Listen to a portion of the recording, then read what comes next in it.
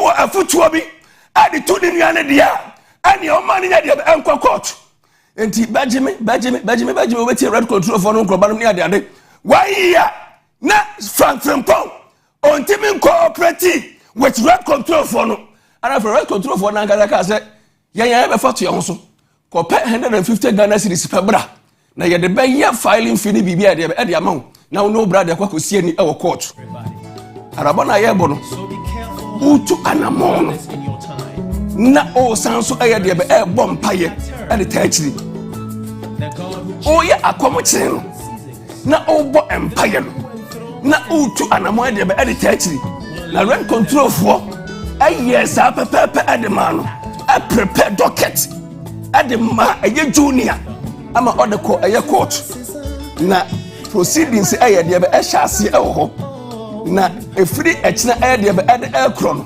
senior court proceedings aye de be ekro ye no na ma ahwefo ane atiefo aye de be ate na afo wo hu se ei se me kire kom na me bom pa de be awia eni se me de mensa e hye me de me fam na me ka to so se obo ade na ebe mama na atofiri so aye de be e de aba no enti akom kire no ene mpai bonu mu no na o seje forward na eno no enka emfua no wo se obaye sonko e wonia o ye ene na mo o ye de be utu obiere mu enti after you have fasted and prayed oneness the next thing I am otuo aha no I 95.1 Onua FM ana aha so esanso aye Onua TV esa mo adabi e kan se de adwene ho me so me din ade King Solomon ebre na awiedu ye bedan ho ne akwakofa anopo no se ka se bon e de aba but follow me Facebook Solo Consult young community here.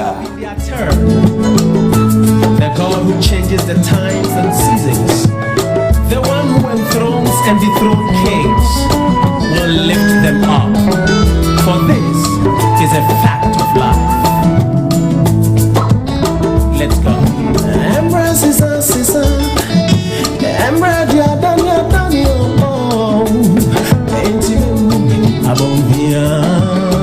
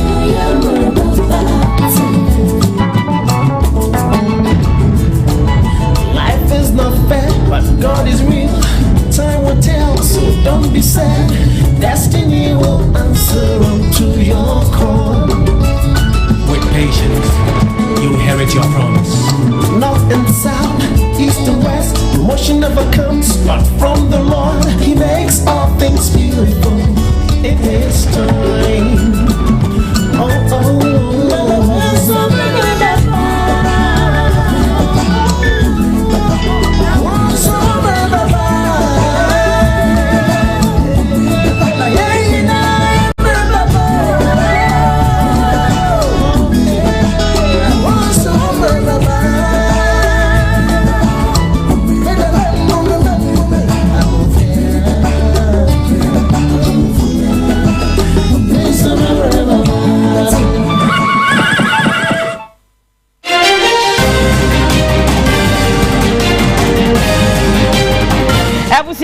Ebusiabo ene ya wo anope ye me ho ache em ye ho akwa babio ebra so se oh my Ghana samhodo ayensaka edwada emu nsem so eka ho no ye tena sisimadua santem na nope ye somo ewo kase kwa so kai na hye no so se ene wo hwe wo nua TV no so a enye ye nko a ye ne ye nua baako no so eye onua FM 95.1 de bra pani no ene ebusia baako emma no ye doso odibi ekọ mantam ahodo mu sane ebe ya Ghana fo so behu esom papa media general de esom omanfo enunti asante mantam so akoma FM ebutu asokwa na okopie mu ewa to mantam so Connect FM nei takrade bro no mo so de front mo papa no be so dia eye edwadie ene nsem ahodo bia no Connect fo ebutu bonum etwen wa ato mantam fo mu no mo enkonko ye adwuma eno eda nchen eso a enei Pure FM so ade se wonum ewo takwa ena adwempa ene omo akanya so ebutu wonum ebie na obrapa so ogwai no aye Central Region wonum ahinkro Cape Coast hodmo ena ne obrapa ebutu ana FM so ade se Japan from mantam no omo ewo ntinsami ana foada romanti otimantam ni ade hyenkaya aka wo mantam no mu no womo etia no pa no sia Ghana nyina kase no ebi kaina hye no so se onuaonline.com Felix Enima Paul na daroma no pe watro ensem no ede akugu ho entu kwa emfoyini ewo ho na record so videos eka ho a obetumi akenkan Facebook no pa kwasi ntehyewa anope wose woni Ghana fo abro Ghana fo mu amayere mahono madware abopada na nei maba sorry no ose se wo betumi de wo frɛ no abeto correction bowl mu a eno se wo like page no share na fei wo de wo comment no so egu ase medin ede afia tago AK for the former Busia, ya kasi de baba somono, ye ba heba septa, ba open sword and say ba no I just say ba, ye dompem ya de nko ade a mesrew shadabu nsam, shadabu nemu, wo de abanso na wo wachi no, ja ho beto fom, hwese wuwu because wo a ontumi nya no, onyane awufo, de oye ne se, udompem abu a woska udompem no esi, edi so ukọ ba na se dompem abu nko ade a, ye ba heba hospital, mesrew yanyi wo krato ye ba nsem nchiremu no ewa ha Oniama achika siebo nyumeko amaso yasen eye ban herbal afe ye hye sem na se na ma ne body nchiremu no ye fa so maro hosam kase bi ne de hye ne anopai ye no nsia kase no ase okopie mu ewo ne atoya mantem emu a nsem wafiri no eba enya kono ne nya no eye se Forestry Commission wonum ewo adwumayefo a da no ye no eye adwuma tisho ne miamia hodo ne ba bi o my Ghana ye won sase hodo a sase a ye bede na ye de asie ye yesi wonum se ne be ya ye betumi ede akai na aboye na ekobase bi a ye kwa yebrinto dia yadwuma yatumi abo ede asimu no ene yikopia mu wo Cape 3 points wonum Forest Reserve no ebia ene wato mantem se medical kacho no abantie baako a one Forest Commission for yadwuma John Baba Kolan Ray Krachi yase etuo aka no a ono kra no ka ye member the man rapid response team a wonum ewo Forest Commission na enum hanum wonum enyankra bi a na yeputupuru na nkra na esusu abu a hyese enkrofo nipa bonfo bi akobọ kyeremu ama kwa yebrentuo no a yedi asie na ehwe ama adi dwuma no ehwe ebo mo kotetie ya na yese nipa bonfo bi akoto ahyemu a wonum etu fom agudi omu a enya asem ketwa wei eka ho bi mo yese wo mo entena wonto so wo mo ehwe enti wo mo ene edwumekuofo mo mpanifo a wonum dodo no ano ekurakura akode yese wo mo ekohwe na afei wo mo huse no kura bi ewom sane ya tete nsem na wo mo koya mparampa na galamsefo bi wo mo a wo mo ehuguru tu fom agudi bi enya asem ketwa enti wo mo yese wo mo ekonti wo mo hyeda etwa hia wo mo no mo ye galamse no enti wobi enim de koba yo obi nim de koba mo ti ya tuo dima ya utai etuo na atofu da kire hoyi enti no munim so tuo ya tukura da bia ye obi fufuro bi afo mo kohwe ya wonum nua be ma baba a mo ne ko se wo kobo ban no ahwe no mo tufu magudie no ni wono ne da ho no a emoja wo fi moja se wo nya asem ketwa wo ho ye had ne kopie mu afia enkwanta ban ayero sabia wa to emantam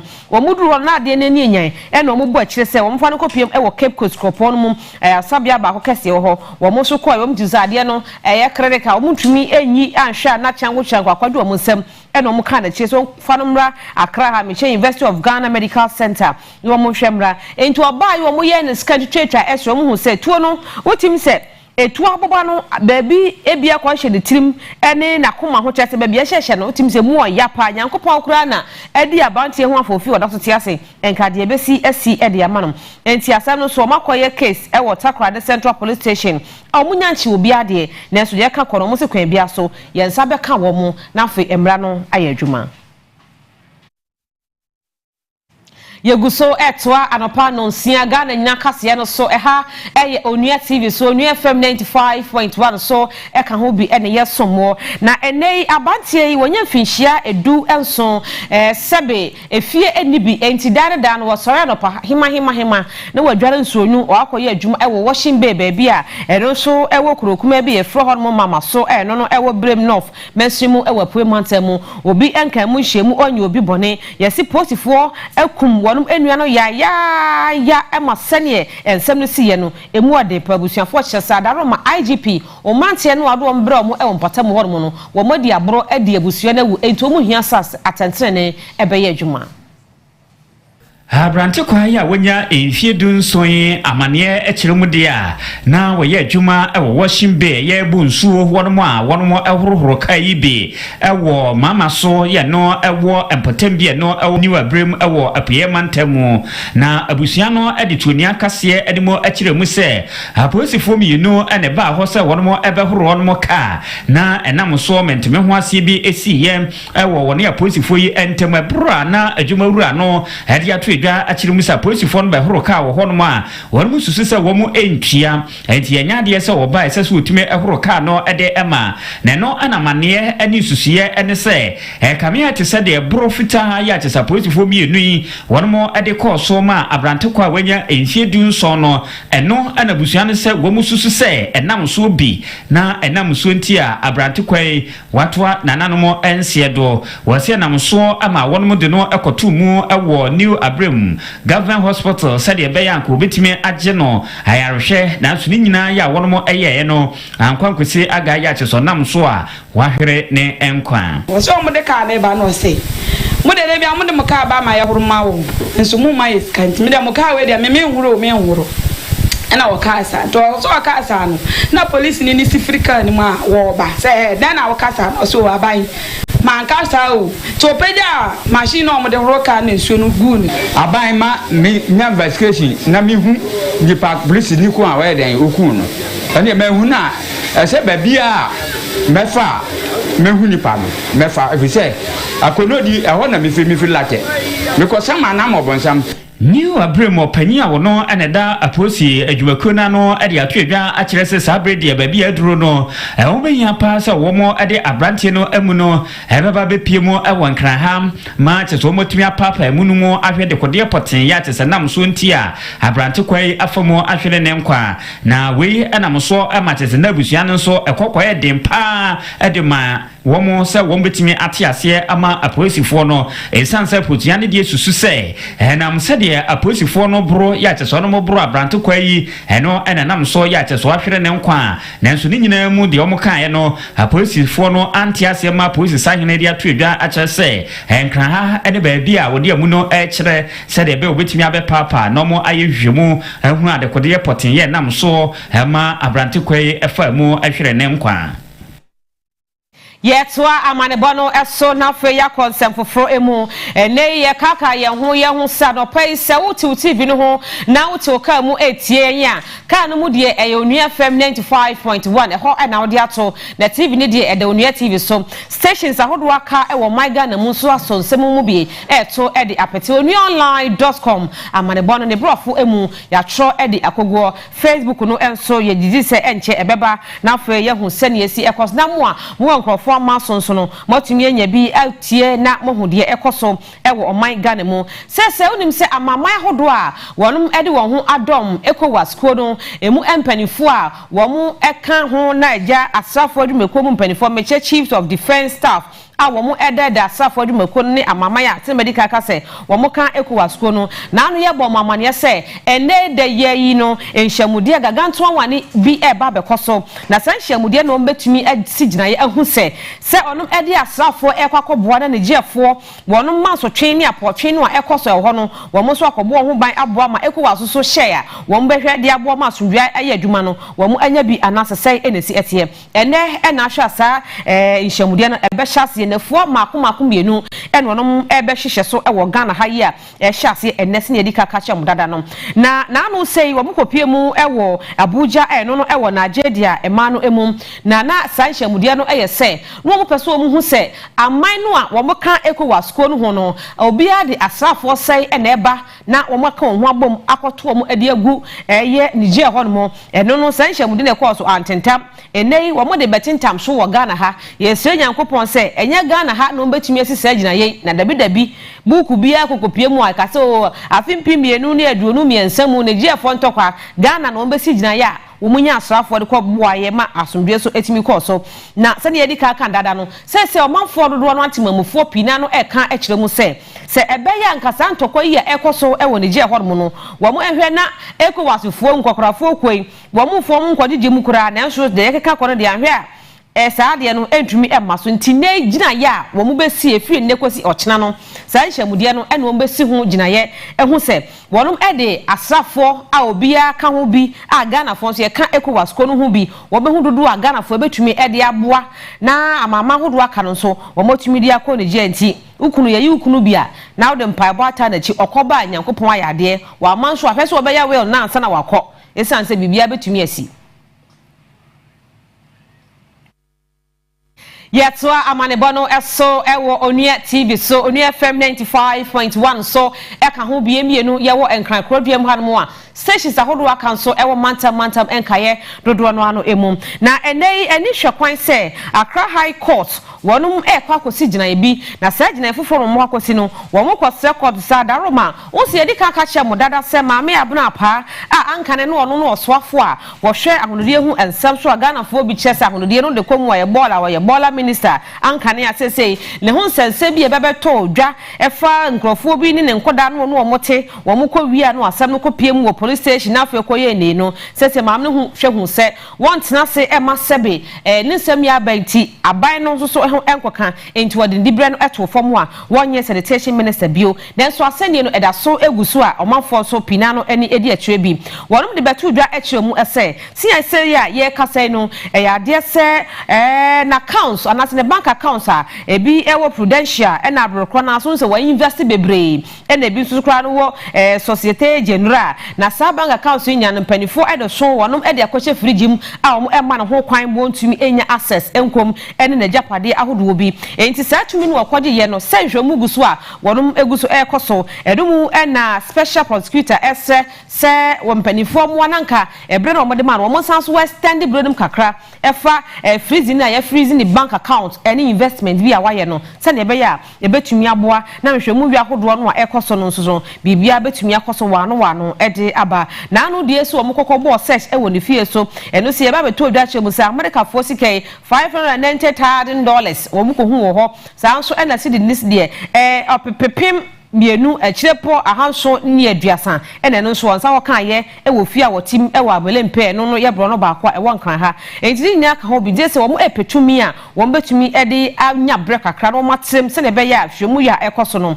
ebetumi akoso ma me no so ni mumra ni made na adweka enti so ma fa mra kwan so anya hwa na allegation bi akoso enti nei court betrans no masisu gina ye se wo be ma special prosecutor for no ebre ni bi aka ho anasese enesi etie yenka ka ye ho se anopai kase ayede besomo no eye ba heba center obetumi aka ba na se eye nompem yade nko ade a eye ba heba hospital the chakwan na obehwehwe enye no nko a obi abodam ewo ofie a beso fakọ na yenti abodam no emfa manya saa ye so obi abodam a wo hyase adi firifie enti wanhwe ammoa no no mankote amfiri no so a woni firifie dia hwe obeprepra nkrofo ewo abusuafie ho na campus wotisi abontin de na say nsem stroke yade nso yete so te e de emamo eye hospital mu a enti ye ba bi ama ene mema eda a wo empa no nso eye kama pa eye ba heba hospital asem edonom yetoa anopa no nsia akankase no eso e de amamo a na ne no matankonwa a wono mu akuapema mu meche akuapem traditional council wo afoi montamu e na make se o ma sha se ne be ya afibia no wonom e de afahye kase asiso no afahye ne mu no eni mahodo bia na e ka ho bi ye se wo mu emmoa empre emmo manfo ensi ntwene so enyerede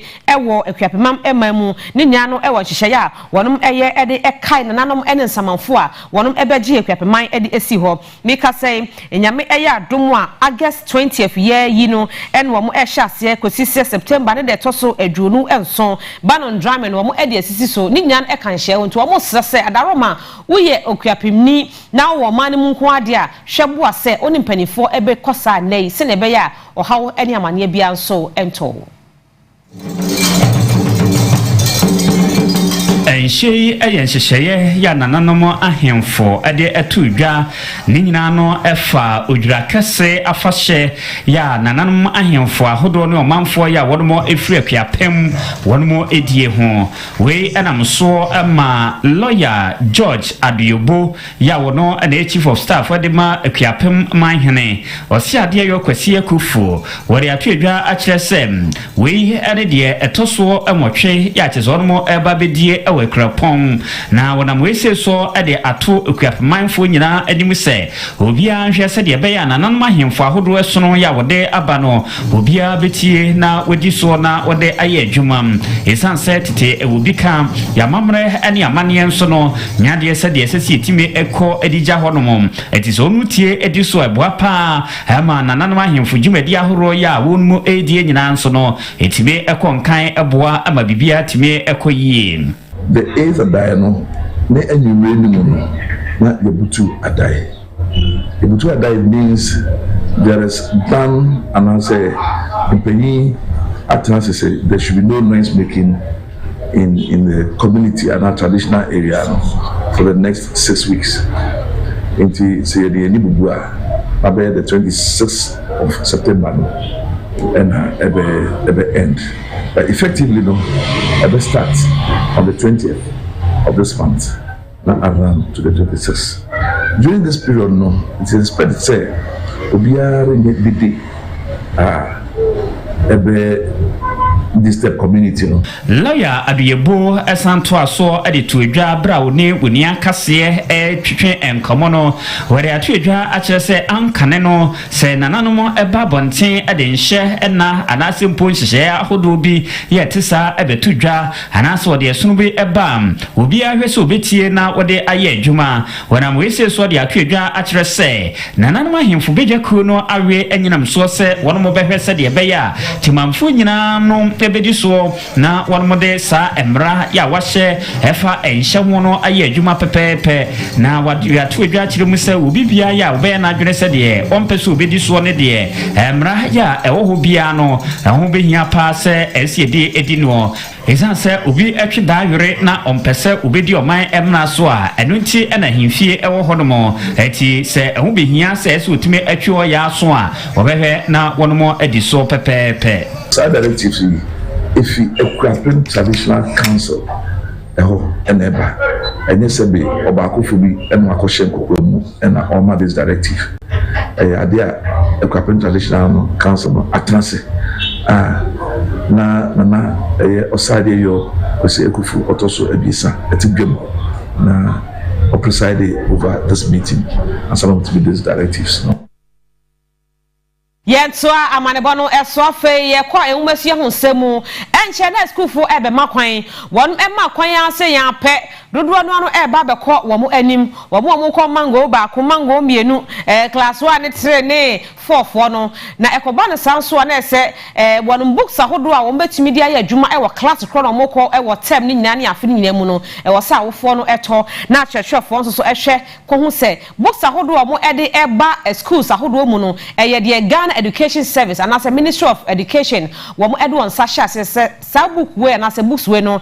e na mo betumi ede aya adwuma enru adwuma di ahodo bi ekoso e mampanifo ko schools ahodo mu ede wo mo kwasha ase edi hu enkomo na sane nkyeremu no sitie no kwaku entry o2 quarter master make us say owo mensani faso wo hanoma wo ba no abechechem na afia na mo Ministry of Education for wo matuadi afa textbooks ahodo ho no wo de akọ school e de afa ontimo good morning na sane nhye ni sitie no books no wo se ye be dan ene yenya bi anase bi obede no hu se book wo ya akoto de ama aba no ye de ya approve every ministry ho Joafia beda say em say tisanya aka no ade ba ko ya pa ne say o kan book e de akọchron so hwe na book no ye ma ho kwan say fa kọchron so hwe no ye tawe ko school nim ye friend non sela tisanya o kan no en fa ukwa ye mbisa ho asem na sade be ya ye awofo a ye to nkrata e de ma ye mofra no tisanya aka September ya be first academic year because we ka ya COVID-19 ba ye no abesesa nyoma nti wohwe academic year na aboboso nti September ya awofo ba beto books foforo ne ade e de amom nkwada na sade be ya ubehu se krata ana womako a wokoto de ama uba no Ministry of Education asoye a ehwe ye school ehontotoye na fe National Council for Curriculum Assessment womo so mo hwe se nyoma na amene wo ana ye mofra ne esua no yagia tum papa no ama ho kwan se sa books no yemfa mbra no ye kwan bi a wofa so a obehu isan so obehwe a books no me fan se yagi media tuma e bia na obi so akọchire obi ono no de na akọchire no yangi ntumu no de ba be frefre mu na mofra no anasa awofo na enim no akoto omo de komo mofra na omusua obekọ kwakọchire so hwe no na amba na yensempi nti enu nti e na omo de san hia ba e hia ni edi kan se mobile phone bi ekura ubia o de say ye Android say ye any friend no yami bi into the mobile phone be a crowd biano ufa phone no ubebo short code bi and I said numbers very short when SMS and omodi nti network bi mobile telecommunication companies organ no e bia wo biano ubetumi e de aye no wabo short code na short code no e sha say e wo star 920 no was na bo star no wabo 65 now the hash account mami sisu biu se na bia ye nuanom hwe TV nem se na that TV ne so no ba wo radio etie wo nua 95.1 and nso so se sisu biu obebo short code a eye star 920 star biu now the 65 no abo hash nti wo hash no a ye wo selections baako and menu and I say A and B baako no for the general public and baako no nso so the publisher ne chere say hwanya ena ochro enwoma na awokwa akoto no because nwoma bia no ye obi ochro nti ubehu onipa ochro nwoma no nti uboya no bia ube enter bibia ye frɛ no ISBN eno ma menche chiro mu kakra efia obi a chiro buka ye obi ye frɛ no ISBN International Standard Book Number book bia be chiro bia ye ma onama ubekwa kotua na wakoje nti se sa na mane ma wa sonko ema sa book no pe obi entumi ensan enkofa sa na mane bi onfa nkochiro book foforo nti eti se ye Ghana card obi ane na ma ye sonko untumi yisu obi na ma nti nhu sa na ma no a na wahwe se eno a na wa book no ho ana if you so what I say nti se nhu na wo hwe se eno a na book no ho na be kire se yes ministry no and afi National Council for Curriculum and Assessment agiatum ebio wo bona mana instruction ne say anase share ho ne say ubo a ubetumi achichemu ye be friend separator ebia ubo ba ko ana wachemu ubo minu ana wachemu ana betumi aboni na abom ni na bebo bia no ebeba che say numbers no code no ebetumi dia check no eno asem na aka no eno ana make no nti sa the friend no ISBN ha ISBN International Standard Book Number eno no wo ba wetumi abo abom anasa obechiche mu baako ni na no ebeye adwuma nti wa yesa no mayi na awie no na watwe nkakra be say message your friend SMS no eba phone so na wahwe nti eba ubehu ne ochiro book no nipa no ne din nti no na be kyerɛw sɛ Ministry of Education agiatum se sa krata no anase sa homa no ubetumi ato e de ama oba efia na me di twato ne se mpanifo se eye free eye kwa nti nyese bia e wo se unya credit e wo phone so ansa na watumi ahwe sa de with credit or without credit eye free eye kwa akosa process nti na no ano efia yo enti eno sa no obi wo hodom a minim se na hyere tie de bet obi wo hodom asebe ono akenkan phone no ekura no kra no oni sa access no oni de okan ho hwe eno sa no se awofo no koso opeso okoto books no a ebi wo schools mo wo de ko schools mu hodom a ene school authorities no ebeye process ni nyina nti wonim se okoto a okoto bibi sa wo ho sa na tie fia minim se schools bi minim especially Ankran Crow schools no your friend private schools no minim say womo ekoji books no ana womo koto no womo aton e de ama awofo no nti eno de minim but aban schools na friend public schools no eno na no de minim say ebinum eye but Ankran Crow schools no de minim say womo yesa de no koto books no e de begu no womo aton e de ama awofo no nti eno ba na so pese obi sa say yen kyerɛw say book ana womo na akoto no ya je atuma na yintuma a teacher for me aboa. So with the press release now education ministry dey buy no minim say ka ho dia say nka hwa ye be say empomu a omotonton books e wo market no omo no omo enkwa nankrada enna omo nya sihye wo nyina fa mo no make sure say books obi e ton no e ye books a ministry no omo approve sa na hye tie na say enti sa ho okay efia ne tini say eno no bi de akua nka bo akua no bi an ye akua na say me de kwaku ntende na ne tini say enka nchihye bi say no na nka was National Commission for Civic Education omo na e o masade se enka omo be fatu omo so efie ho e wo ho pa nka omo na e o masade se omo be fatu omo na ka omo achechire omanfo no na nso akoba ne se me no ebi a na yeyi ni ame no yeyi eno an nti yeso ye boa na ya bo ho de ro se na be awofo no mo am kwakoto books no mo be hu se e wo se o hwe se krata na okoto de ama oba no ya je atum ana ye njintum kwakumida se papa acha anopai we eye press release bi ne hihye bi a free Ministry of Education hodom e de abafa enwoma womo nkwada na se ye mofra no se school no e makwan ne bia ye koto de ama womo no ye behwe se sa books no nya no empanifo approve nti we de ye sere se be ya education ministry mo fa no so enka mo ho na mo make sure se books will be a year ton market titro bookshop for no any man form tonton sa books no the obi to be na na se the obi ton no de ministry no wa approve and sana to me aba market eno mo betumi aboa dan say wo so be cost short code ne ho kro ne ba ne nyina no enti ye ba sesia ye ba ye de ne betwe adwadie mu ensem emu ye ba sesia enti ewi a na yekoye ne ba yanka ye ho se eye ban heba hospital e na so yasne ayede ye kase ebremo dompem ya de nko ade emfa nkoma ba biafo enye osika eni eye ban heba hospital ye ba sesia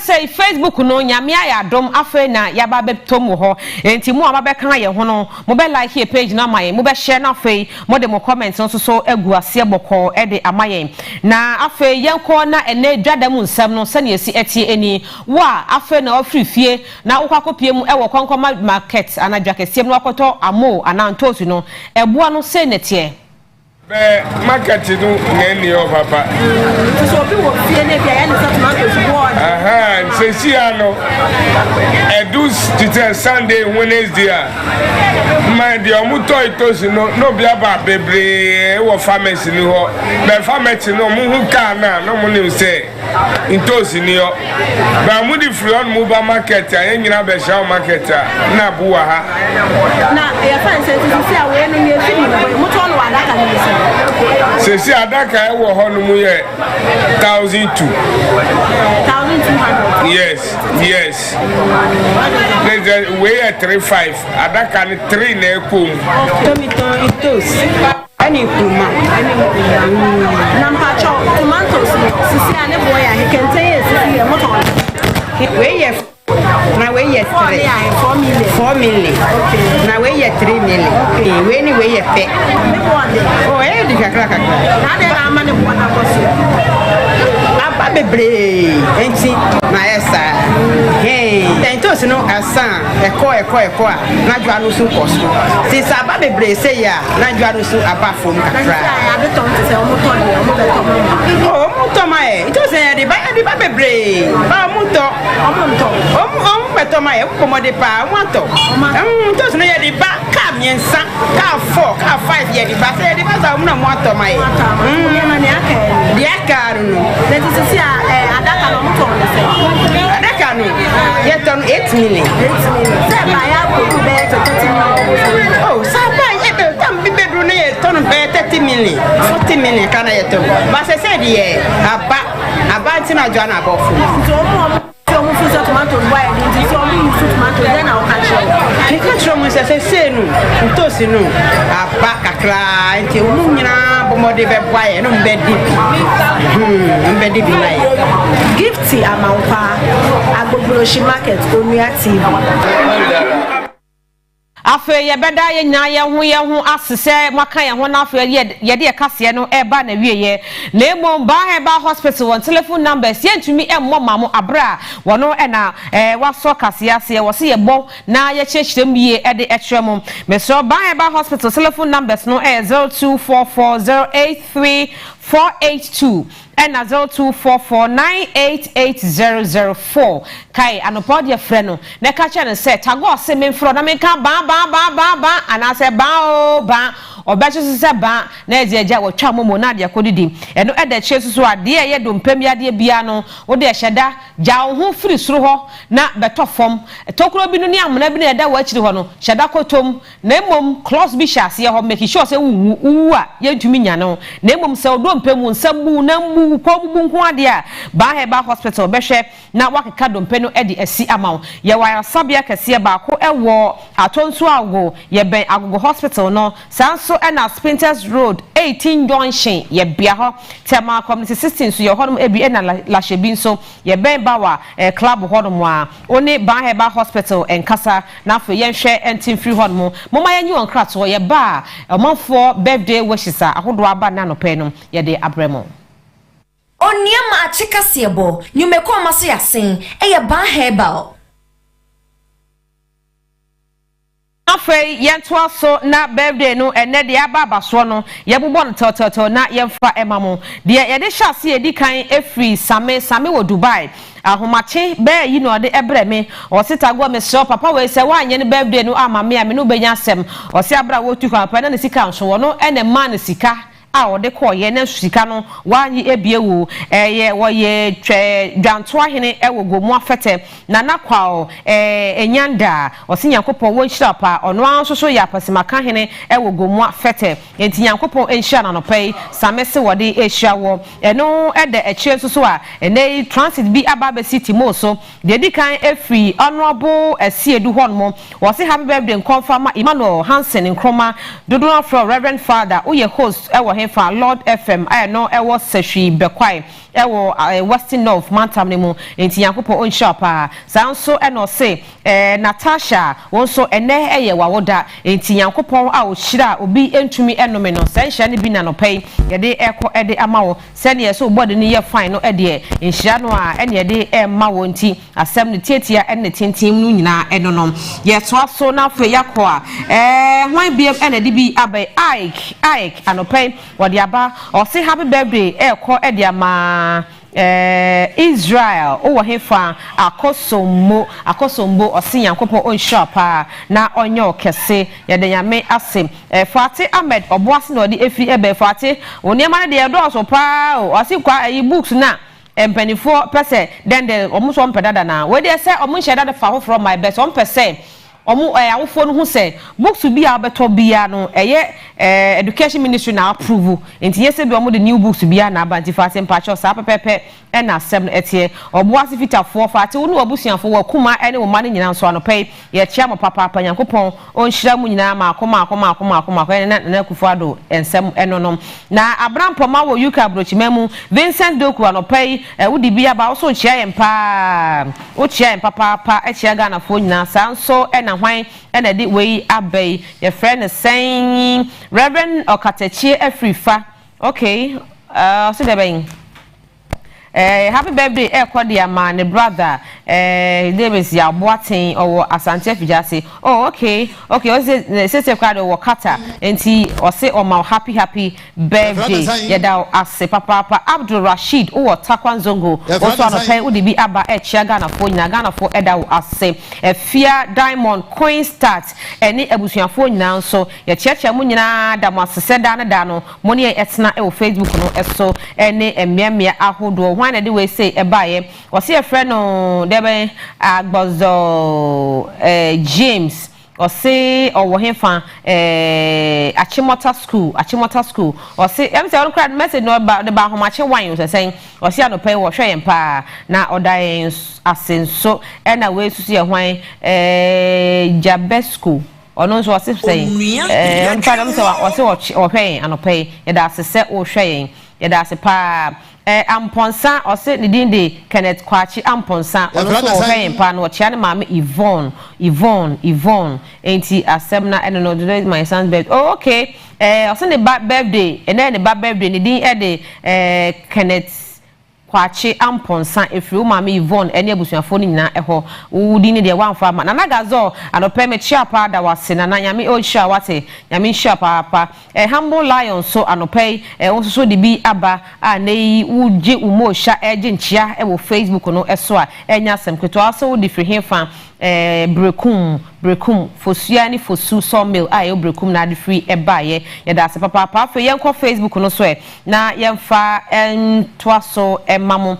Facebook no so enie ye Dominic Ofrimpong anope nso onso de bi aba enya asem ketwa onso so anope uju mo shapa ye da asese ene mu nyina wabeka ye ho wo Facebook no eso wo honomo ye hwan enie Joanna onso so anope udi bi aba oso wo hwen ye da asese anope wo hwen sister Joanna ye da ase papa se wo hwen yem se kodo kra ye kra mpo wo de abusuafo anope mu mfa nchen wate na ye hwe ase nke betumi abobo bi totototo e de amamo na so ye bre no aso enti na na ba de na o si ye jamu na ye de ema no fati amachi ye di kan bodin dada Ahmed ba kwa nso so wo ye Ashaman onso so anope ye da wase na ya sanso ama wo mu ene eyo wan so na di we abai o se e friend Joanna Brekum okay o di free Brekum ne baye ye mi Facebook no media na san atiko biemu abusuafo media na san atiko ebiemu enti kwekwan abusuafo egusuana na ye kaka ye ho se ene anope no ya ade se edwumako baako a waso yasne edwumako baako a waso yasne Banheba Hospital Banheba wasi ban no wadi se ban osi anu pe bra be kan ne ho na ye na Ghana fo nyina se ne Banheba Hospital fo baye magi ye edi atum na mu ne abom ye adwuma yankopon won hye obi amako nyame ehira wosaro ne ye kaka ye ho se wo de bra be kan ye ho e wo Facebook no so mehwa se ye beti atom na fe ye akenka bi ede amamo asana emse kwadwokra so aba ntie Kojo, good morning. If you have a bocode, Namiado, so where the end of dominancy. Yes, you're here. We are saying when a man has some Jew one chess away a man and what all. Sir, now in moment credit. Pressure or more pressure, Bamoso. Obama found said no fan, you know. One of the babaus. I ready me do about what years to Mojam. What was his year, boy, did you want the baby as well? I ready me do about what years to Mojam. Yes. Yes. I say uko manager bi oyo ba enim na hu se o mu na.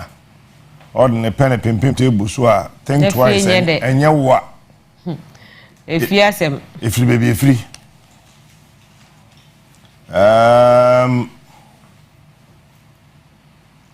Me want some kitten me are na me moving in straight to America.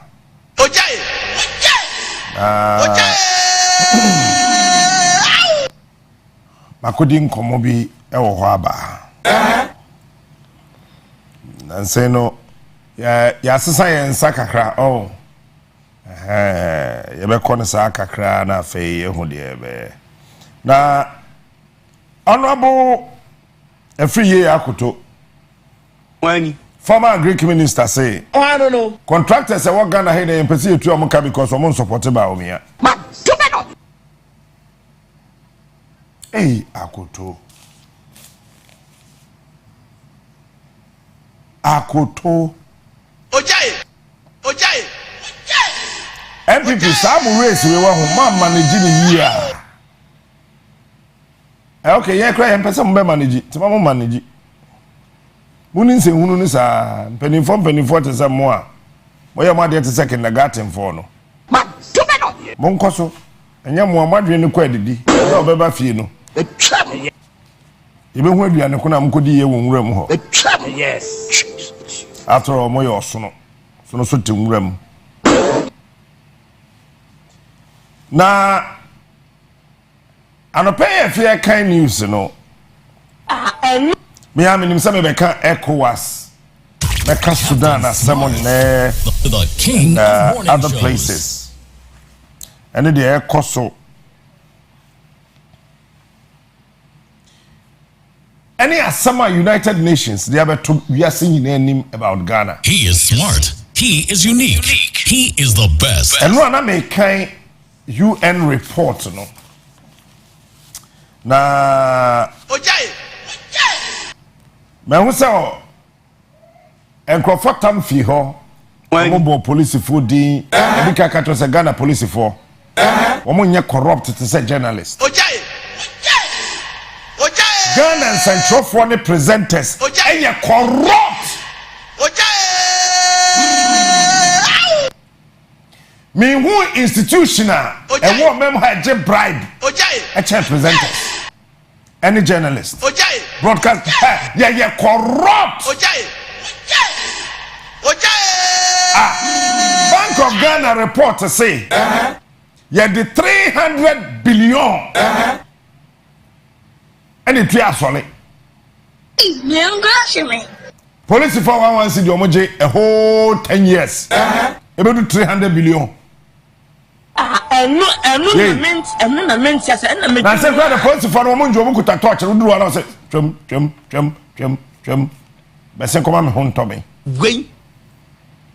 near the question police for winning bribes sir sika obi age lawyer bi age fi obi ho say be di wasama ma be si no court order aye bu asam na tie di ba the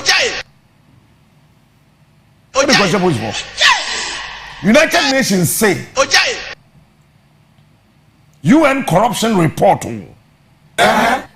or say Ghana ha 2021 nkwa under the leadership of Nana Dankwa Akufo-Addo fellow Ghanaians Ghana for tria bribe nkwa 5 billion Ghana cedis enye me na me ka o ko your document no na kan Oh, I don't know. 5 billion bribes President you obeba you need to ntwa ba no entino say everybody say ya na ye pese ye chesen ye pese ye kaden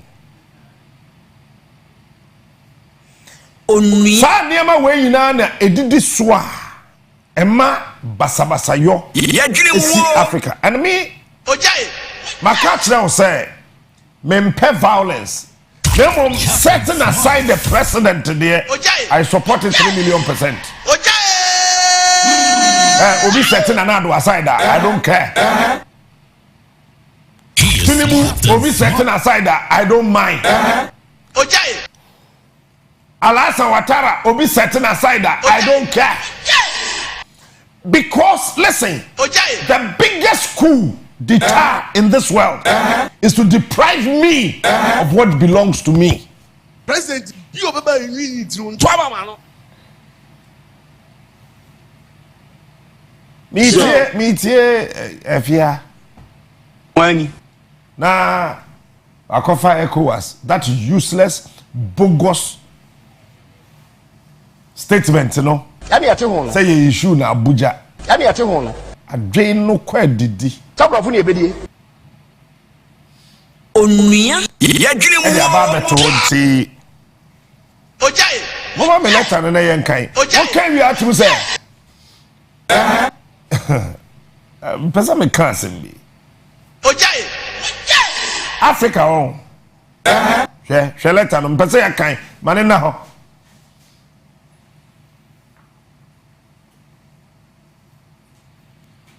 Letters we what the fuck of form na hade conform kra ko yen kan ase ho ko yadwene mu wo onua na o ko wo de ko me pese wo hu ba bi Abuja no wo no aha 14th August ya no mu issue yo onua Maakye o ye tie Captain Smart oja na sakrata we a wo tro no Monday no na ya wada nyansa ben na wom me say sa akufo ado ne say any Tinubu o so mo ye mema on fa soja fonko ni je enu na me ye pass say Ghana for bebre on Netflix action movies nko action Ojai.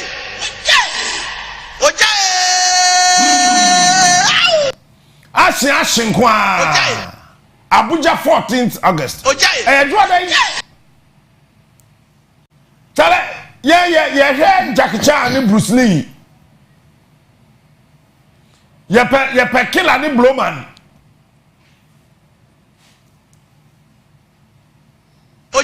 You see, these people are and Akwabi Tro Adebi War Twitter. Wani. I just want to paraphrase. I don't know. He was only trying to say, sir, we have old idiots in Africa as leaders. And this guy is a journalist in Nigeria. Now, Akufo-Addo, Tinubu,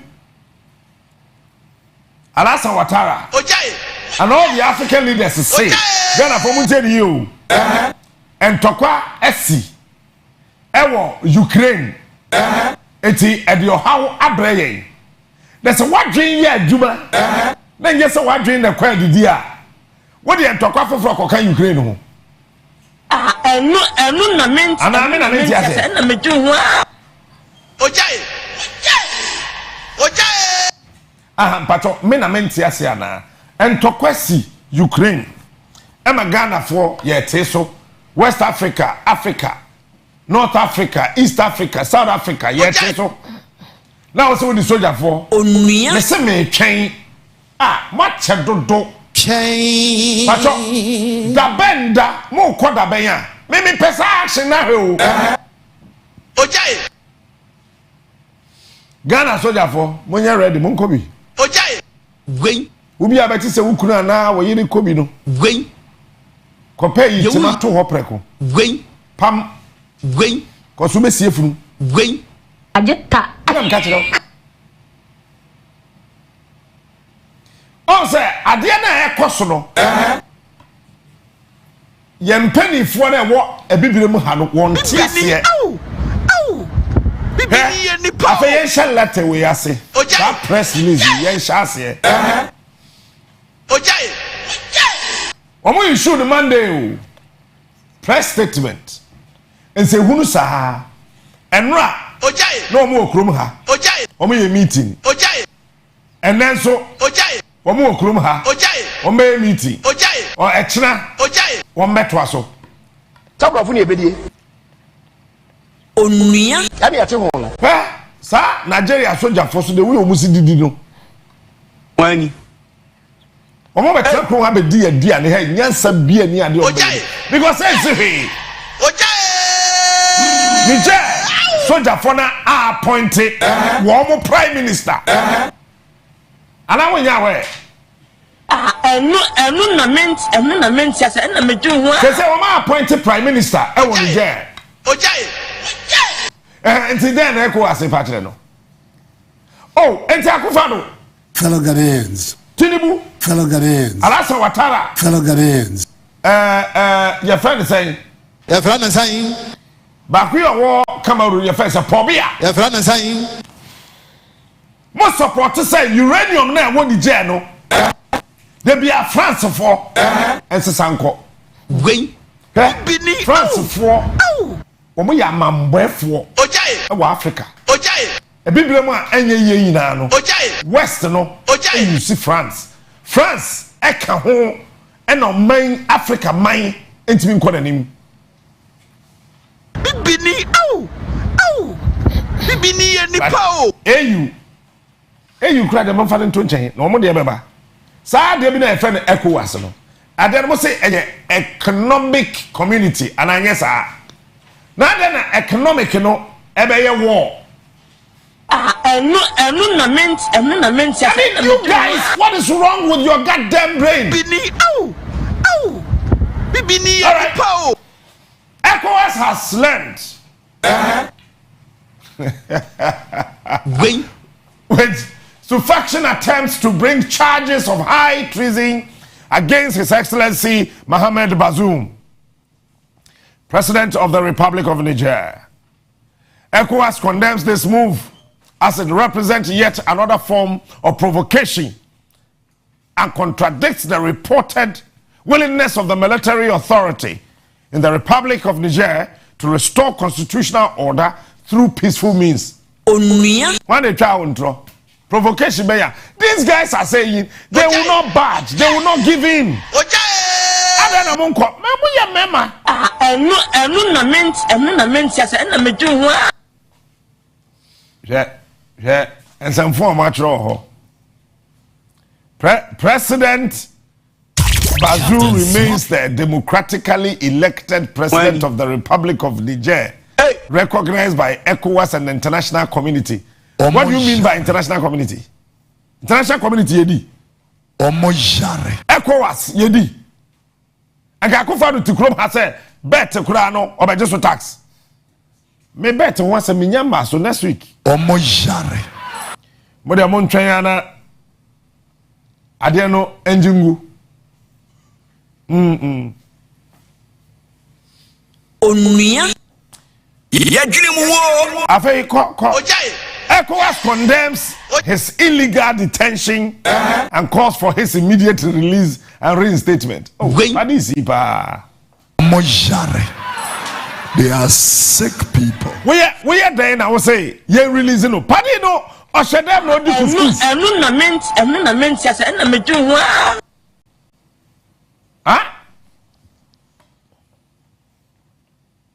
Oshedem no odidi. Na nkwakrafo to say momote ha. Gwen. Hwe sa document na France edi etuo ejina nipa konso. Ema mo sign ye no. Sabe mete ha yi. Na ma twetwe etuo de mante aka me ho. Akojina na Kwame so. Achewe busuafo ina egu nchen. Nipa ba ko biya no. Nipa me nse de tuo ni tiri so. Say one sign document we are mekumu a. Ba say na one sign. O sign. Document na o sign ye no. Next week any ye be kan. From page 1 to the last page. Adia France eye. Hwe Algeria. Na we ye be ma sabe ye chi utwa okote. Onua Maakye o. French soldier for. All because say ebi a meme ye Algeria ni. Nana Kwame enso so eye French ni na ye de samina atwetwe ye bema the movie o maka cham say me de yeso gwen adeta me bema so che French so jani ni bema ye twa enu na ment ya say na me dwen ho maybe you don't know what happened. You sit in Africa, west of Africa, and you want to support this rubbish. Me, look, if we all have to die and France will lose, I agree. Maybe you don't know what happened. You've not taken the time to read. Able men and women, their penises were cut off. Niger lost over 7,000 men. Onua Maakye o. It's a new baby na. Oja. Uko Algeria. E mema no de ade na ma no de chichire wo manim. Na ka wo manim kwa no. Maybe you don't know the history. Tisana tie dia, o manim ina ye na chichire ye nim. Ya de ate ho no. Nti obi ba wo hu so e be ma o. So ba wo hu so your ba. Because we ye be ma na wo be ma sori gina ho. Na sojani na ogina wanim no, wo be ma no so chen ne pe. And I want you watching the pet. You chow bema. You chow na who bleeding no. Now soldier for the sre. No mu boss at to French. They are sick people. I support the coup. I'm telling you today. Me, I support it. There goes one in general. And French-speaking African countries, I support it. Do you know why? You have no idea. Maybe you have not read that book. How Europe underdeveloped Africa. When you read that book, why how about Chituan and Ghana mountains? When him say, I did be there, friend, no, Jebe mutilation. Your friend is saying, Monamoko University. Your friend is saying, female genital mutilation now. Yes, you come ma sabi wo motwaba e wo srem no e hyase e fra na san e wo Cameroon ya de twen ni wura wonim say saade no e koso e wo Niger wonim say e koso e wo Burkina Faso. Are you aware so wo ye the same thing e the Algerians? Are you aware? Onua Onua Maakye say soldier for na wo fi France no wo ba na wo ne bibi from man da e man no ho for fine eti e mema ne fili eti akwate say e man na wo de wo fi France e ba Africa no wo ba na so mbehia bibi ni ba na wo ja no because e bibi from man no sabe eburu sabe nya no empani tie ba ma menka no twaba no ho enti a pinso emu aye troka fine. It is sanity. When we chinkwada na, they were cutting off their cleats. When him say French for the years, France a soldier for na be yes, Africa. Are you aware? Yeah, we are. Na yenya president, ni ministers, ni MPs, as if say the history behind the female genital mutilation no eye bibi e shase e wo Ghana for the year meanwhile France na started some phone of Africa. Are you aware? No, do you know that? Onua Maakye o. Onua ya dwene mu wo wonim anasa wonte go and look for that book, How Europe Underdeveloped Africa. I am telling you after reading that book. Onua Maakye o. Etu person tell me say France president sa kwa Macron no. Okwa UN now condemn Russia because what was Ukraine so no care about human rights. How can France or mind to say France or to now won bobra won yaduma won de now I say uranium na e wo Niger no wo de akoso kanea e wo ukrom. Meanwhile uranium na wo de ko eye France no o mind na wo to uranium no wo mu na wo na wo di won so no sa o mind no wo ni kanea Nigeria. Ojai. Mo kanea. Ojai. Wait. This is the time to show Europe and the West the red card. This is the time to show Europe, the West, in totality, the red card. It's a affair of Russia, any North Korea, any China. Essay, almost $700 million. Wait, Afena, Niger, Ekuakosi, another power plant, electricity. Because Akwabiti Africa, to say, or see a friend in Tinubu, a friend is saying.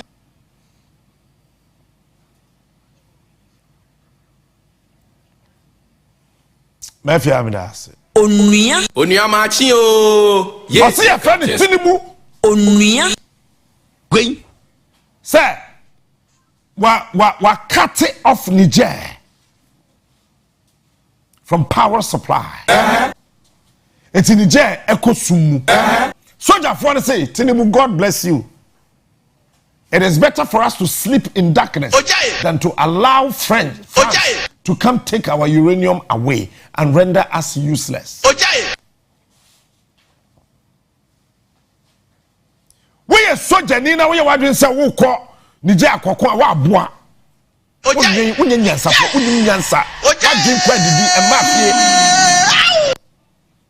For how long can we sit in Africa and watch the West deteriorate our lives? For how long can we sit here? Imperialism.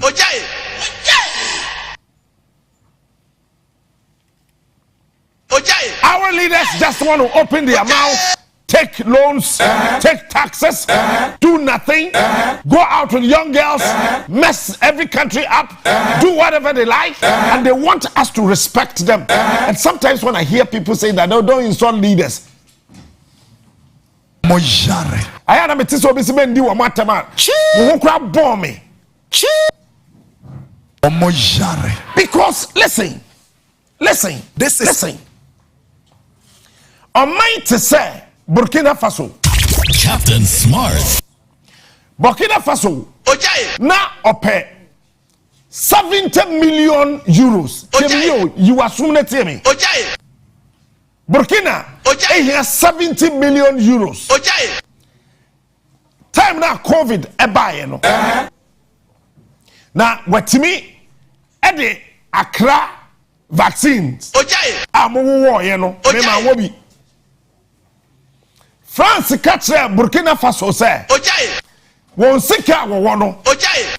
Nwajima na traso me am sika wo ho no. Me pesa me jima de na me dia. Say some Fidelity Bank. Na me see sika ho na me yima de ma me. O me pa ma cho keke. Man ti ase a sika ko. France anye onua. Check the number of people who died in Burkina Faso.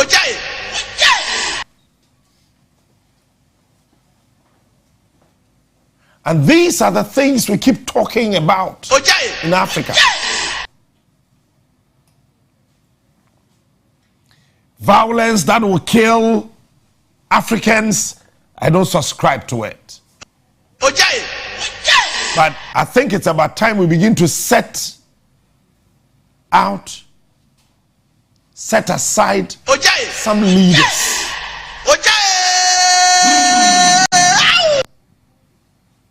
After the Second World War, Ghana's economy was 48% better than that of Japan, Malaysia, Singapore. Vietnam was out of the equation. North and South Korea were out of the equation after the Second World War. Go and read. Now is the reverse. We are rather poor, and these people are rich. It's nothing. Poor leadership. We are not asking for change in leaders. We are only preaching. We are only asking for change in leadership. We are only asking you to change your leadership style. And you guys do not want to listen. Look at what is happening in Sudan now. Fighting here, fighting there. Innocent citizens were killed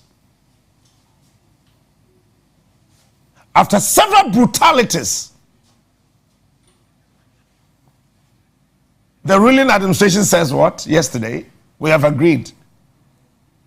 So yesterday, an interim administration was instituted in Sudan. More or less, another government is also gone. I've told you and I'll repeat. Cameroon, Senegal, Ivory Coast is next. After these three countries, Nigeria and Ghana will follow. If things don't change, Nigeria and Ghana will follow. But Tinubu there,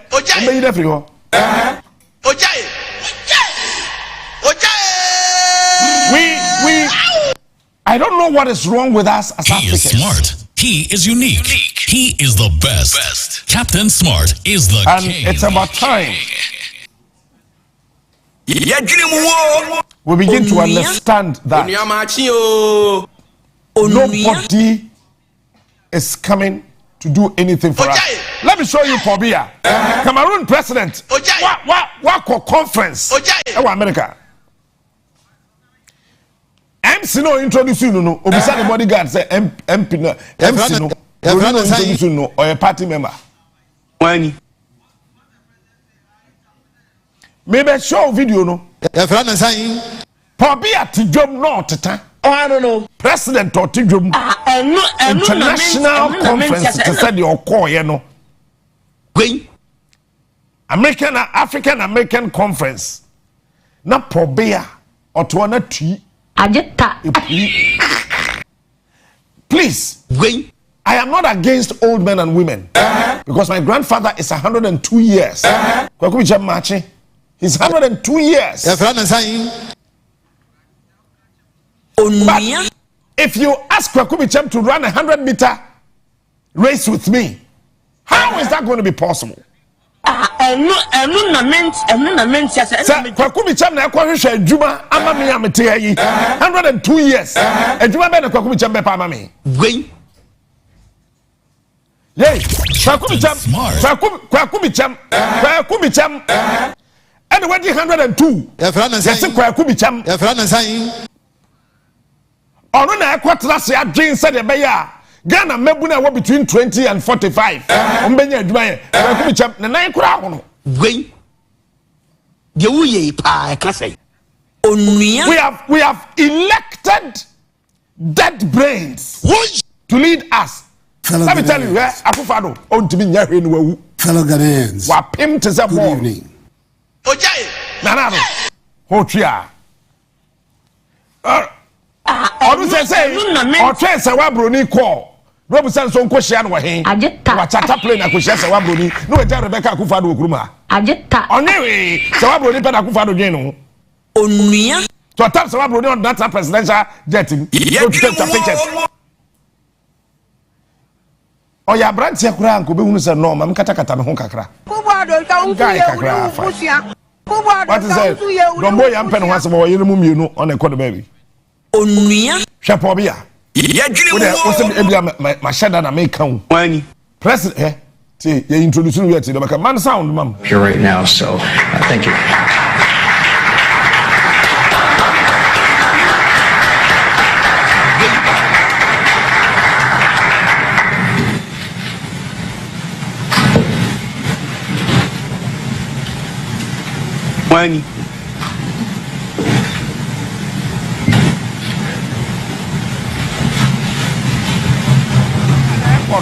Obi e kwa kwatrase Cameroon say omo president o te akonya so asem de ye kan yo on de kuta mu te say akoda afa na osuan nante no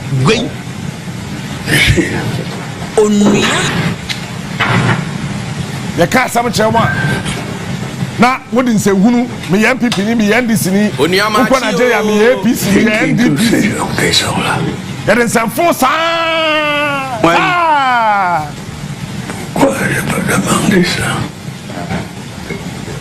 or the French they say I cannot introduce you to a party member when wait obeta sisi ya gwen what back for current say or to not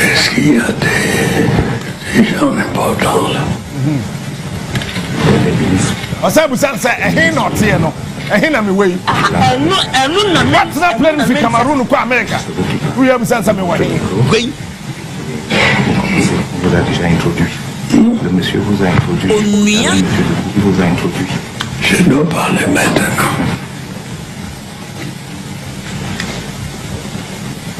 Dieu vous restez assis parlez assis Obi aya po wudi yo ici US African Summit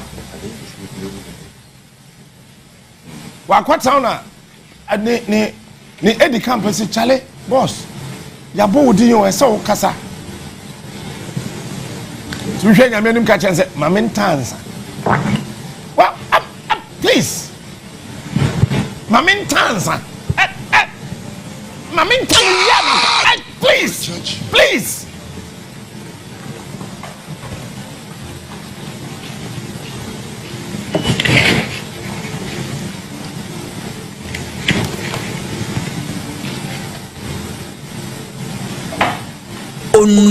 Onua Maakye o ye tie Captain Smart oja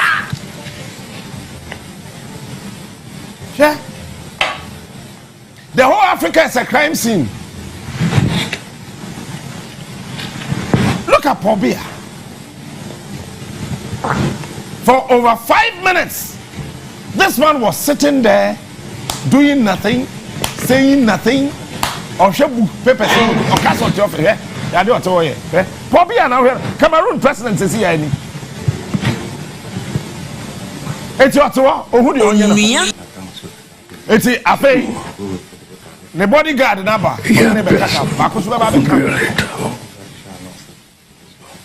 These are the people we have in Africa as leaders.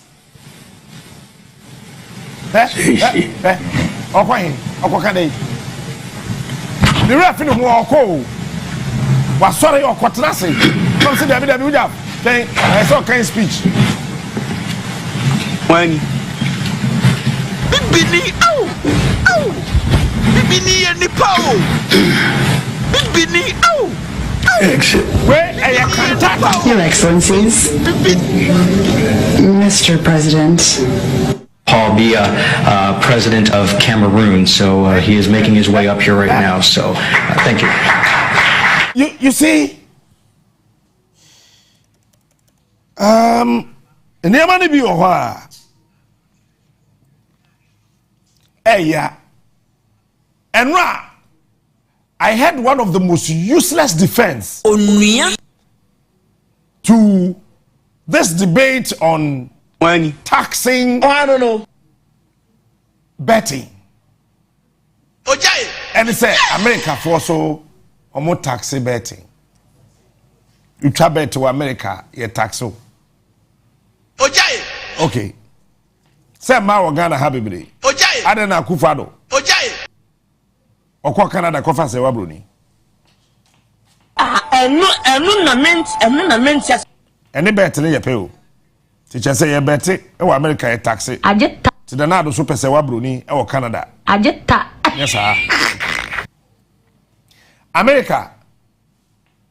Wonam womo fan say womo Jubilee House e wa America. White House a passport wo ho. Ushabi. What to say? Say White House light edumda. When hey, yay. When was the last time? Sanya some next year. Then ebeba yebedum kanea. Potholes do was saying my driving from Tampa, Florida, Tampa. I drove from Tampa to Atlanta, Georgia. Men who pothole back. Onua Maakye o driving 3 years to see say who kwatch motor. Emra But Odie, let me go on to Zoom this morning and talk to Hamid Lelo. He's a mediator and conflict resolution specialist in Washington, D.C. Hamid, if you can hear me, good morning and thanks for joining us. Good morning and thank you for the invitation. It's a pleasure to be with you this morning. And how are you doing, sir? It's 3 o'clock a.m. Eastern time here in Washington. You can see behind me, it's dark. That's People right. People are sleeping. Sure. When my producer told me about it, that you'll be up by 3 a.m., I said, wow. Wow. Thanks so much. Thanks so much for sacrificing your sleep to talk to us. We really appreciate that. I couldn't miss the opportunity to be with my fellow Africans. You are an African and a mediator and conflict resolution specialist in the U.S. You follow the events from Ivory Coast to Burkina Faso to Mali to Niger to Guinea, what is happening in Sudan. When you put all this together, I want to ask you, what is it happening here in Africa? What's happening to us? Unfortunately, not good things, as you all know. We have been following all these bad events unfolding right now, particularly in the Sahel region. And unfortunately, we have sort of become numb to all these events unfolding in Africa. It's like it's normal. A coup happening in Africa, it's normal. Famine in Africa, it's normal. Political strife, it's normal. It's sad. It's sad. But as an African, I would say it's a shame. It's a shame that despite all of the resources that we have, natural resources, people, and yet we're still struggling. Military coups, corruption, bad governance, ethnic strife. It's time for this to stop, and we can stop it. We can stop it. I'm faithful that African people can do it. African people have shown how much they are capable, how much they can do when they decide to do it. The era of the 1960s has shown us that when African people decide to take their destiny in hands, they can do it. Now, we've had series of conferences, series of symposiums, meetings everywhere in Africa, trying to find lasting solutions to these problems. We still cannot find a single solution. Is it because of bad leadership, or is it still the influence of the West? I think it's all of the above.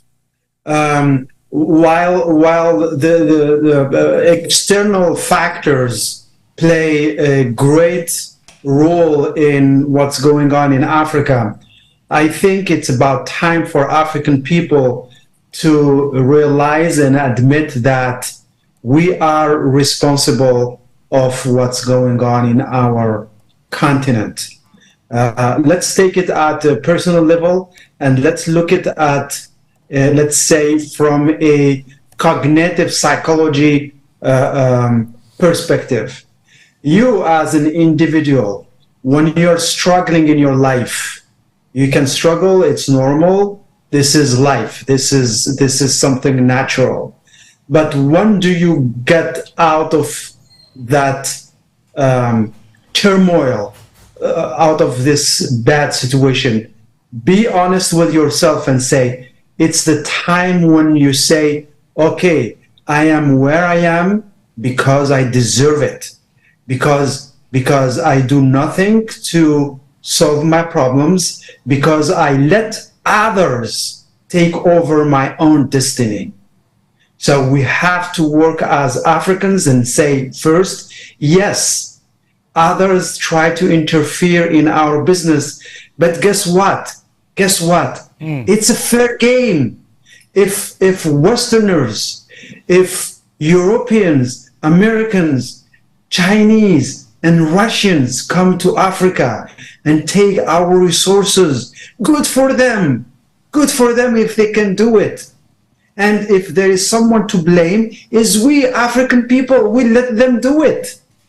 We let them do it, and history has shown us that they do it through other Africans. Go back to the 16th, 17th century when first time Vasco da Gama came to Africa.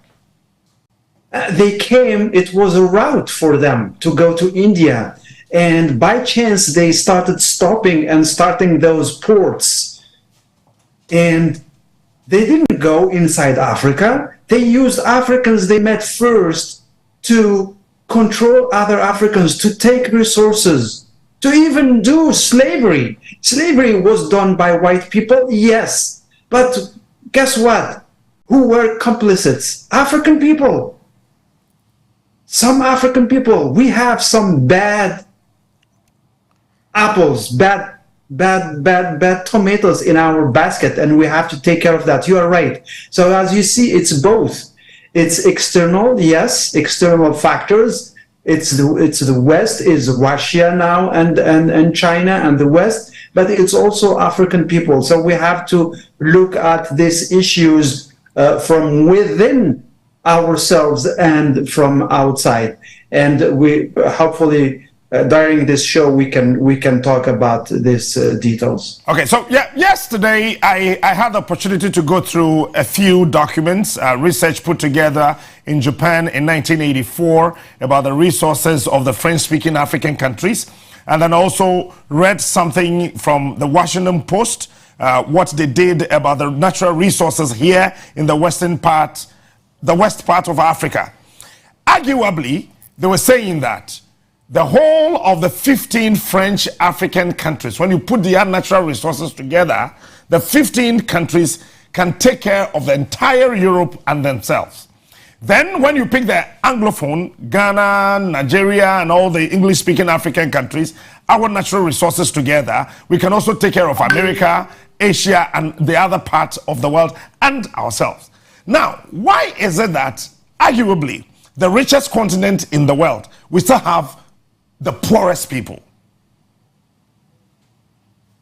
Can you repeat your question? There was a cut. I am asking that the African continent arguably is the richest continent.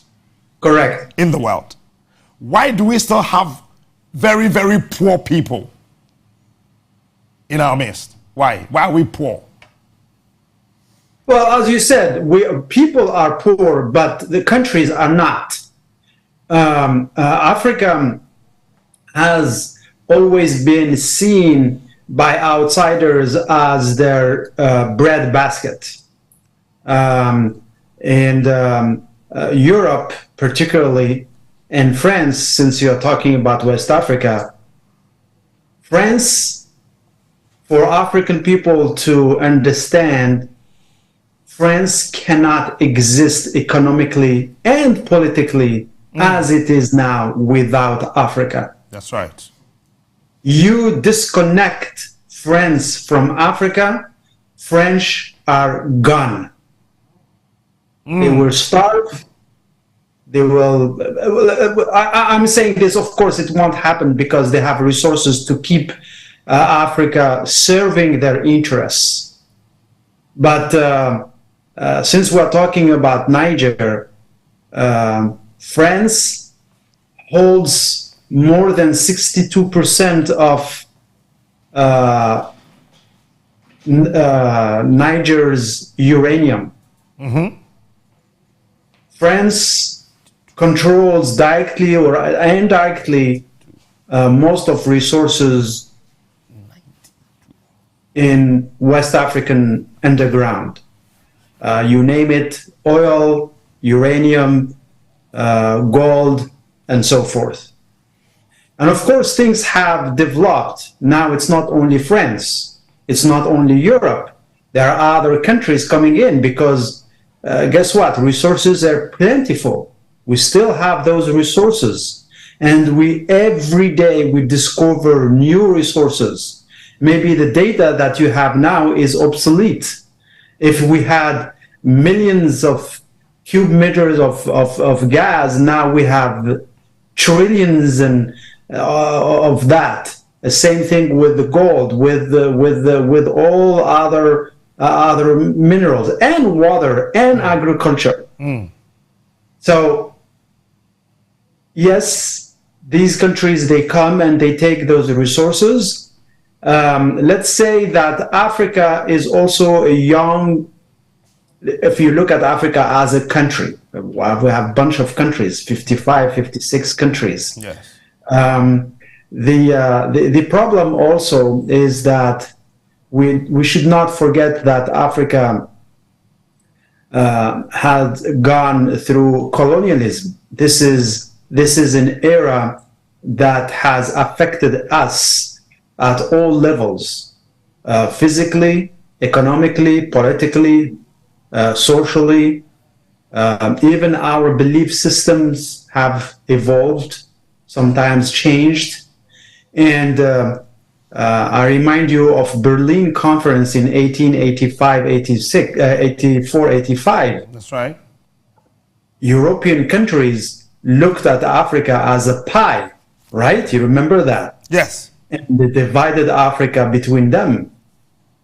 And the way they divided is like they divided in geographically, like it was a grotesque divide. Some countries were too small and are still too small to take care of themselves, to even create any kind of economy or industry or agriculture. Other countries are too big to be able to control themselves. You look at country, you mentioned Nigeria. Okay, it's a great country. It's a big, and I'm not challenging those for one time, African Union leaders were smart enough to say, let's not challenge those borders, because if we challenge those borders today, it will be big mess. Rather than challenging those borders now, let's come together and mentally take out those borders and start to work together. So yes, maybe one of the principal advice, I would say, enemies to Africa are some African people. Bad leadership, but bad leadership. The leaders in Ghana, aren't they Ghanaians? The leaders in Niger, aren't they Nigerians? The leaders in Algeria, are they Algerians? But it's like they are used by other forces. It's good to be aware of that. But I always tell to my fellow Africans, yes, it's good to be aware of that.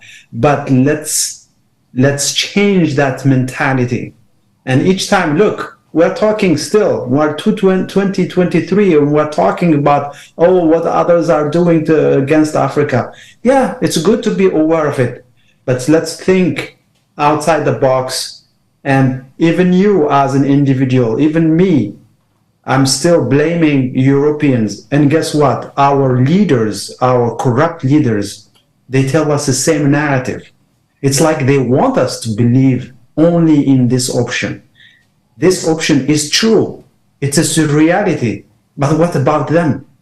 What have they done? Change. That's a wonderful point. So you think that this is the reason why a lot of military juntas, overthrow of democratically elected administrations is happening across Africa? Is that a justification? It is, of course. It's all about, you know what, they here in the US, they have a popular expression. They say, show me the Benjamins. Show me the Benjamins, it means show me the money. That's right. Show me the money. Where is the money? Why we don't hear about conflict in some countries? Because they don't have those resources, so they don't. It's like a bee and honey. The bees and honey. If there is a honey, you will see plenty of bees coming and fighting and taking what they can. It's the same thing in Africa. And by the way, Niger has witnessed coup attempts, and instability almost since their independence in 1960. And it has been the case for many countries in Africa, particularly the Sahel. Sahel may look the hardest and toughest area in Africa, but people realize that actually it's very resourceful. Sahel is not as dry as we think. We have one of the biggest aquifer. Water is there. We could turn Sahel to a green area instead of fighting one another. Sahel has a lot of resources. If we took only 1/10 of those resources and we use them locally, it won't be the countries that we have now. But of course, if you develop the area, if it's developed, how can you exploit it as an outsider? You can't. So yes, those countries, they will continue to plug themselves into the region because it's like electricity. You plug yourself, you get the energy, and this is literally what's happening. No, any country coming, this is what they do. Okay. And some people, let me take the opportunity. I'm not here to defend any other perspective. I am, as you said, I live in the United States, but I am African in blood. I'm deeply African, and I think Africa belongs to Africans. And this is the narrative that I regret, particularly in the last few years, saying, "Oh, let's get rid of the French and the Brits and Americans. They have been doing this. Oh, now Russia is here to help us." Nobody is here to help you, African people. Nobody. Help yourselves. Africa, Russia, or China won't help solve your problems if you don't take care of your own selves. Now, can we work with others? I think Africa can and should work with all others. We can work with Westerners and we can work with China and Russia for the sake of the well-being of Africans. But let's do it in a smart way and let's do it honestly. Yes, we can. All right, if let's go back into history. What created the rivers? Because years back, Africa had very good economies, great leaders. What happened to us? This is a very, very good question. Excellent question, and I'm happy that you are asking it. That goes back to what I said, the era of the 1960s, when African people decided to take care of themselves and take their own destiny. And you are right, we have seen after the World War II, or during the World War II, Europeans made promises. They promised African people that if they helped liberate Europe and fight against German Nazi, African people will have their independence. Right? This was the deal. The deal was tacit. It wasn't signed. We don't have any document. But what was the deal? Finished the World War II, African people realized that actually all of that was a lie, that there was no independence in perspective. And once again, African people realized that they were screwed and they had to do something about it. And for the first time in recent history, we have seen African people get together and fight for their freedom, fight for justice, for social justice, and fight to get their rights. And fortunately, at that time, we had big charismatic leaders who fought And the people in the beginning, it was hard. It was hard to convince African people to do so because mentally they were not necessarily all ready.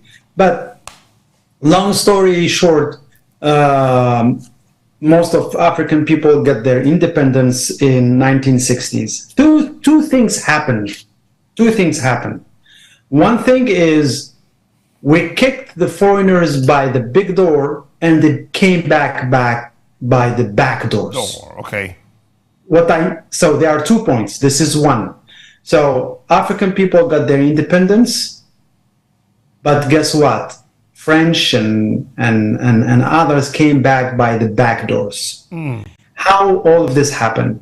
Although we had those charismatic leaders and they were able to fight, the problem, you know what happened? The problem, I go back to that cognitive psychology.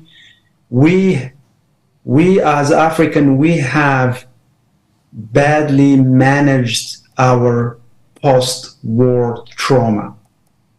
We were all traumatized by this war. Many millions of Africans have died for World War II. You remember, French mobilized millions of Africans from West Africa. We call them les tirailleurs sénégalais. Mais en fait, it wasn't only Senegalese. They were Senegalese, Malian, Nigerians, and they were mobilized to fight the Germans. Tirailleurs, it means rifleman. So they were in the front. They were the first people to shoot, and thousands of them would die every day. Same thing for North Africa. They called them les goumiers, and they were Algerians, Moroccans, Tunisians, and they would go and fight for France. And they were not treated equally like the French soldiers. Now, this is one. So the two are related. So when we had independences, although we had also great leaders, but we had also intruders, false freedom fighters, fake freedom fighters who joined the then newly independent countries and started to rule countries, but not all of them were honest. Not all of them were righteous leaders. They were put there by the French and the Brits to rule and continue to serve their interests in the name of revolutions, but actually it wasn't a revolution. They were not freedom fighters. And those freedom fighters that we know they really were freedom fighters, they were also victim of that trauma. They thought, and we can name many of them, they thought they were the only ones who could take care of Africa. And we didn't see that transition from liberating countries physically and giving it to the new generation so they can lead the social, economic, and political transitions. And here we go, and here we are, 2023. Museveni is still here. Mugabe left a few years ago, or what? He was kicked out a few years ago, and many of them couldn't accept the fact that they had to leave the office and let the youth take over. So again, we go back, even when you look at the history, African people had their own responsibilities, even the good people. He said it. All right, so quickly let me take you to Niger. What is happening over there in relation to what you just told us? ECOWAS says they sending an army, standby army, to a military to Niger. Today, the Committee of Chief of Defense of Africa, defense staff are meeting here in Accra, and they will continue the meeting tomorrow.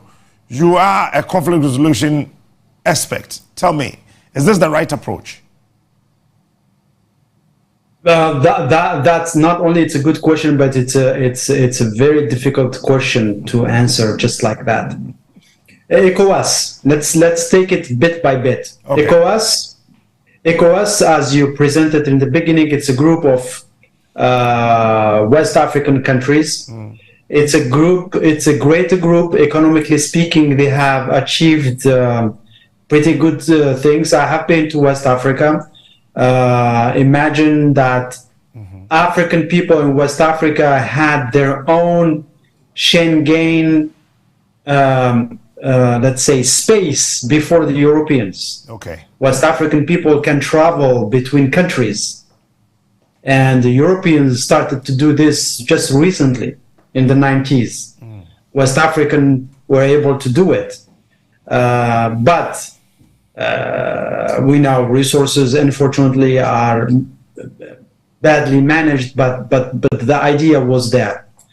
Now, the thing is, this ECOWAS and this group joint force task, they have a joint force task.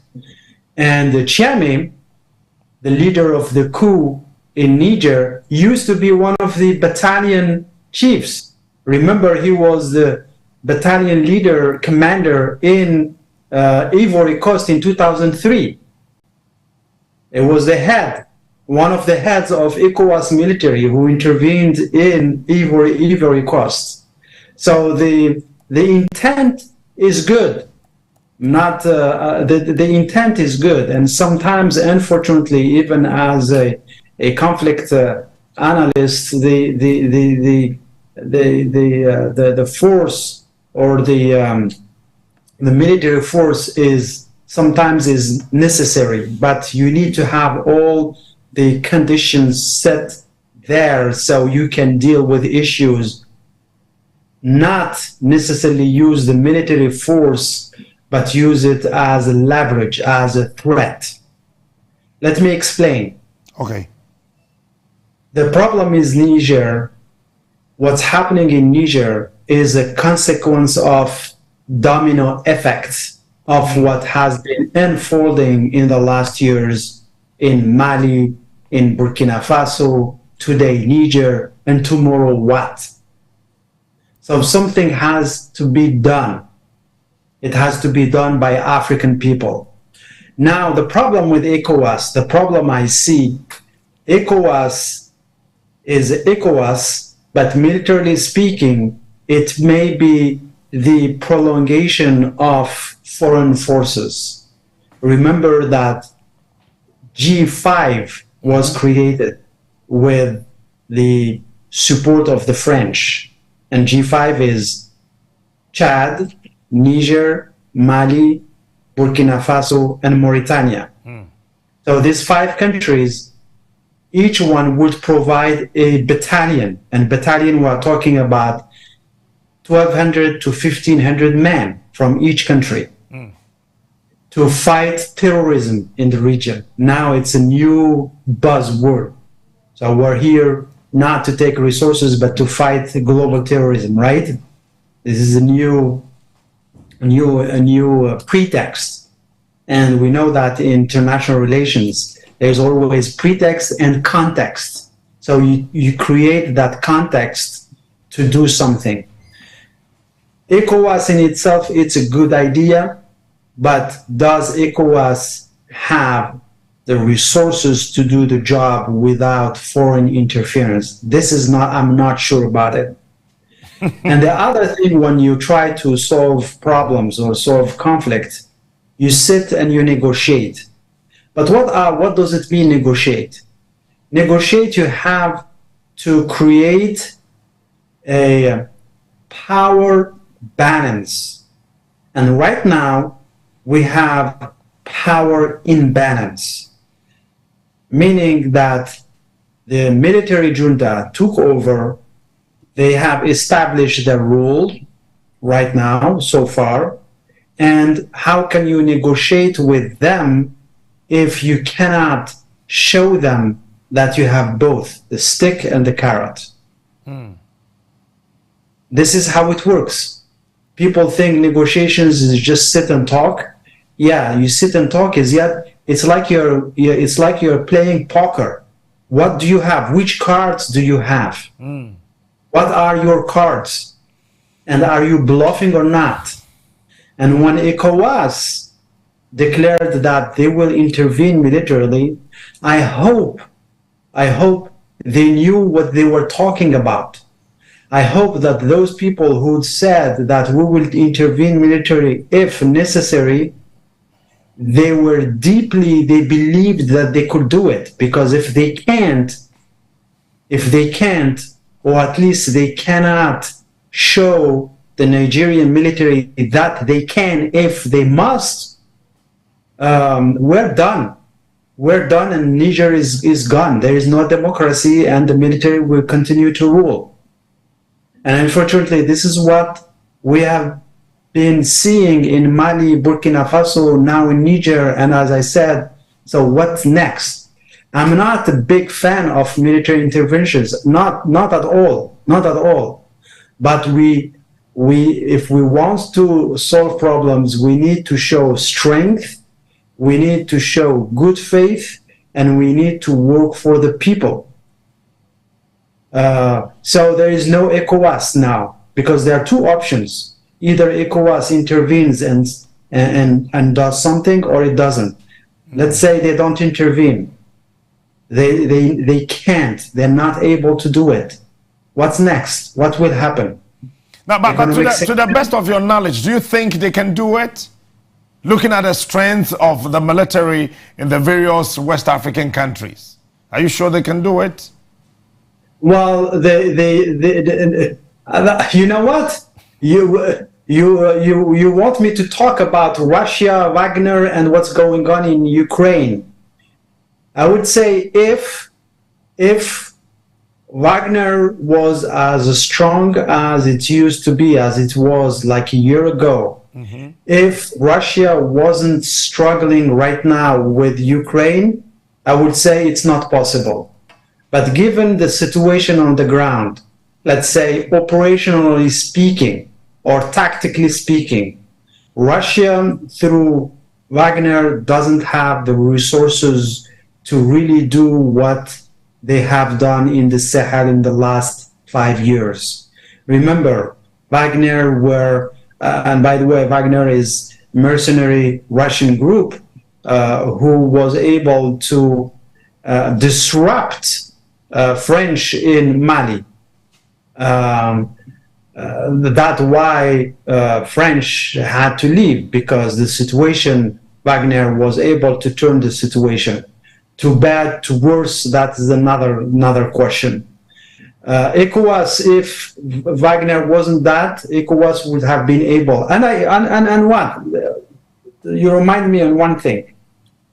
The military option, the ECOWAS military option is not off the table as we speak. Yes, they haven't done anything yet, but it doesn't mean that it won't happen. Do I believe that they will do it? They have done it in Ivory Coast. They have done it in Central Africa, in Guinea, and other African countries. So why not in Niger? So those among Africans who think that they cannot do it, I'm not so sure. The near future will show us if this happens. But chances that ECOWAS will intervene in Niger are pretty strong. Yes, because I don't think Russians can do something about it. They don't have enough resources. They have too many problems at home, and Wagner is not as strong and capable as they used to be a few years ago. So yes, the military option, unfortunately, is still there. I am confident that there are negotiations now, and with the time, the junta, Chiami, as I said, he knows ECOWAS very, very well. He was a battalion leader over there. He commanded a battalion. So he knows what is going on with ECOWAS, and he knows that if some conditions are there, ECOWAS would do something, and he knows that. And he did it himself in Ivory Coast in 2002. And we know what happened. But yes, all of that was possible with the support of the French and also logistically the United States support. So Will ECOWAS intervene in Niger? I would say there are a great chance that they will do it. If nothing happens, if nothing changes in Niger, I don't think they will sit aside and continue to watch. Something will be done. So that basically, from what you're telling me, then it means that ECOWAS is waiting on France and US to help them, whereas Russia, China, North Korea, and some powerful nations are also behind those little countries here in Africa who really want to take over their country and also develop their space. Of course. I think right now what happens in negotiations when you deal with conflicts is like they are looking at one another and they are assessing which card do you have. You know, in negotiations we have a card that we call BATNA. BATNA is best alternative to a negotiated agreement. And this is your last card that you hold in your hands. And as I said, I hope ECOWAS, by saying that they will intervene military, and which is the BATNA, the best alternative, and they can use it, and they are able to use it. ECOWAS, let's be honest with ourselves. ECOWAS, without the support of European countries and United States, they cannot do anything. That's a fact. That's a fact. Now, unfortunately, what we are witnessing is the new Cold War. The Cold War, we thought it was over with the collapse of Berlin Wall in 1989. That struggle, Soviet Union versus United States, or communism versus capitalism. And Africa was one of the biggest theater for those conflicts. We thought it was gone. Actually, it's back. What we are witnessing right now is the Cold War. It's the new Cold War. And history or research has shown us that after Cold War, there's always a chill peace. And this is what we're living now. It's chill peace. African countries are not directly occupied by Westerners, but it is done by the third party, as we said, corrupt leaders who do the job for them. And that's a situation, they couldn't hold it. Why? Because while Africa stayed stagnant, the other rest of the world has moved on, has changed. And now powers are shifting from bipolar power situation in the Cold Era. We went to unipolar. It was only the United States for a few years. And now other countries are coming back, particularly China. Russia is no longer that global nuclear force anymore. Russia is just a regional power. Economically, they cannot hold it. They cannot hold the strength of Western powers. China, I wonder what are the Chinese doing about Niger? They are very, very discreet. They are very discreet, but Chinese also are playing something behind the scene. We don't see it. So yes, ECOWAS, without the support of Western countries, I would say they are obsolete. Unfortunately, military speaking, they cannot intervene if they don't have. And it's not only Europe. There is another player that we didn't talk about it. What about the African Union itself? Mm-hmm. Let me remind you that the African Union is against any military intervention, including ECOWAS. They don't want Africa to become again the theater of that bloody interventions. And they are right to look at it that way. No, but I mean, finally, before I take leave of you, We talk of democracy here in Africa. Oh, democratically elected leaders have been ousted. So many things. Tell me, is this kind of democracy the right form of government for Africa? Remember in the beginning I was talking about the social and the psychological and the cultural aspect of our lives in Africa? Maybe it is time to rethink this democracy concept and Africanize it. What does it mean, democracy to Africans? I'm not saying, you see, you have to be very careful. Okay. I'm not like those who say, are we ready for democracy? This is not my question. We're human beings, we deserve all the good things as much as any other people. We're not backwarded people, we're not stupid. And we know what we want. We want good lives. What are African people, for God's sake, what are African people wanting to do? African guy, he wants to go to school, he wants to graduate, he wants to have a good job, have a small apartment, car, have a good girlfriend or marry and have kids. This is what we're looking for. This is exactly our dream, like any other people. So I would say, and I'm talking to Westerners, stop thinking us versus them. It's not that. We don't hate others. You're welcome to come to Africa and to work. You're welcome to partner with us. But let us live our lives. And this is what we want. We want just our basic human rights. We want to live like any other people. And can we do it? Absolutely. It will take some time, but again, I will go back to that. It has to click in our African minds that if we want it, we can have it, but we can do it by ourselves.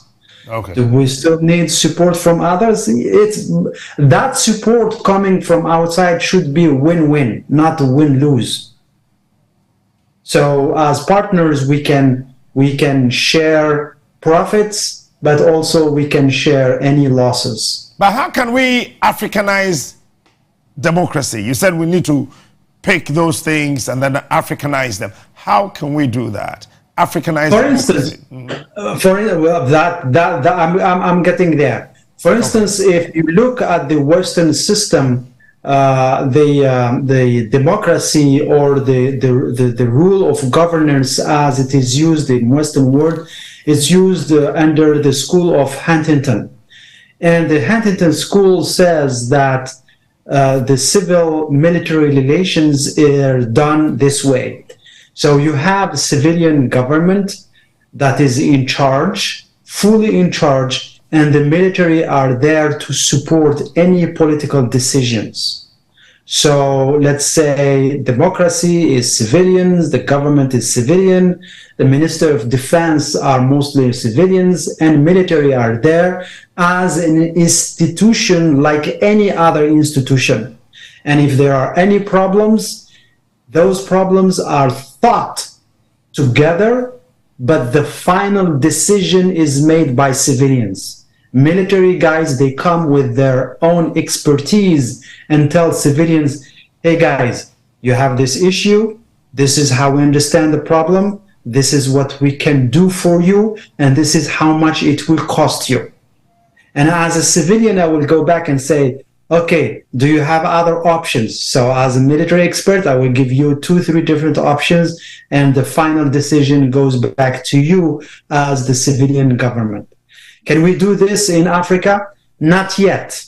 Not yet for many reasons. Because also military people, they have their own culture, and they think they are better than others. And believe me, even in the United States, the military, they think of themselves, they are more patriotic, more everything, smarter, and they have more resources. And in Africa is even worse. They control many things. So I think at this point in Africa, what we can do we can have a collaborative approach between the military and civilians. And actually, there is a school, I forgot the name, Jentiston School, that says the military and civilians are equally associated to manage national matters. So in this case, instead of having the military in charge and civilians underneath, as it is the case right now in Africa, maybe we should work toward an option where military and civilians can work together and can collaborate on many issues. Because what happened with these democratic transitions in the 90s, and remember, this happened because of the famous meeting in La Baule, France in 1991. It was after the collapse of Soviet Union, Mitterrand gathered African countries and for the meeting France-Africa Summit in 1991, and he said, guys, it's time for democracy. We cannot continue to support you if you don't transition to democracy. And of course, they didn't put any layers for that democracy. They didn't prepare it. So African leaders, they were smart enough. They said, okay, we don't have choice, so we'll do it our way. They pretended that they were on board, and we know many military traded their military suit to civilian suit and became presidents with civilian suit, but they were military leaders. So what I believe that for those political leaders in Africa who are fighting for democracy and for democratic transitions in Africa, don't look at your own military as your enemies. And unfortunately, this is what has happened in many countries, including in Algeria. We're struggling with this. It is about the time to recognize our mutual responsibilities in what we are living, and recognize that it's time to work together, and we're not enemies, and we can work for the sake of the good being of our people. It is time for African people to let aside their personal vendetta, their personal ambitions, and work for the community, for the whole people. And it is time for us, if you are looking at the civilian side of African, like all the activists, the political activists, I think one piece is missing right now. Whether we're talking about leaders, and particularly those who control security forces, or the international community, there's one thing that is missing. I have witnessed this because you presented me as a conflict analyst, but also I am an activist. I'm an activist for freedom and democracy in Algeria. There is one thing that is missing in Africa, whether as an activist. Now I am addressing activists in Africa. If you are an activist in Africa and you're fighting for democracy right now, you have to think about something very important. You have to send a very strong and clear message to different audiences, because when you're talking to different audiences. One, to your own people. Two, to your own leaders, particularly those in the security apparatus. And three, to international community. That when you are talking to those guys, you have to have a clear and strong message. Why I'm saying this? I'm saying this because the thing that always comes back to our face is who are you? Are you the alternative? I know many African people, when they see trouble starting in their countries and there is maybe a hope for change, always they say, I prefer to be a little bit hungry, but at least there is a stability and safety. So who the heck are you to tell me that you can make change or good change happen? So you see how it is important to have that message? Who are we as new African leaders and activists? The same thing where you're talking to the security personnel or the ones who are in power. Can you believe it that among those who are in power right now in Africa, they want good change? Not all of them, but they want. But if I am an African leader and I want a change in my country, who are you, civilian? Can I count on you? Or are we going toward anarchy and disorder? And finally, thirdly, outsiders, including Europeans and Americans and Russians and all outsiders, they have the right to know that if there is a change happening in Africa, it will be a good change that will keep the world stable and safe. So yes, there is maybe a contradiction with what I was saying in the beginning, but we have to be honest.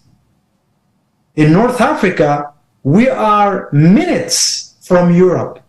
So if we are making a change in North Africa, we better make a good change, because Europeans will never let us do anything if they know that those who are fighting for freedom in North Africa are not as stupid as their ancestors, and they will create disorder in the Mediterranean basin. You're right. The same thing for those who are in Eastern Africa, West Africa, and elsewhere.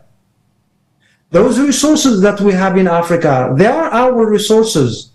But we owe the world to be able to get some of it. So for the sake that we can trade, that we can work together. Because without the outside world, what we will do? Are we drinking that oil? Are we eating all that gold? No, we have to trade it. We have to transform it so we can do business with others. So we can have food, we have technology, we have equipment, and so forth. So even when we want to make the change in our countries, one of the key elements that is missing is who are we to make that change and sell ourselves as the alternative, as the right alternative for the country, for the people, and for the outsiders, because we have to live by ourselves. Thank you so much, Hamid, for your time this morning. We'll get back to you later in the day. Really appreciate your time, sir. Thank you. Thank you. It was a pleasure. And good morning, Africa. Good morning Bye-bye. to you. Bye-bye. Hamid Lelo is a mediator and a conflict resolution specialist and activist. Also in the United States of America, Washington, D.C., to be precise. Titi, bra.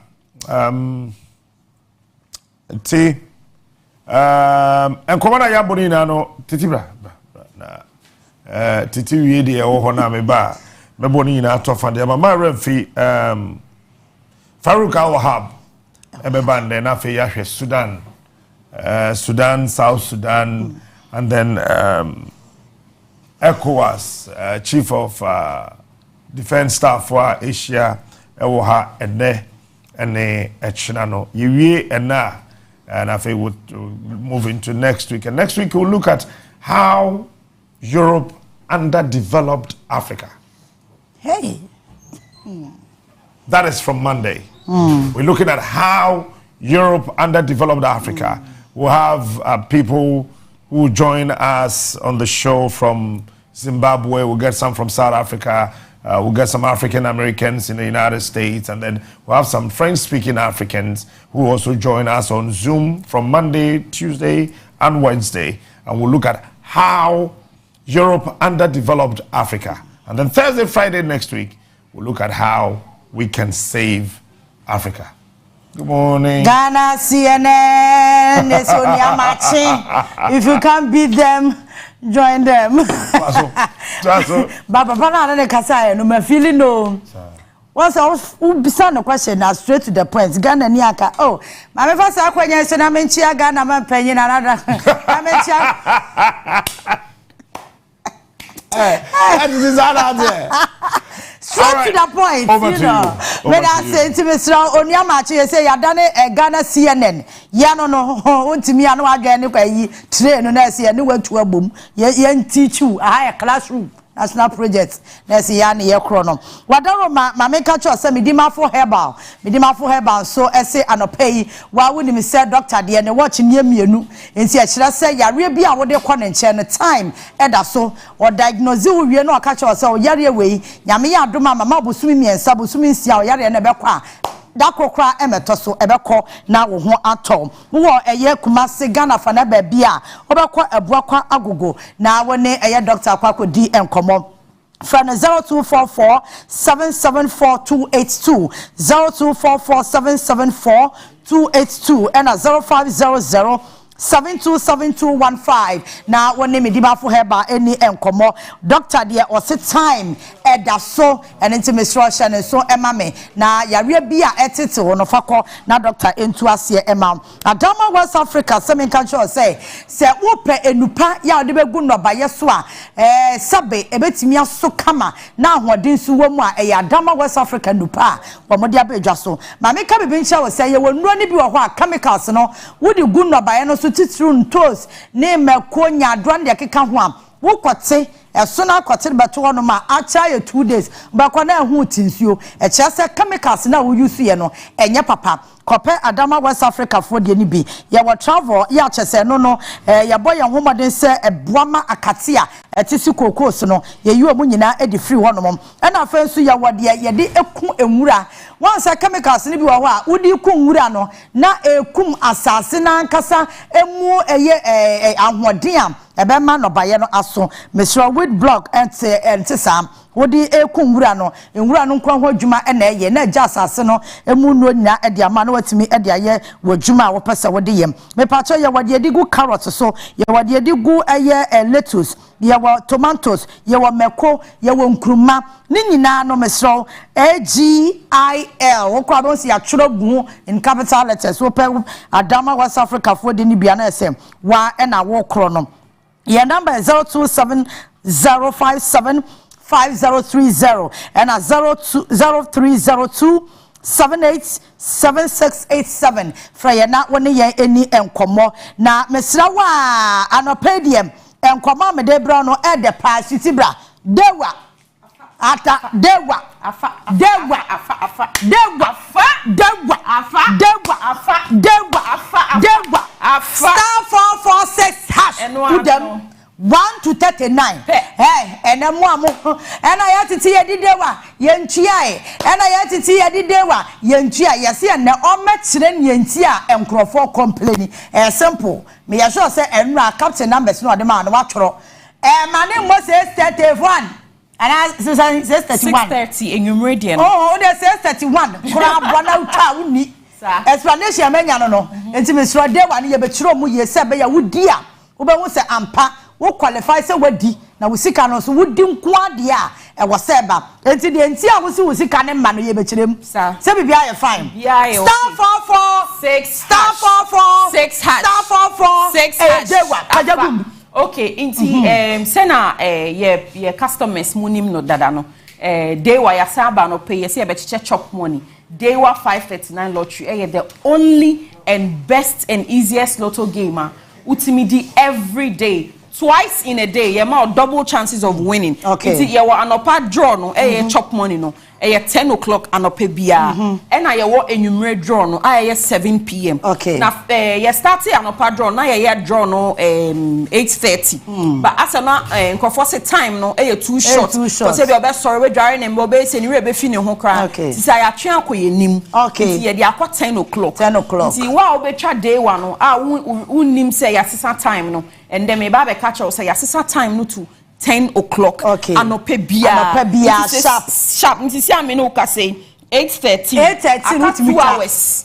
aka just 2 hours na ya draw no into betimi atwa numbers bia into for phone say ya na dial *446# na call option 2 and never ma dey wa chop money na dey wa chop money no ultimate try direct 1 direct 2 direct 3 direct 4 direct 5 ultimate pay me da 5 no kra de kunu no egurade yehowa into no options no edos na ultra direct 1 na eno eye 1 number pay and I'll be select okay who selected direct 1 na 1 number pay number pay and ya 4 aha 5 are 5 15 are 15 okay into no sa 1 number no ye bobo mma abana ene na ye was say ye first number and no conditions are attached to it no okay enti mu twa no muntie because eno so nkrofo e confused kakra e wo ho okay no e was say no ye first number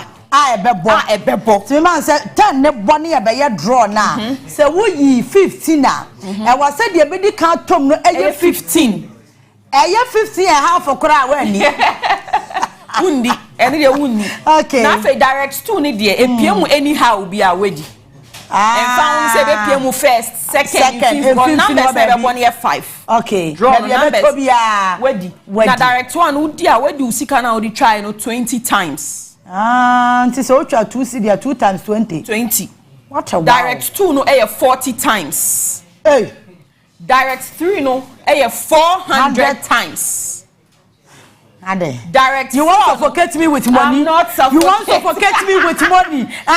Sweetheart, more money. Make us friends. More money. Star 446 hash across all networks. The direct phone is where my usika no 5,000 times. Hey, pon. Direct 5. Everyone 50,000 times. 50,000. Direct. It says 5 numbers in na ye no na ye me de ne se me kasa efa game we ho a enye se me kasa because e ho na me ye adwuma yes me wo engineer so a me de kasa nkrofo di de bia de bia nkrofo di ye pay out about 50% payout nkrofo di e da udi ye instant na usika na begu mobile money wallet so nti e wo se u betwa one mobile money account sika eguso na sika na betim dey try from 2 Ghana cedis and above okay and the 2 cedis and tokoko say 2 cedis and talk credit and he bia and torre nti na say father trial luck e bia una na bia so da ye bi e bia wo boyfriend the last 3 digits bi nzamanfo na mu ekom de o ma number no kure mo ye ati na na ya de now no dear captain ba ye ni nyina boy afọ the last time ba had captain numbers I think say ba ku mienu bi bo wo ba ku bi me check e obi afa ni serious ade che ekwe na abo wa hwe nti se je ma fo de ye jo mo la ja mo o mu nyina kwa bodu omo na na do de sa omo nti no they were direct chop money no ne wo ho no nti no ne nti na make says obi o be ka say na 50,000 times no me the 100 cedis etwa mbe de tua meka you started jackpot lottery e wo Ghana ha Francis Paulwa wo Nayagania e wo Upper East region ye wo data ni na wo ye social media page so okay ye fly call ho e ko bo one man ye say almost 126,000 Ghana cedis with just 2 cedis.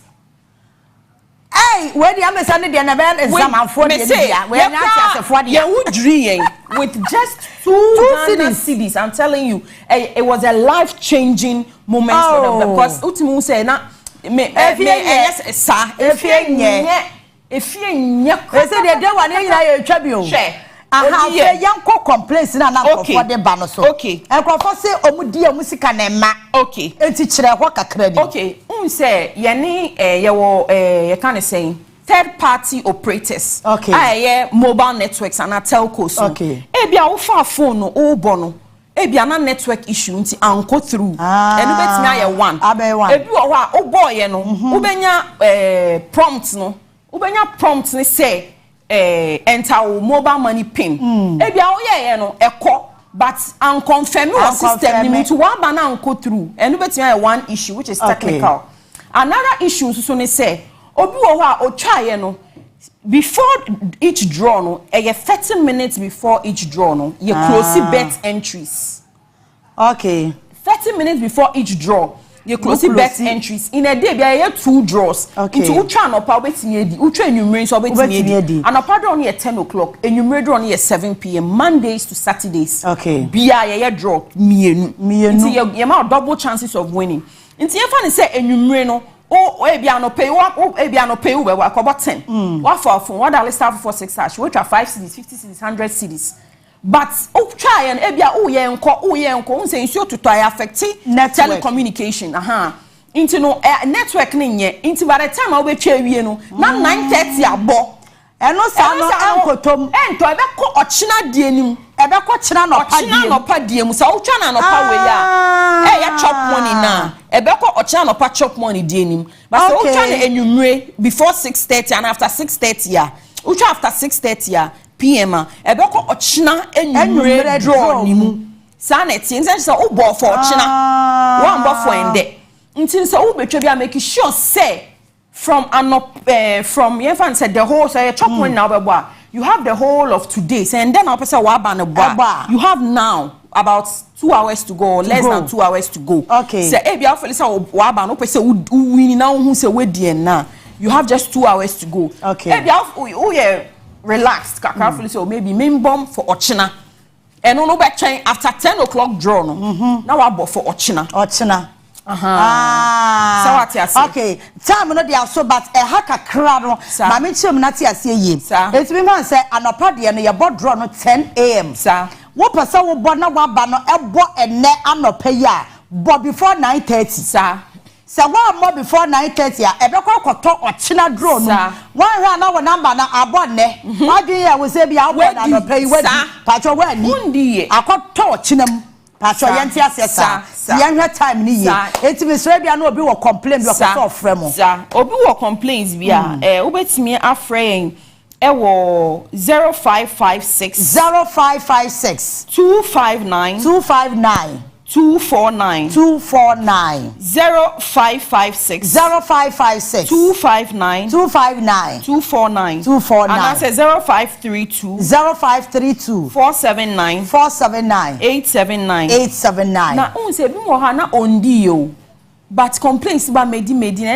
ese na ya chie mu no enti eno an ese enti na very careful e wo ho enti for phone say ya na dial chop money you call phone so yeah that's option 2 mo madam ase pa ya na me twa me de star 446 hash de chop money that ya see me sre wa twa na so e wo so nya bidi na wanka se obehu se anopa no ede ya na yesi anajo de anopa bi nso ene awia bi ye guy enti ya na so watumi atwa bi na se wa na wo dem so ena pafus bo homa de se anopa yi supermarket bia be ram bia wo se ya titi se meto ena pafus eno ano no mo ma me spaghetti ni bi mo ma me ena patuna ni bi na makra ne de ye ya no mode de ya o enu mode me so se le manum ya me dey and apa makra no se wunya pa tutu go stew mu wa twu makwa bi pa ne banku hot one na tutu afrima wa bedia filia mo say yes wa di aduane eye na pafus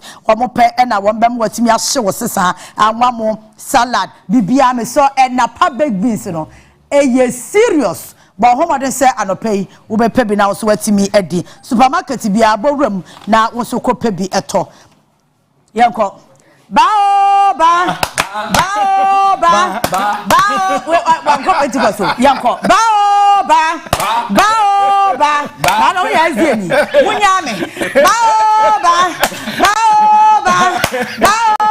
wo munyi na mo nko eyi president ama nko pentikos ati ase ezie ba ko eyi Christ Church of Christ ba ko omo bo mo nsem ana me ba dipa dipa dia mi ama so da ye mo ye nsem ye de method ya bo ye so akodo wa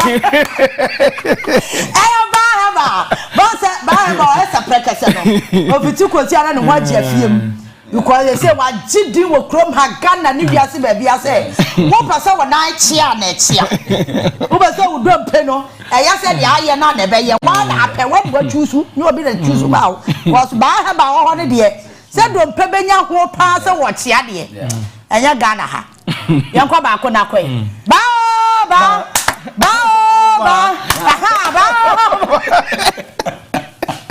Yama komo, we are Church of Christ. We want to some more. abusiafo ye ma obi bia ache ene anopay yesra medinde abenkwan abrantie komode junior so hu me hadna eye ban herbal center enti enene anopay me wo ha se ye ba be jumoni kan be sa na wo de ha de obepay ha de mama ne se ba da woroma ne ba no pay aye nkura ne bone Dr. Ban Yankopon amane tumi se onfanje Ghana de hye nkwa nsanse obi biala udompem wanya ohawo mu de baby a wo se wo ko Barber Center Barber Center you kumase atonsu agogo station ho abi se obi asa wo ko Barber Center ye do be ko enkranso so ye wo speakers 18 junction ho na Barber Center wo taxi station abi sa akola akra do be ko Barber Center na no pay ba be gina he de se wo nusa se aboa de da ba ina na kwa me anu ma he de me twan na hunim bidibi ma me just waka na nse ye ne to aba wa America mem no mu yi o mampani ba kun ya wabe oh the deep Joe Bandre mo oni ngoma Joe Bandre obatina konya so pe e no so obeboa Ghana fo na Ghana fo o mo bo mo ya yale fo wo di hie bia yale bia fa ne blank na kotoka ye de na kwa America ko mani sa no dwuma na o mo ye di wo ko sa ko mani sa no dwuma ai se wo boa na emumfo de ye de wo mo ko wo di hie bia ye mum bia fa ne bla announcement ni to oni TV mi do nyame Ghana fo nyina da ne mum atwase na kotoka ye ma emumfo akwa abrochire ho na mpe na dia ba dia asemi first flat aye ma ye do mo ko second flat aye ma ye do mo ko akwa wo ne wadamfo mu firi bechem munye mum mo ti announcement mo ababi mo ti ye yire mo afro play mo kwai play do mo ko di ngomo hada ba kwa bro yo kokwadjo ya nyere ho panka abrochire ye nkobi na brofo no de Ghana fo ko bebelebe sa mo da so sa de ne mum do so Ghana sa na mo akasa ho na broni ba ko say driver turning back ne tane ya ne sabe lade kotoka ne ya fa soja fo ne free police na mo se ansa ne de obi abeko bia ye betra mo se mu ye mu ayi na mo de asotro na e try ye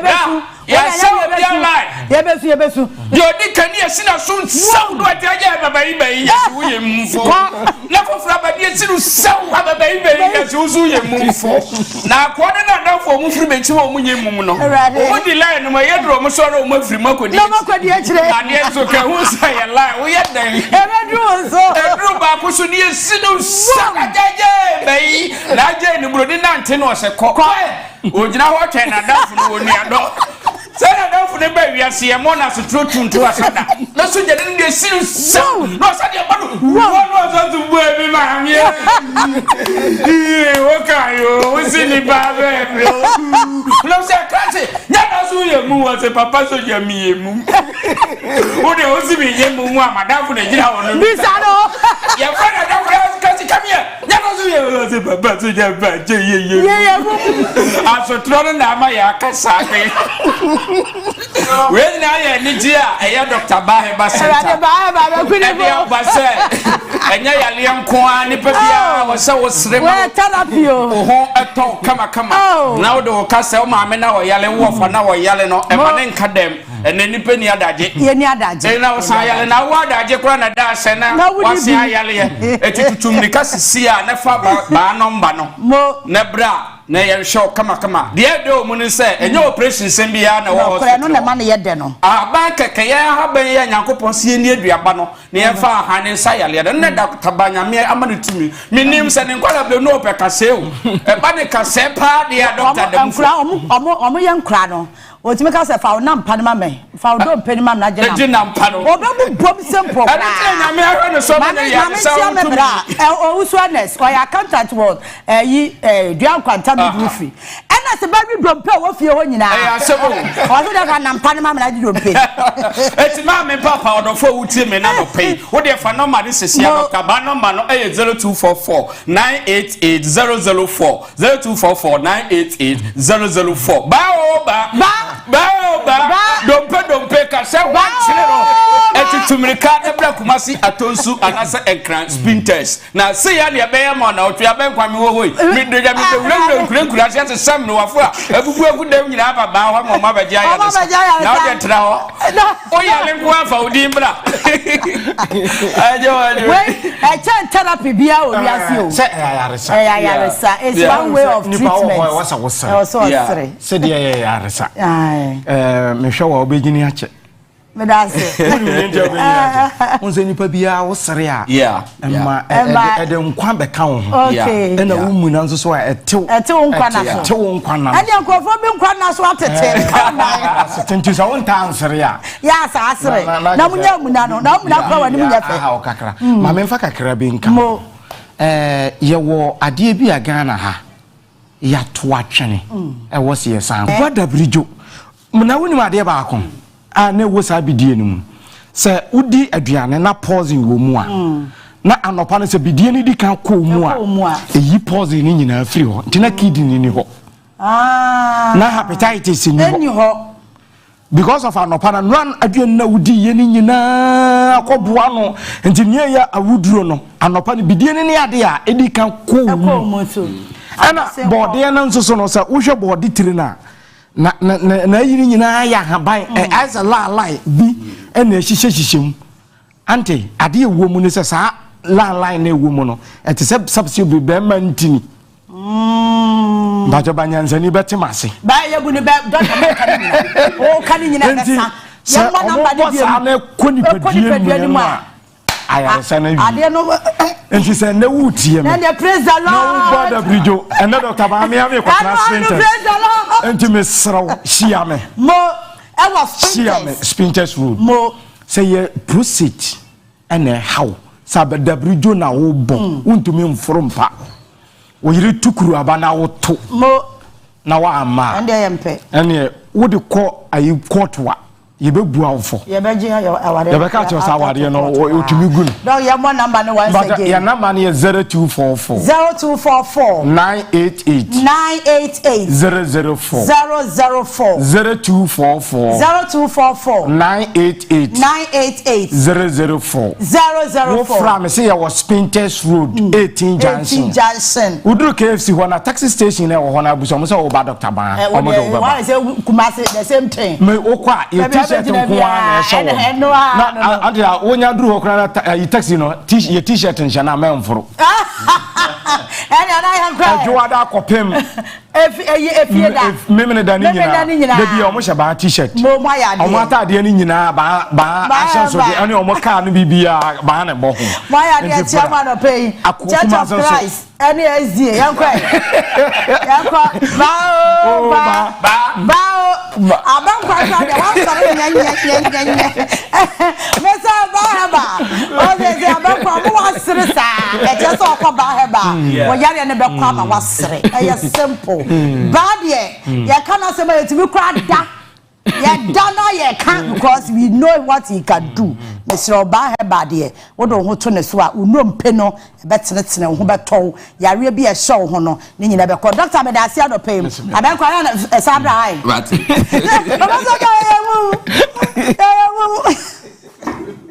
Eradi was it is not my calling me ya kura nyesere eradi adio baba ya da se wa pa numbers no screen as wa da mafa na when they know any enkomo me so ko supermarket bia bewu mu ukodu a also pay Heaven insecticide spray now what on the mosquito call ni bi e de aka ho be spray dem ho nyina ntefrem wa nam fom entuntum mesro mo nyina entum freedom wa na ho to meso abo entuntum ya abo bia no ho ahi especially wa mo nka no obete obeye dede sa so no ma nka wo mesro bo ho modern sem obeto Heaven insecticide spray na what mosquito call ni bi e de aka ho ba bia ye ton supermarket bia wa ye ton ne ma no obenya bi ato na ho so watimi e de asiesie ofie nti wadaroma bo ho modern se anopai obekọ na won so akọ bi ato ye de etwato enso ba be som wani ti adaroma hye so ema me se Onua Soap concert party ye de ba wakra mo every Saturday 7 p.m. sharp emo 6 ni watna say What you say? Nya ben kwa ye wa ha kakre won se wasere saa. Onua Kiso concert party ye bota ye ba akopɛ. Ye pese wani je. Na me last week say nkrofo sere saa. Me sere echna ye fie da. Adetia memenda 7 p.m. na chese ne ya sha 6 na watena wakonwam na chese yatimi ene wo nyina akwa siri abom enti eye Onua Kiso concert party. Tie na sha ne so ma me so se ene ewia 2:30 p.m. sharp na eye pamuka ye ne wahia e wo Onua 95.1 FM ye besan apie live e wo TV no so enti eye Onua FM and afa Onua TV Facebook ni nyina ye be stream live e wo so wo ba no wa share link no se ye si pamuka reloaded no ye share afa wa anajoa ye do awia 2:30 a share the shema obi so share na ka kire unia say pamuka no se ya Daniel new kra I say ye dey aba awia 2:30 to 4 p.m. ewo Onua FM and Onua TV so na wa wonim se presam badria na chesa chede ya de suansa no nyuma ene ye de be kire na me ka kire presam se price no wanya no wantum because 550 no kra still efo na dia we obi timi ye shop o na no nko ano kire wo wi aka cho say 3 years apprentice presa 550 nya no nko aso no wo kire o wode me pabo wode ma obre me we dey makoye osomafo nti na presa wo wi afre me nti owi abefre wo wi afre me we ya me na afre me srew enti me srew a me hu me ho enti mpacho yenkwe mi hume ho meda se ya titi mechia ahwefo ne atiefo nso omoje so ote presam din dia na yensa no dwuma na yensa no dwuma no nso de ne headquarters eno ne presam enti nyame ya adom a eye 23rd August ya wa akache ye bekire niam ahodo a egu eye TV so yi we ye brother fan ye bekire we eye fascinator kama eno nso ye bekire ye besa ye bidding ye de eye ahwene ye be ye mpaboa kama fe ni nyina ye bekire na hya no so say ye niam a ye kire ni nyina eye practicals pa we usha enyansa ye aha niam a ye kire ni nyina nso eye practicals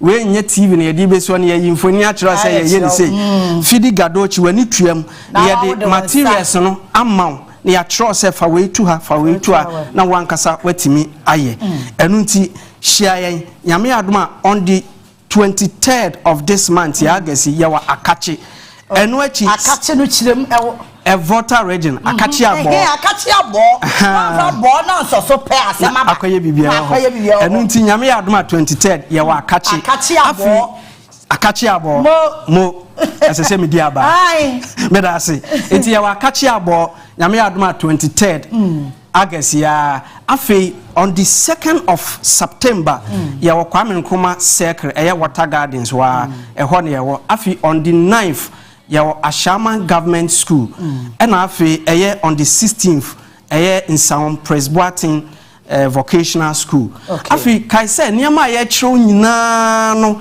550 Ghana price and the obokwa na for and kai say uba venue ho a na obetua afi eno achi nso ye be ma pen drive handout and afi certificate na ya hwe hu say dodo na abesua adwuma ni wie a ase na menya sika me de be hya se eniti presama fato ye ho so oba utua usika na ye de eye o startup kit eye perfume na ye be kire no eho niama na ye de ahye wo nsa ba woni say sa perfume yi obi aye shop a perfume nko an woton sa obi aye shop perfume nko an woton sa pepe enti presam si besua wa nyina including perfume sa 550 F but mpenifo say nsu tonso from ye de enu nti ene ya gum se ne be ya obi abetimi ababesua bi enti with 550 Ghana cedis no ye be kire enye niam hu o hype liquid soap eka ho shower gel floor cleaner Dettol afi Parazon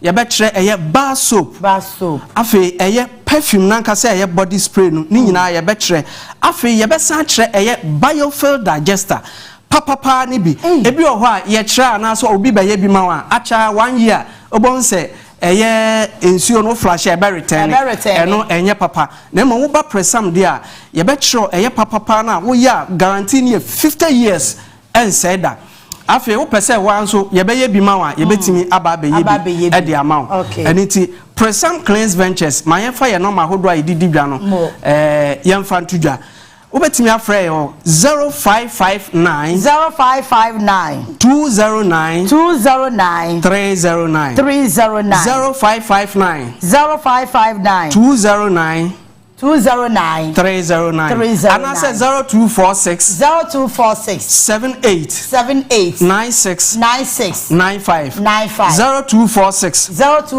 78 96 95 afiniama hodo a yedidi dwuma nyina eye ingredient ahodo a yede ye liquid soap shower gel floor cleaner Dettol ni bar soap ni nyina no Presam adwen ho ahu se dodo na asua adwuma ni wi a asimi nya niama me de beye adwuma eno ti afatu ye ho so a niama hodo nyina no Presam ye ton bi na your shop ahodo mienu ba ko ewo Weja junction before the Weja traffic light about 200 meters away from the light no ye wo nsani fa so wa obeho Presam Cleanse Ventures ya so ye kama signboard esi animu afi aside that no ye obako eye insawom MTN office ye no mo na wo dan krum ye wo esoro enti uduru hope obonse Presam e wo soro kama fair shop obeho Presam Cleanse Ventures e wo ho mame nsanfa no mane entu dwabiem obetimi afra ye wo 0559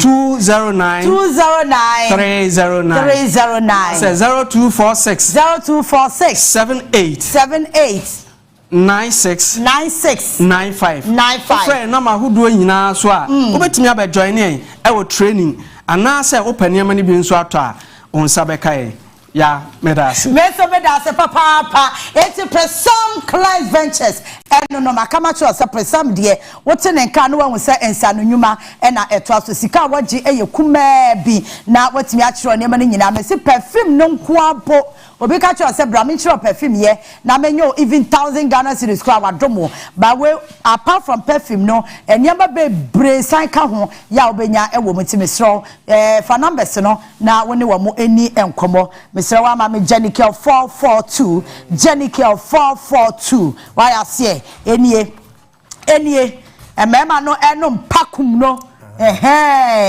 na ya so ya nom Jenikel no na you face me I face you we see who is who you know and now no say oba bi numwe na ba ma bi so kono na enso baka se ya be jama mo nko a fiewura so mbetu o tu enzen be your body ani je na ekoso no fiewura ne yiri nya bi no msi fiewura eye bakum ene Jenikel eno so be ku say adro Jenikel wen ema no ebi de ji asase ebi de ji fie ebi de ji ekese esiesie ema pa ntino ema mo hweme mo amutie mi adro Jenikel no ni dwumadi pa edi pa ne say menstrual pains na wonuma etu menstrual pains na se no na mfaso a obenya ne say siesie ahemfie ho ema ohote eniti se ohini duru ahemfie ho a abribia no na nani age me maame no me papa no me nua maama mo wo sa hawo ewo eye masim obu ha sente wo no enya nika eniema bi eyi free na se eba woni ne kunu ne dofu ehia o senka ne hunsuo no ekonimu no na esa ba abonten maame ebeye den no watimi enyinsen eninti ana Jenikel 442 ye de aba eboa ma ema no se ne omusi juhu adanse no oye oba na wo hweme na wo pese wo kunu ma ontwa mfa wachi watena wo ho kwa de a Jenikel 442 because ema no ebi di ji amanfo kunu bi di ji ka bi di ji niema bebre nti oba tutumrika ko herbal shop pharmacy shop na kope Jenikel 442 ni bi enum na emoa afi mema no monso mu die ni eye pakum capsules no eye mema dura aba eboa mema mayemre ewo mpam mema mu ni mo yiri mu dofu hia muntimi nyama sede se mema no eduro ni eye pakum capsules ema obema mu yedin emu yedu ema usisi no nyase bia obema sem ko obu ha ni sisi eye ne ya onum pakum na ebeyi sa ha wo no ede afiri wo na se obema no so ate enam yare bia wunya ya one treating ya o the vein capsules no ebeka ho tieniye me se enam yare bia wunya ya ema chese obema no so ate no o the vein capsules beden ebeka ho anom na bema obema no emu asa yedunya se beye kesi o se de na first tie no so ate no ubesa nya no back na ven no ono so dwumadi edi pa ne se obi a owo dwunso mu yare ene enam yare bia no ode ene ven capsules se o dwunso obre ansa na dwunso na ba dwunso na ba na ise de bia kam abako na ejai eba na bia kam de bia no dwunso na se ebia kam a eye ven capsules eno ana wonum a ebe yi sa ha wonu nyina ye den e de afiri ho e de amaw afa obu ho so na be ma no emu hyehye no emu dudu no emu fimfim no obedwunso no na moja ana eba ven capsules no yi sa de ni nyina e di free ho wo de wo so ye chinifo wa china to adura nkwa enye ven capsules ye kutami eduro wei sani adansidi e kosopa no wo mu prostate aka no ho wo mu dwunso mu yare ene enam yare ne de me kanfo sa eduro ven capsules e de ama upebia herbal shop pharmacy ba bi eton eduro bia no onsa ebeka bi ne so ye number no egu tv no so fa number no mu ba ko ne frame ana se obetimi aframe e wo 0248 88 50 40 0248 88 50 40 so friend na engage no afre 0244 18 32 30 0244 18 32 30 eno ye numbers I didi juma e wo yaso ye afei edro metformin capsules ene rock mixture unim sa edro we mi enu dada edro we ana aboa ye maame no ye papa no ma wo manyini ko mo mpani mfie so a ene o mabubu agu ho edro we metformin eye nkase no mpeni entinimu adwuma na rock mixture no so na ne srade wo nipaduanim kase amro so no wuntri na emu asisi moja na entimi ne afusane enti papa maame ama wo tena se check kakra bi wo se ananse achime nan ananse achime nsa ananse ayemi sei na afi wonsa na yetitiriti na ona no ayese de emu ayo dududu untimi mfa wona no kra untimi nantiye eye rock mixture onum rock mixture na de metformin na yeden aka ho beyi sa ha woni nyina de afiro afebu ha ne to ase eba ne na kokom ntini mu etwetwe ne sciatica pains na de bia yaka no eye yare bia mu amuwo asichire yare afe obi ogina ho che obi a waye kese mro so no mu anasa sciatica no mutanya driver ni otu kwan tenten muso muta enya sa ha no unya metformin ene rock mixture de num sa dro we mienu bom o ha woni nyina no eto atwade na chibre mu kase no emu ye ne ye emu tutu no misro rock mixture no ene metformin eno ana ebeboa eduro yi eyema obi a okomirika obi a odi agudie hu dwumadie bia no unya metformin na wonuma eboa adwadifo ma carpenterfo a masonfo a droverfo a sogerfo police obi a uhia metformin capsules ene rock mixture enrei se upe bia herbal shop bia ben o ene pharmacy shop bia no ubowura ma so pe rock enupa yi bi dodo no yaso ye no Kumase Alaba oho ene ayaresa bia kese na da no nyina ye to nsa afro ene sabria make say wo de kohwe wani so ade wo rock clinic limited edom ene ni pe egu ho no ebru adwene ntiase so nti uyare na wo de chine komia bebre na wunya wa yaresa no rock ye nim ye frititi wo ye bema na wo bema na wu enye adwuma kra na bra rock asoye obema no ebe sori agina ne na so ye de mema duro bia ba sa duro ne de mu a makọ condemn mu mema no condemn to grabu no yo bu ha be se mfihia be se numni ne be man sore da na no ti ya na uba na doctor de aduro ni ma o ti ya se ya dai mo se obe ma na hyase asori agira so ana yare bia so house stroke na ebubu agu form sciatica pain enam yare bia fabra rocket ye won sushi treatment ene insushi enwunu Ghana had this a rock doctor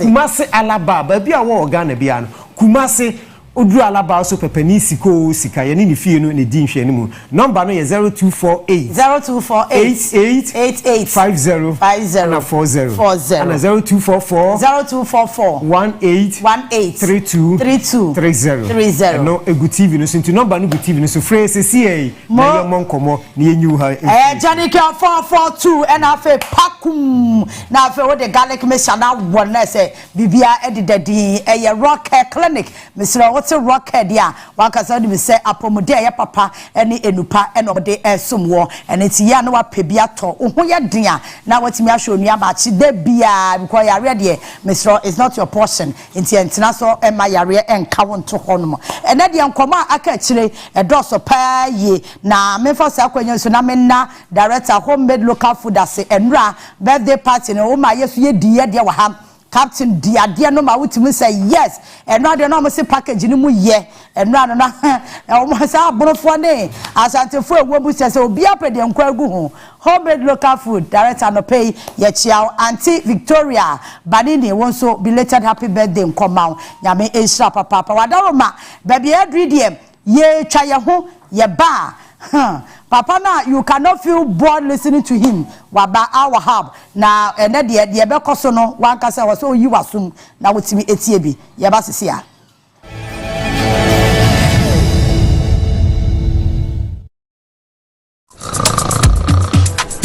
you dey sleep that's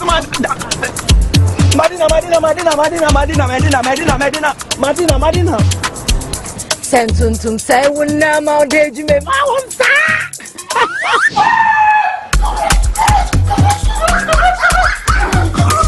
Efrema be magani oba ma wonsa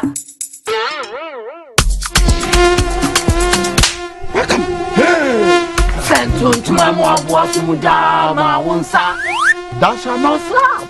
Having black mosquito quail.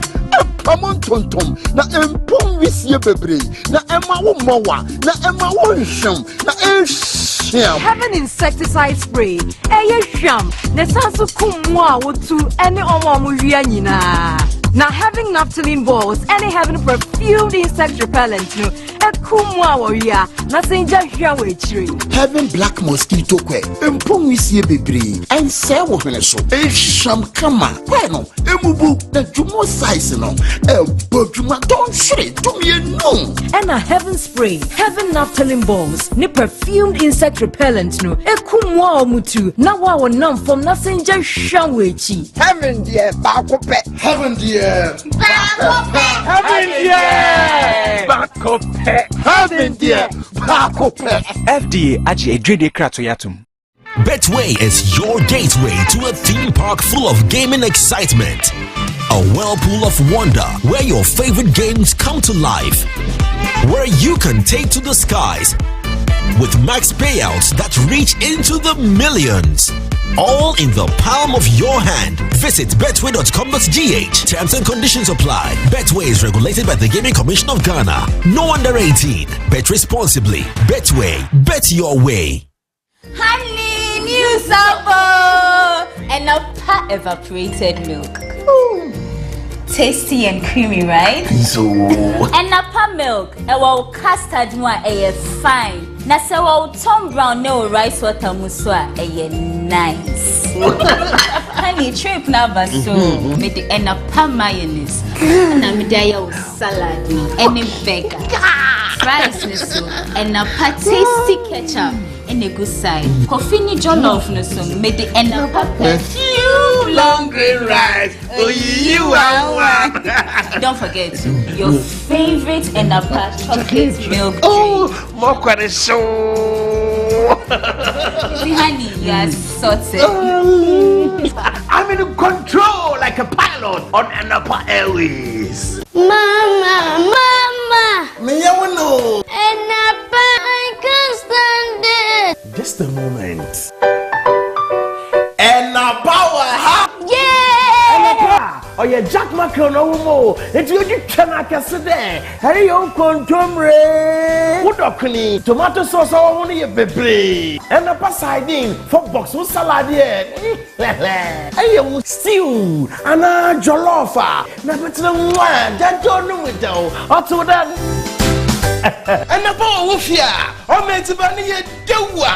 You want a pasta sauce? Check for you, sir. Oh, more tasty. And the big beans for the breakfast. Let's all a salad. Oh, she and a tuna. We can puffle. Let's all a salad in the oh, taste good. And a pan on dairy creamer. 4 box we so can see oats, na cremitino.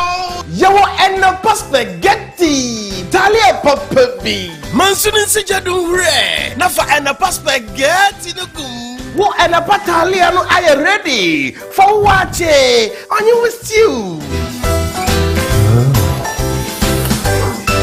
So you're not no so in Krati, FDA appendo. 1539 chop money abidja. Chiwu chop money no pe biara. Oh, no do bremu. Me just say 10 o'clock anopa. Bro, bet dial star 446 hash. Let's sell it to option 2 no. Now direct 1 no. But this can only try no more 20 times. Try direct 2 no. Now this can only try no more 40 times. Direct 3 no. Now this can only try no more 400 times. With me for man so every bako. I could see their sound chrome. Then it dear. I am Mreke. Dial star 446 hash. Make sure D1 539 chop money. To see Dewa. Herbal Center, Yashia Kessia, a one cry high. Now, all you hear Chirapaya was Spinters Road, 18 Junction, and a Comasi or Tunsu, Abu government or Soto, Nechi. Now, you do not hear Kessia Pie, Yedi, Benin Casse, so be name will go to drink where Chicasen, where Chibremo, air was arthritis, stroke. But to be a better air war, but be a will be better, a Herbal Center, Yashia.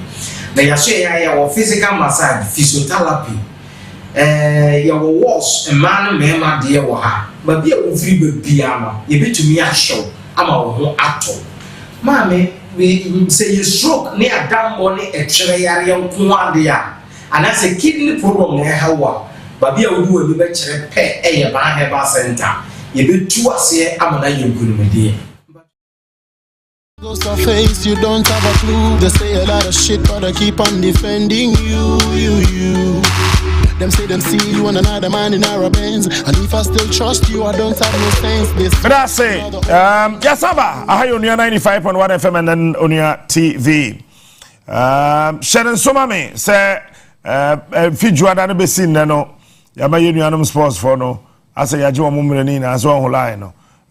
But say no, one dimrika echo Saudi Arabia no.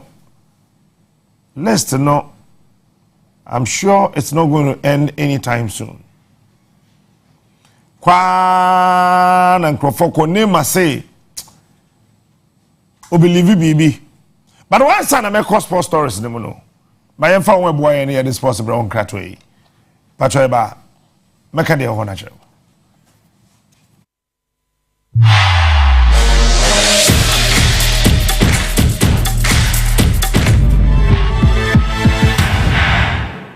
Chiago Kensi, Jumekwa Mosoya saying, "Aye, Betway, for the love of the game."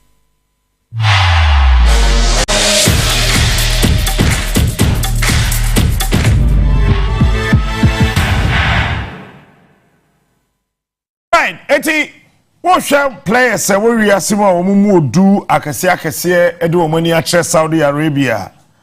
Almighty Cristiano Ronaldo edikan Karim Benzema koho ye abante freno Koulibaly okoho Mendy edinani edi ache ho Savic ewo ho Marcelo ekoho players na kese kwa ena omu ina no eko eye Saudi Arabia. Dana esi wo ho. Is it only the money? Players need the omaji sika woko.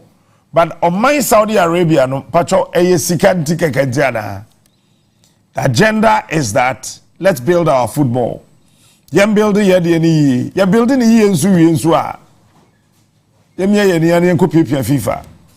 Ye nji FIFA World Cup no. Ye so host bi.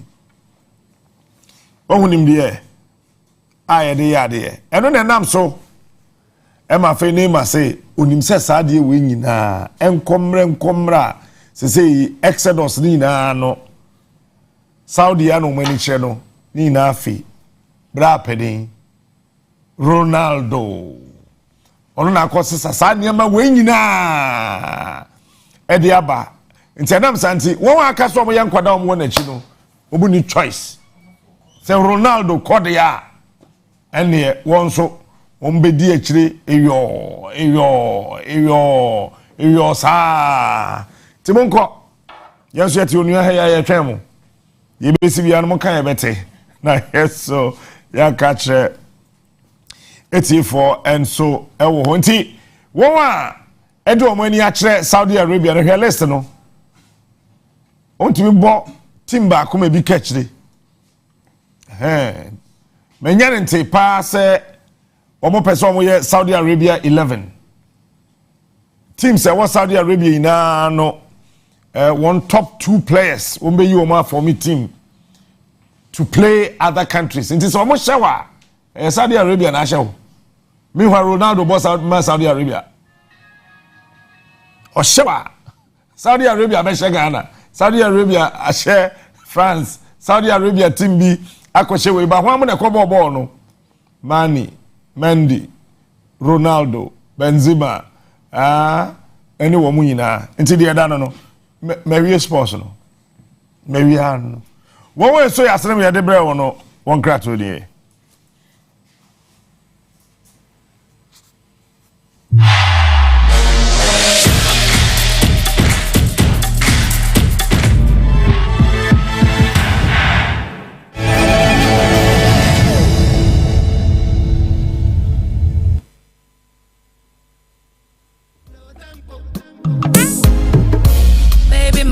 My baby, I like her.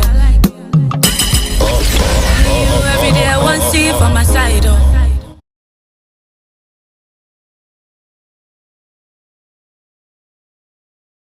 With Glovo, you order anything you want, and when you receive it, you celebrate it with your whole body. Because when that tasty grilled chicken is here, the weekend starts. The ingredients for your favorite recipe just in time. And when the cake arrives, the party is on. Because receiving anything on Glovo deserves a dance. Download the app, order anything you want, and track it minute by minute until it arrives. Glovo. Order anything, we deliver in. Quantity no, na ye nananum the body training bidie na etwitwi wonse. Enne de, Dentoral Charcoal toothpaste abedwaman so. Sa toothpaste e wonnuane no a efri bidie ene pampromu. Bidie wo hoi, emma wo se eye fita. Ebo wo se ho ban efri moamoa ho. Na eyi nkikawa biara ewo wo se ho. Dentoral toothpaste ma wenum eda ho. Afei so, emma wenum ye hwehwehwam esan edunhama wode aka ho. Nipa de, wo siri ani wani onyam. Enye na me kanfo Dentoral Charcoal toothpaste ne Alive Global toothpaste a mint wom amount. Se wo pebi ato a, ko pharmacy ana shop ewo nkran. Ana kumasin se wo pedudu etunso a frɛ 0266 503031 FDA aje ejwade enkrato yi asika se menko yi ana quick credit siasia se sika pe ennafo intina yabasa ye becheche wo yambosia bonhyehyɛ yɛn ho wutumi babosia edifi asia ye 3500 Ghana cedis edeko na ne ahohia ne wo national ID card wohia se wobetu susu wohia awowa yɛngye sika bia nto ho wonsanso hia se woni yɛmbebue futuo bia quick credit ɛwɔ ho ma wo se ye dwa na wo pese wodi ana wo pese wo hye ejuma foforo ase ana say school fees ana bo yeye wo sumi ejuma ya fo nso ye wo bi mamo na mum kai say ye mobosua e wo internet so afen so on manti akrobia batan Bank of Ghana nsa wo dwumedie yi mu enti tutumri kana frɛ yen wo 0302200390 ana 0596920833 quick credit lending made simple kai say dwumedie yi hyehyɛ kakra wo ho Higher Herbal Center, Yashia Kesia, a one cry high. Now, all you hear Chirapaya was Spinters Road 18 Junction, and a Kumasi or Tunsu Agogo government or Soto Nechi. Now, you do my dear Kessia Pie, ye Benin Casse, so be named go to drink where Chicasen, where Chibremo, how was arthritis stroke.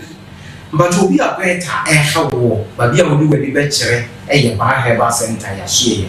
Na yashe ya physical massage physiotherapy ya wash man mema de wo ha ba bia wo free bebia no ye betumi ahyew ama wo ho ato maame we say you stroke ne adambo ne etwere yare nko ade a ana say kidney problem na hawa ba bia wo du be kyere pe eye ba Herbal Center ye betu ase ama na yenkunumde.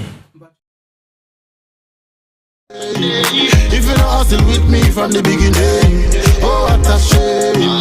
Why do you want me to fail at the end of the day? You only know my name, you don't know my story, you know, no. I mean now I said I'm in Sama Wakwaba Bium Emra Onua 95.1 FM and Onua TV so anope in Sone Gugu Ewima you fine Timijidi say bibia de na kwam hwe ho so ye baby on nam bia ne de wo ye no na boa ho na ma me fa wontu mirikan kokko wakrata nim ba ko mienu bi na fe no memra na mene ofa Awahab entwa enkomodie no so we so yasene ye de ko wakrata mu emunsem no ene online sa hodo emunsem no bre no ye fa mo nkratre pacho ye ba mecho de o ta impense mu nyume ko maso yasen eye enapa macro so ye napa no ye soko heaven black insecticide spray and mosquito coil heaven dear ba kope Adama West Africa Limited dental toothpaste. Ghanaian Times they kuta mi he na asemi de ni mande anopai me kan ho asem kakra dada say Ghana posifo United Nations corruption report by NHS say afi bribes are to Ghana ha ina no wo kasikari na bomu a 5 billion Ghana cedis by no sa story ni here me wo kwa page 13 na Ghana needs 522.3 billion US dollars can you frata na kasa asem we SDGs no sustainable development goals you hear $522 billion answer yetimi amanayi eno yere SDG na ya another ploy African penny for mumfa US can nin some phone kroma $522 billion what the yere my lucky of atihanti me pesa me kan he akachem sa of asetobo ada omba no menya mo china of Farouk omba ti menya mo Daily Graphic said that government vindicated in a Japan deal MPP for one can say obi say on fa case ni ko ECOWAS court fa ko dey ECOWAS be chen ade en fa gold in your kruma now MPP for mona cha chairman say on fa say papa no dey say Stephen dey intim wo dey tena wona so panimu tena ne use sa e Japan ya de pa. Some more vindicated. Nonsense. But Fatihan to me say me can he china de me ye fa bo so nia bi. E kwa kamadwi a cheo. Sansona the Anchor newspaper no. Opinion oye former Greek minister say adia MPP aban wi sisi ananado eye no nyekura Every yakuto asembeya o say sense contractors no support by omienti contractors no pese betwe omuka nyame na meka hwani this one no be me we had to talk am it is your former Greek minister contractors unpaid for not supporting one candidate teacher say who support you be there yibetu yaka Onua na sema one MPP for no job on keka mo ho manum na egu asema me fan tumri kan ko nua online afei memra studio na me no fa entoa enkomodie ni so eno na ewo ho no onua online ukoho sisi ya egu ho fine pa stories ho yina anyway ye Kennedy Japan o sese Victoria Hammer no say and die son keke o dreamy ye so nya 1 million na say sisi da pa de we nya on the aye rie cause e guni fie dia and ye ma me deserve more for having it and no eda enchenya do fiasem and respect the sovereignty of Nigeria. Akufo-Addo told to use funds for ECOWAS standby force to support Ghanaians. So yes, answer who know on Vesika no more. It's only online, no. But money now cover a lot of stories, so Obama obitimi akai. Yamfa yabo afon krato idafei. Yametwa enkomono so our studio. Onia krata impense mu nyume ko maso yasen eye enapa macro so ye napa no ye soko heaven black insecticide spray and mosquito coil heaven dear ba kope Adama West Africa Limited dental toothpaste. Yakwa Saba na afeye mebon komo. Enu a yetete ho na ye monitor ne ma ye koso e wo Sudan na ba betom say interim government na ye adwuma. O ma kontokwan say akum nipa bebre. Ti interim government aye adwuma. Ti say wo hwema na che say e ho so more or less the hotel kunwa so no ye gya no kwan. DJ asoja for na say the echo was a cano. Omuntiyo. Oma appointed prime minister. Omuso bomo bra. Africa the air kono titru ye west here no. Eya ye bibi o ye bebe no so. But ma me call for ona me na kwaba. Ofa kwaba. Mashallah. Bibi aboko de. Bibi are okay. Mo. Patrol. Yen shasim free Sudan. Yes. Eye den omuduru baby omo yi. Okay, Sudan was the republic. So, Republic of Sudan, Lancaster, New Sudan, we know. The Republic of Sudan was Mali and Senegal. Oh. What do I say? They're from Republic of Sudan. And you we. And you Sudan, you there be the Republic of Sudan and Mali and Senegal. Right? Sudan as an Arabian Sudan. That's in the northern and the north, partly follow eastern. Almost about 10 countries are on the African continent are on border. Originally in South Sudan and Finland, it used to be the biggest country on the continent of Africa in terms of size. Wow. But South in Freeman. It is not a new thing, and in your first and in your last. In the history of Sudan, throughout the years, a committee transition committee military transitional government and ya bepemne. The forces they say resources is not different from ours. It's a very rich nation. Okay. But the problem they say our Arabs and the south Uganda for near the every border bia anka omu border bia no omu border no omu so once African cross border omu so citizens across. Okay. But the main Sudan itself no Arab for no on say the Arabian Peninsula and only the country on that side of the African continent omu fan say Arab as an Arab. So we Sudanese for no kwa na omu ka Arab no kwa even more than obi to say beba for omo Tunisia ne Algeria ne Morocco ne other. Into omo there you can call them the Arabs. Multi-tribal, it be free Yemen, it be free Otra, Eritrea, Djibouti, Eto Peninsula Nimua, Sa Arabian countries in Omdudana citizens. The same Sudanese for the good Kuwait, the Kuwaiti blacks, no, Dodona also here Sudanese. Into omo the influence post-colonial time. It has always been the issue said Arab in a place udiso Western influence were British for you know it they live there British for whom American for interest and the Arabian Peninsula and Ankasa interest. It is also leading to time ni Mary you two women any other up to Omar Bashir. I will be there almost about 30 years. There had been a problem. Okay. And no ma wo share the way say kate the south Darfur for no free mono. Now they were not giving the Darfur attention. And then the world also knows Sudan resources is Nigeria oil ni free east and north for no so and owners of it and so benefit. The same thing na South Sudan so name them Greater Sudan. Into what happened is the influences on the South Sudan. That is the entry from Death Sudan. Okay?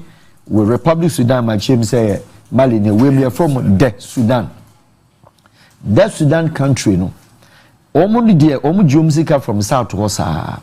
But Omu Naya Abrofo and Omia Arabs are Omia the Idiomoso.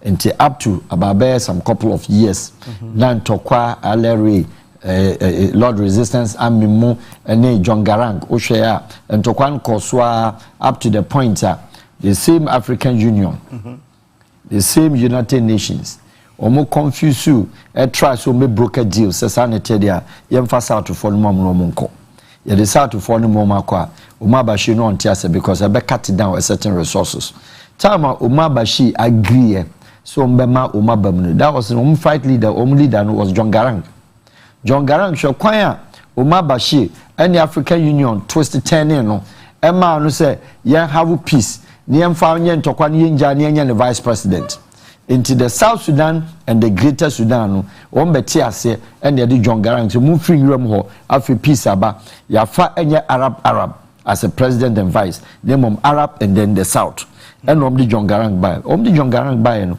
hwe kwan a omo fa so a omo drebo no say kun no what did they do omo sheda Umabashi de ne ba so okay bra beta Khartoum we vice president in free Jaffa ho obeta Khartoum no and omo ye the East African Summit ewo Nairobi obi a vice president den che no ko Nairobi oba no obewura mu no eno mbombo no kun no into the vice president just only and a year eno mkum John Garang eno na cost packet the fight no ebiem and the man a leader said no enough is enough enti o country mom but in recent times now share leader bitina so it's not about the length of time or betina so is the issue the usage of the power is the issue and it means say Umabashi will be the president and as a leader of the Sudan and then 30 years no no but the kind of power or use here on the Sudanese people especially against the black Sudanese then you will come to compare Umabashi's style of governance as to Gaddafi. In Africa, I always say we are the most very wicked people and we have an issue. Because we are the most wicked people. We are too much wicked. Africans? Yes, but you know it. Okay. We are too wicked. Okay. Because on the continent of Africa, some of us that we had the chance somehow, which we will not, I don't talk about my Makalanta. But then if you look at Enyema, ne kwanya Gaddafi style of leadership. Any do Yema Libyans. Now compare Umabashi, now compare your friend is saying Tunisia leaders near the Adena Ken Ahmed Money at the Adena. Utim said Gaddafi was a model worth emulating. Because as at the time the Western allies who kukum Gaddafi, it was the only leader, he was the only president. Call him a leader because he never wanted the title president. Only a leader of the Jamaria. Okay. What do I say? Fatah movement, you know. Now, Accra 9 years, no money drive a car. Libya no insurance that. As far as car is concerned, when you accident a C-Corp, na company no, you just need to call Mercedes Mechanic or Cocofa. Before say in Libya for population do 4 million, no see apartment 10 million. And now Libya were in excess a dime. What is the mission?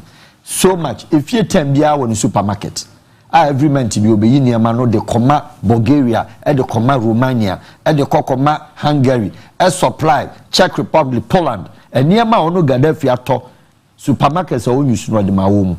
The only country as at the time Mukunu now we near anywhere in Africa or one single refugee, apart from one self-styled refugees and no UK. And no. And you shall Gaddafi Eddie 42 years crown in power. Shall what he did, shall the great man-made water project in Yamanema or Yama Libyans. Never be compare the hard iron hand of Umar Bashir. Bashir said Yama baby. And it wasn't surprise said, Emre Bedu said Sudan for so my breno. There was a popular uprising and what this sorry you journey. And for uprising no military no kutu Umar Bashir. It was the popular uprising by the Sudanese people. After the Bashir 30 years in Yabre. Because Bashir no servo the god masters in the Saudis, that is in the Arabian Peninsula, and then also the West partly. No problem US. No American for a problem. But so Bekaya Oga said he declared wanted. What guy say International Court of Tribunal kukum kumdipan. Almost say okay yanchino. But the same person, Adiashikwan was in New York or attending United Nations, or man Yanushi. And you say, Dijima, a price and a bar, price and a baby, you know. One more true, no, they were not soldiers. They were ordinary citizens like you and I. And see, time now, jubilation in Bano, and Burhan, and Ibn Auf, Omutisi, Muse, munim governance ho hwe sanete dia yen especially Buhan ene moma yenye de yemedi manim ombedi o manim no enema na bashi na e de uprising by no enom so started say they have also started yenya Arabs yesusu ye diso eno na de entokwa ba ya transitional government part 1 part 2 e ba transitional government part 1 part 2 no omu beso mu no na selamentim ho ase then it became say two captains because omu kodi uprising Abdulwaf Alfun Ekahun ena Burhan asoso kahun entom mienu na in the end no west if I say west the power that be omo try so be confuse mienu a omo through country into chaos say wo ye general amsum ye general one na be leader sell na transition no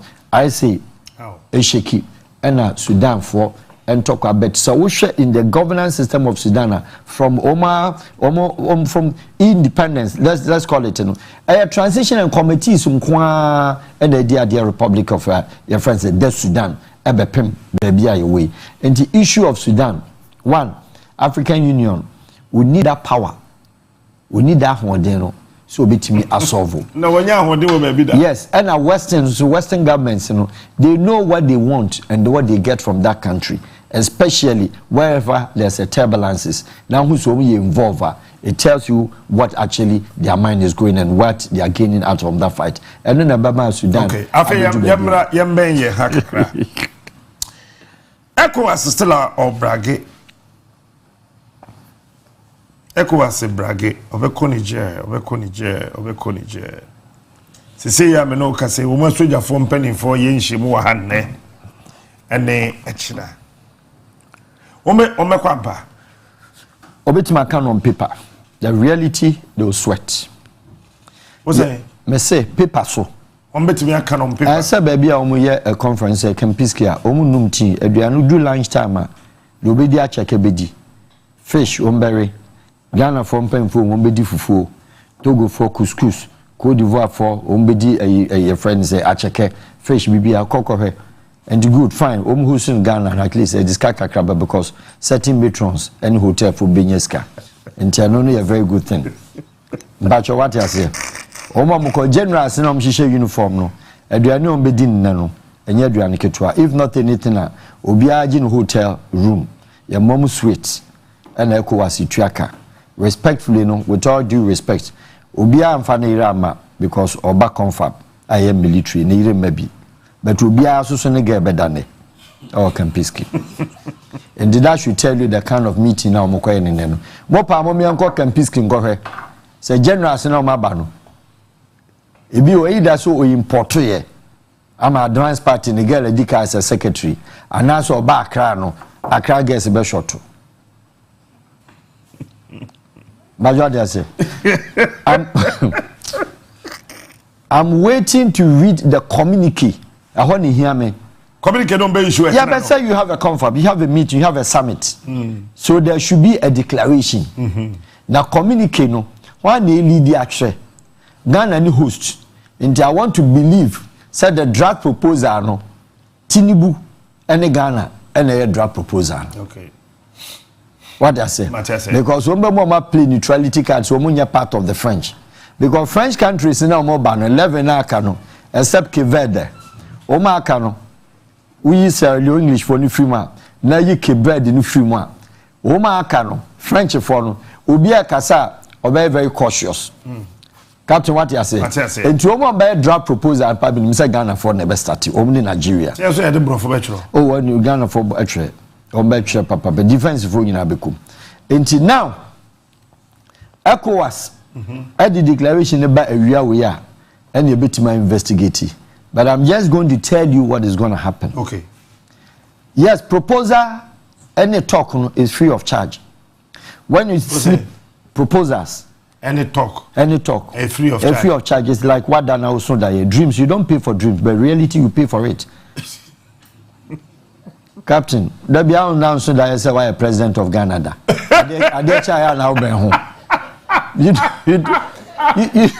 You don't pay for dreams in any part of the world.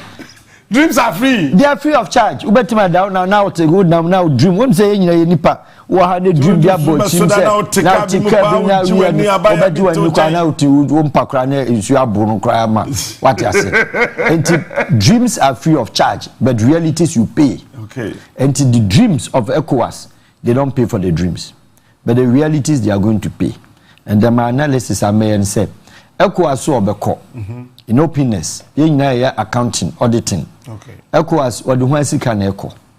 Yeah. Or the country ben sika. Ghana with 3 billion. Uko ye mistake. Even 200,000 wom kra na IMF obeba because conditions in account. You cannot spend any money with that resort to IMF. In Ghana oniska. Now say now we ska now the best support to ECOWAS ama mo dia kokwa. Enko anko IMF anko pay 3 billion. Inti ni na share no who nurses for kra wunya ntuo muka. In the nutshell no who a lot of bills government bills are who ministries electricity corporation ka aduo mo no say sika no wunya amfa say sika no mfa nkoma electricity corporation of Ghana. Electricity corporation of Ghana no Ghana government drum konkutua until you can't tell me say who sika bi da ho for ECOWAS fight to come in the future yeni. Until I'm talking about say ECOWAS as again ECOWAS as a community state of the West African states, economic community states of West Africa. No, ECOWAS I haven't seen that because the last time means explaining said the main 3 chapter now the year social no economy ni political no economy ni the most important no me who sika wo because ECOWAS intimi more a member state bia any financial assistance or support. Your friends are captain. And then ECOWAS they kokontokano. Now we're talking about mobilization. And then generals no America say no bia be define no. Omna de bill e ba beto ho. Insecurity. Omo ko peacekeeping in Niger. And I said niema miensa 3 forms which is some ko military operations are and a declaration emrem. Oma fa memo meme so oma bon. 2 Omo ko military invasion. When man declares invasion oma bon. 3 wankasi e ko wo a oma bon. The never no abeka. Basic declaration we me share power do be draft. Wo share peacekeeping. Peacekeeping no it comes with operations. Okay. But peacekeeping ne there as the name stand no on kontokwa. Niger form yenu na ekon. But in this case Niger form yenu nkon ye. Omo president and omo so person ne rebels kokon. Enti Bazoum when I commander in chief my kwan or see there be on France ka so tia se ansa normal kokon and omo so kwatranse.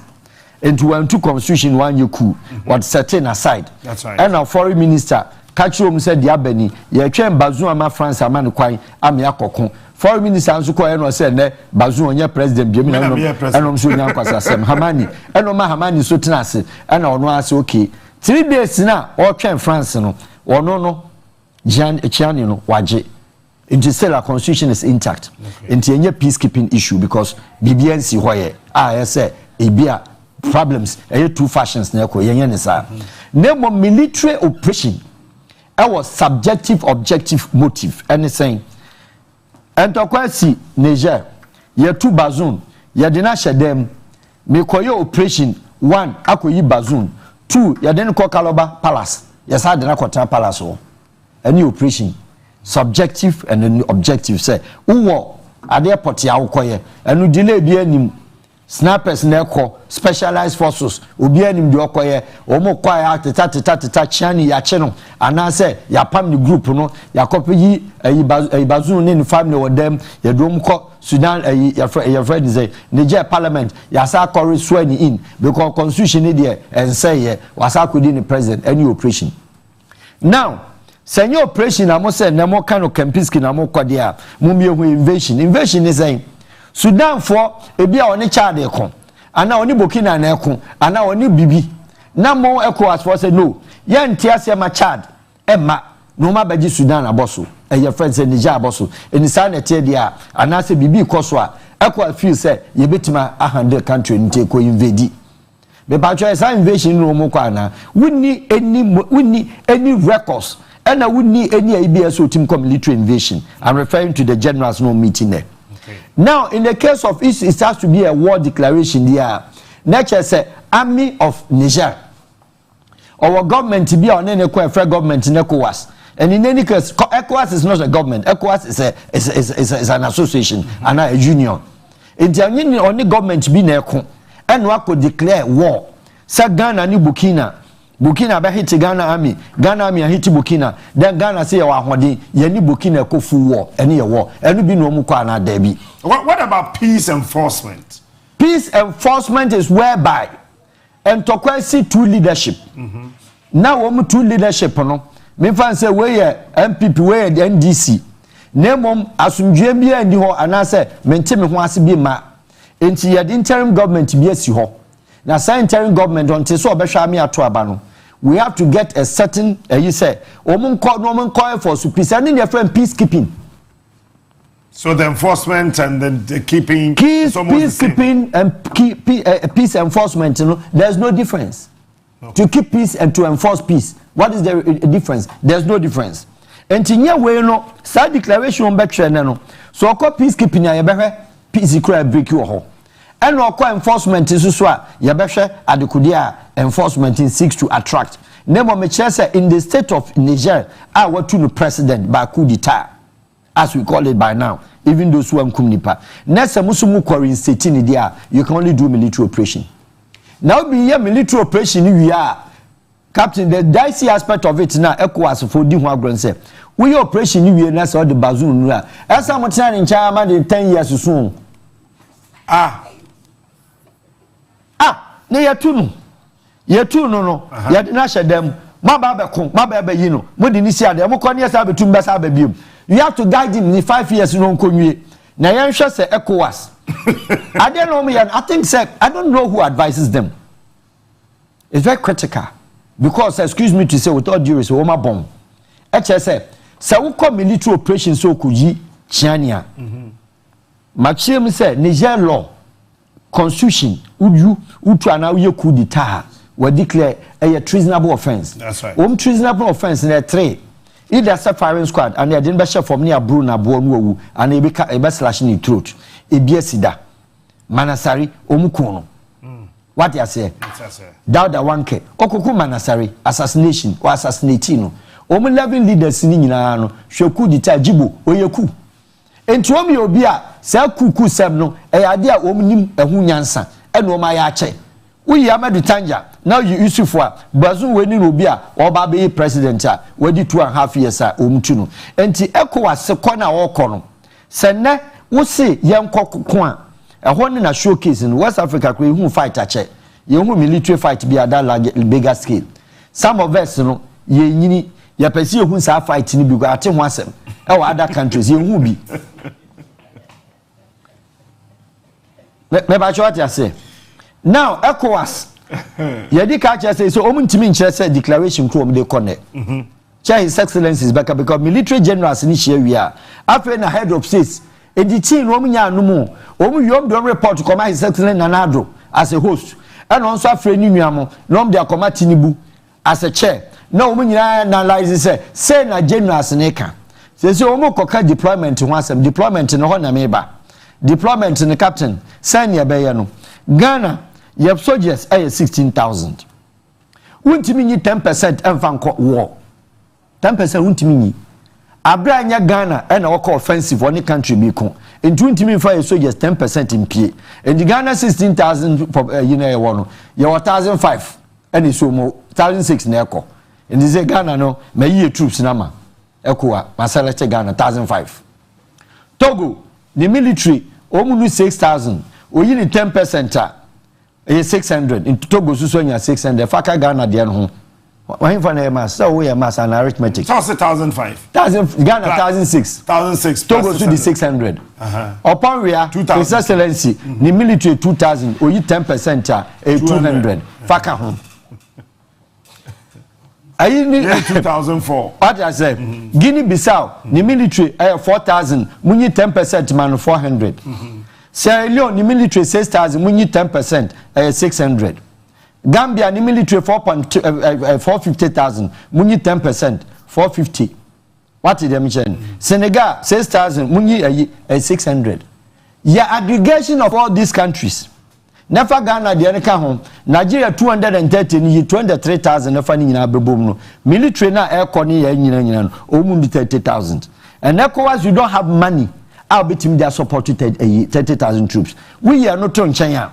Why we are no near back deployment. In the Ghana na eba onfa na kodiemra. Ghana ye amokas ni 2 ntia de ba ko be so ade akọ because we nye nsuo so na akofa. Wo ko. Eso ni Burkina ko. Na di wo de eyina ko e na di si ensuo so a wo de be fa Nigeria ansa na mo de afast as e bedu na fuel no krasa wo mu in the Ghana Parliament His Excellency Agbangbagbin oni the members so metima hwese ya mokas ye 2 no mba makwa me de akwa before say obedu na Burkina so start to fight wa ha so sa de ba. So, okay, what do you mean? But what you say? And me match say, 4 countries no solidarity fight. Okay. Guinea only Mali border boom, Mali ni Burkina ni Niger. We say mu Niger nkwa wa 33,000. And also war elite forces intervention here 9 units, big one. Apart from 33,000. 33,000 your army. And all specialized conventional army here 33,000. 33,000. And all intervention of 9,000, 9 units. And also war special forces na a terrible man we say China na head and some special forces group no quiet 10. The anti-tanks, Ghana only anti-tanks biasa what testing that. It's minimum the Ghana no anti-tanks way. Ghana anti-tanks way. Anti-tanks you know only langas no omdeku. Ghana me langas no omdeku. And a police for enkwa no mtimo buwo mu. Ghana me omni police fight enkwa no mo wene. With all due respect, they are professional army or you obedient. You didn't go peacekeeping. Peacekeeping be no ko mo kontokwa. Because all the 250 troops they call out. Or the 250 member. There be all the 257 because army or kontokwa no ko war our outsider. Ne ba no de ne ba kan ho aba. A military law. Oko wa oba afwa de bra. You didn't better aircraft in movie. So declare send ban so ntimi nya ba. 250 na ko 252 ba. 257 na ba. Bi kra better be no do maba. Nigeria ECOMOG war. Liberia and Sierra Leone. Nigeria army for won cry more than 12,000 go ho. And crom wugu Sierra Leone na nya agro. But in the case of Ghana, a very professional army. And the play na di umba kono 250 contingent no umba kono. Omo ba e bia 257, 258. Na wo ka se omu ko war. One na soldier ni awa ko war. Say mu ka se peacekeeping. And na say mu ti ase peacekeeping wan ko to ntokwa. Or call for humanitarian. So just na call must me say UN ebi ba on be chade e boabo ankra Sunday school no mo chade e ho abu chade wan tutu etu abahu say peacekeeper or tutu no na o mu soldiers no ebi a enemy front lines because some ko keep peace in the middle say ya mamo nkwa ha captain ya mamo suso mo maha o mu keep the front line and in your friend peacekeeping humanitarian o ma displaced. What as internet displaced persons, no? Now, women and children, as they protect you, and the country installations, a be our utility be at the electricity pipe. Say young coffee disaster man, and then a peacekeepers. Peacekeeper on call offensive or on call. Only time will be you near time, what try say, over hitting and I say enemies in Bushurum Katiumofa. They will now fight back to redeem. And to recover and pick up their people. And unkwa no moko. And the captain here, yaya me na omokono. So okono okokon because countries omoko American army. So okon no oba. Omo clutches na doso. Ya twetwa bi nan, ya twa bi nsa, ebi ani abo, ebi ani afra. And no because oko offensive, wanko peacekeeping, oko military operation and invasion. Behind them peacekeepers no. When wako jina Kotuka International Airport, che di okwa ya bia, excuse me, okonya stroke anayare, ona crutches shani motuam. Na so je ni wako peacekeeping Sudan, oba na television dan Kotuka International Airport. Oko ntokwa. Therefore, Ghana so je bi na oko therefore oba onkra television. Oko ntokwa kwa better television ekura. am kokoso wo mom de koso bo bia the television ba police for ko bi kra dom de to machine de wo fufu no de bro mo yire mo peacekeepers no ya ko airport room ba ya hwe wa je ne fridge o ko do ko abia ko out of fridge why not the clutch said ba and you didn't go to fight and let us agree and understand say ampa your professional army a omye disciplined omte niam ase koda no akoda onye route meeting yenhu bida since Jerry Rawlings junta yenhu meeting from 89 Ghana hu meeting and any country your soldiers in your hostile and a courtesy and thank God ye benya presidency mienu bi to aso and omo ye madwen so be diffuse Ghana army indirectly people didn't see it and in the name of President Mills but then particularly is President Kufuor who did that. He reduced the pressure. He reduced the pressure of Ghana army and no ma coup d'etat be useless. President Babia will be a Nyamisha because the military basis in no one much emphasis or recognize Ghana as a democratic and peaceful country within the sub-region as Switzerland of West Africa. It now who here say military station for busianfo nya baby na maji asase chado nya baby na soja 40 temu omo ye niama eno kan ni nyina gonsa monye masase eno obi asida na yatwa military hu no mo ho Ghana military obefa hin Kumasi problem na no me kan ko trotro station ontimi mobilize and President Kufuor na so tina se no hu say no e say ye presidential you know every castle or why dada enti yamfamra ekrum finfin ana odi abesi ukanda ha na soja ni ba ne betima kwatu atrotro twam na wotutu so kutu president atibida David Ghana president abedi krum ye ni presidential palace ti se kolebam ti se French for there na every palace e face bush na chi no fly zone no man's land yanya de ne de KLM ne na mabontin so ya because e krum African world or too fast to the bia e krum Yeni fly zone, no fly zone where presidential palace ha. I start to be corrected, but they know say plane nam so dem ona wan huzo mutwam. Enti what in the presidential palace no asa be di krom. Enti the citizenry kandaha nkofo na ti ho. Kanda chi nkofo na ti ho. Ofa ayi no susu a enipa na ti ho. Endi chia me ba bia Ghana tete wona na omunya kwa no ma be she broadcasting no. And over broadcasting by na so a Captain Smart because could not succeed because your radio stations are vibrant. Obi tie onua no, obi tie onua radio. Enti yamba kan obi hia GBC. Minim dam kra wo kra mimitie GBC. Enti GBC bia ni ha. GBC bia ni ha. I'm so with all due respect. National into any individual company no assume ye nyina dia. GBC bia ni ha. What they say? Enye Hali Dujiwa ene achana me boys no kurom ye ya. The late Kwashiga, the cassette to Koshema soldier for Jerry Craig Jani. Kwashiga Ekofa helicopter be diffuse, and that's how they chem. The Ghana military itself no wabe professional army. The professional army no yeso okonto kwanto kwa wako no peacekeeping won koda obi antusuo. Okwa training no ye wan tutuo no aba. Enji ntokwa o face no krum ha ye one langards. Kakra. Ana Ghana army suso mko langards fighting omlusu.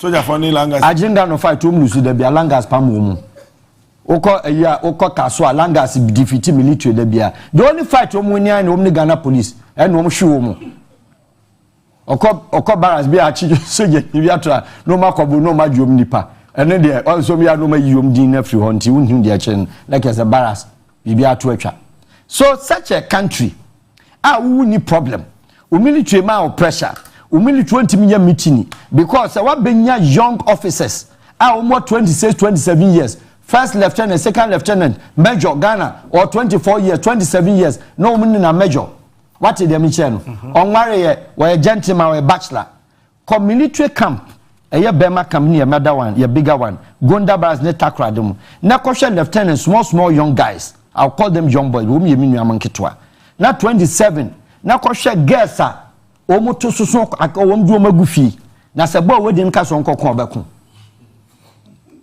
we captain at the age of 25 and girlfriend who fe o slay soja ni ba so abehye uniform mapa ya mu hu TikTok hu ne TikTok so Jenny ba was on TikTok woman ni tue obekọ Niger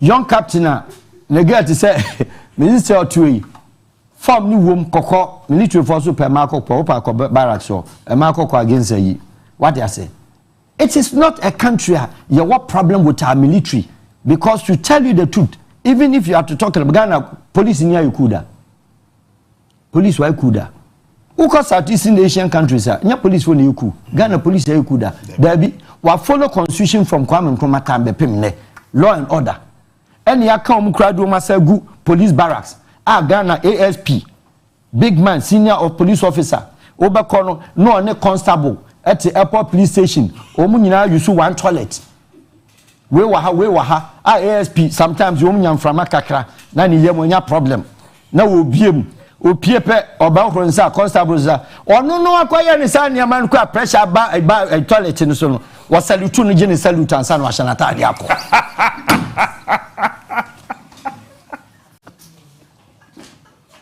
mon ekro say Switzerland do de nyame de amakoi open police headquarters toilet 1 2 3 twaso ACP assistant commissioner of police ho oni ne toilet onu omu nyina na yusu wadi ka akọhye ho constable so shaha omu yusu no obiem obepie beba no na constable gina ho otwe ne ho amana ba ho nsa eduru ho onka correct English or ka broken I go eat one watch yesterday with the stem and soma was yes sir yes sir police ni bia o mistake ewo ayi toilet zu bia no overcall no oni ni junior officer kan ka bro food ka broken was yes sir that food be bad food they are so nice ajapade we nyankopon sanya o man ne den country ACP the constable nyatimi ten one toilet su no mo shete bonso mu say di nkomo opie wi a no asa salute no yes asa shitin di salute bi wom yan call police headquarters ne kohwe sase ma make am boa onu no wura WC so a Ghana police service Ghana military barracks T-row nsi ho enti so nyara ne ntom kakra ne say wa ye mistake an hwa amfa bi ankwa obepie no cho use ne singlet na handkerchief chairs or friend ire ya the T-row afa so ro dia man such a country peaceful.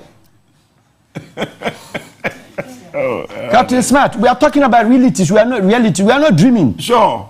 This is the fiber, the texture of the Ghanaian security system. And I've thrown a challenge several times. Under His Excellency President John Ejiokum Kufuor, aka Miami of Kofi Diewu. Ne time no, the most wanted man in our country of 35 populated million national criminal Atai. Sika de ma Kofi Boachi so nko cha Atai na 500 Ghana cedis. Such a country. Such a country. Ya ma Kofi Boachi 500 and on pay Ghana most wanted criminal. 500 Ghana cedis. O kwa confront tokwa. Woni bosi for boys we say mu. Woni Kanuri boys we say mu. Womni no onso battle. What the granite na we no de kon. Woni Hausa boys, papa woni bibi. Niger war. Niger army. Omu Hausa for now mekan. Omu more than 50% in the Niger army. Arab for na omu di omu so no. Sa bazoon, sa meka cho or Algerian Libyan. Into onye Niger ni. What you say? Beba for ho, Tuareg for ho, Zamarama for any Zonga for no. Womu nyina no. Enya dia Nigeria North. Enya dia Nigeria North. Houses no ebe makwan ama ekomok ekowas akopiche camp Boko Haram be wuram quote me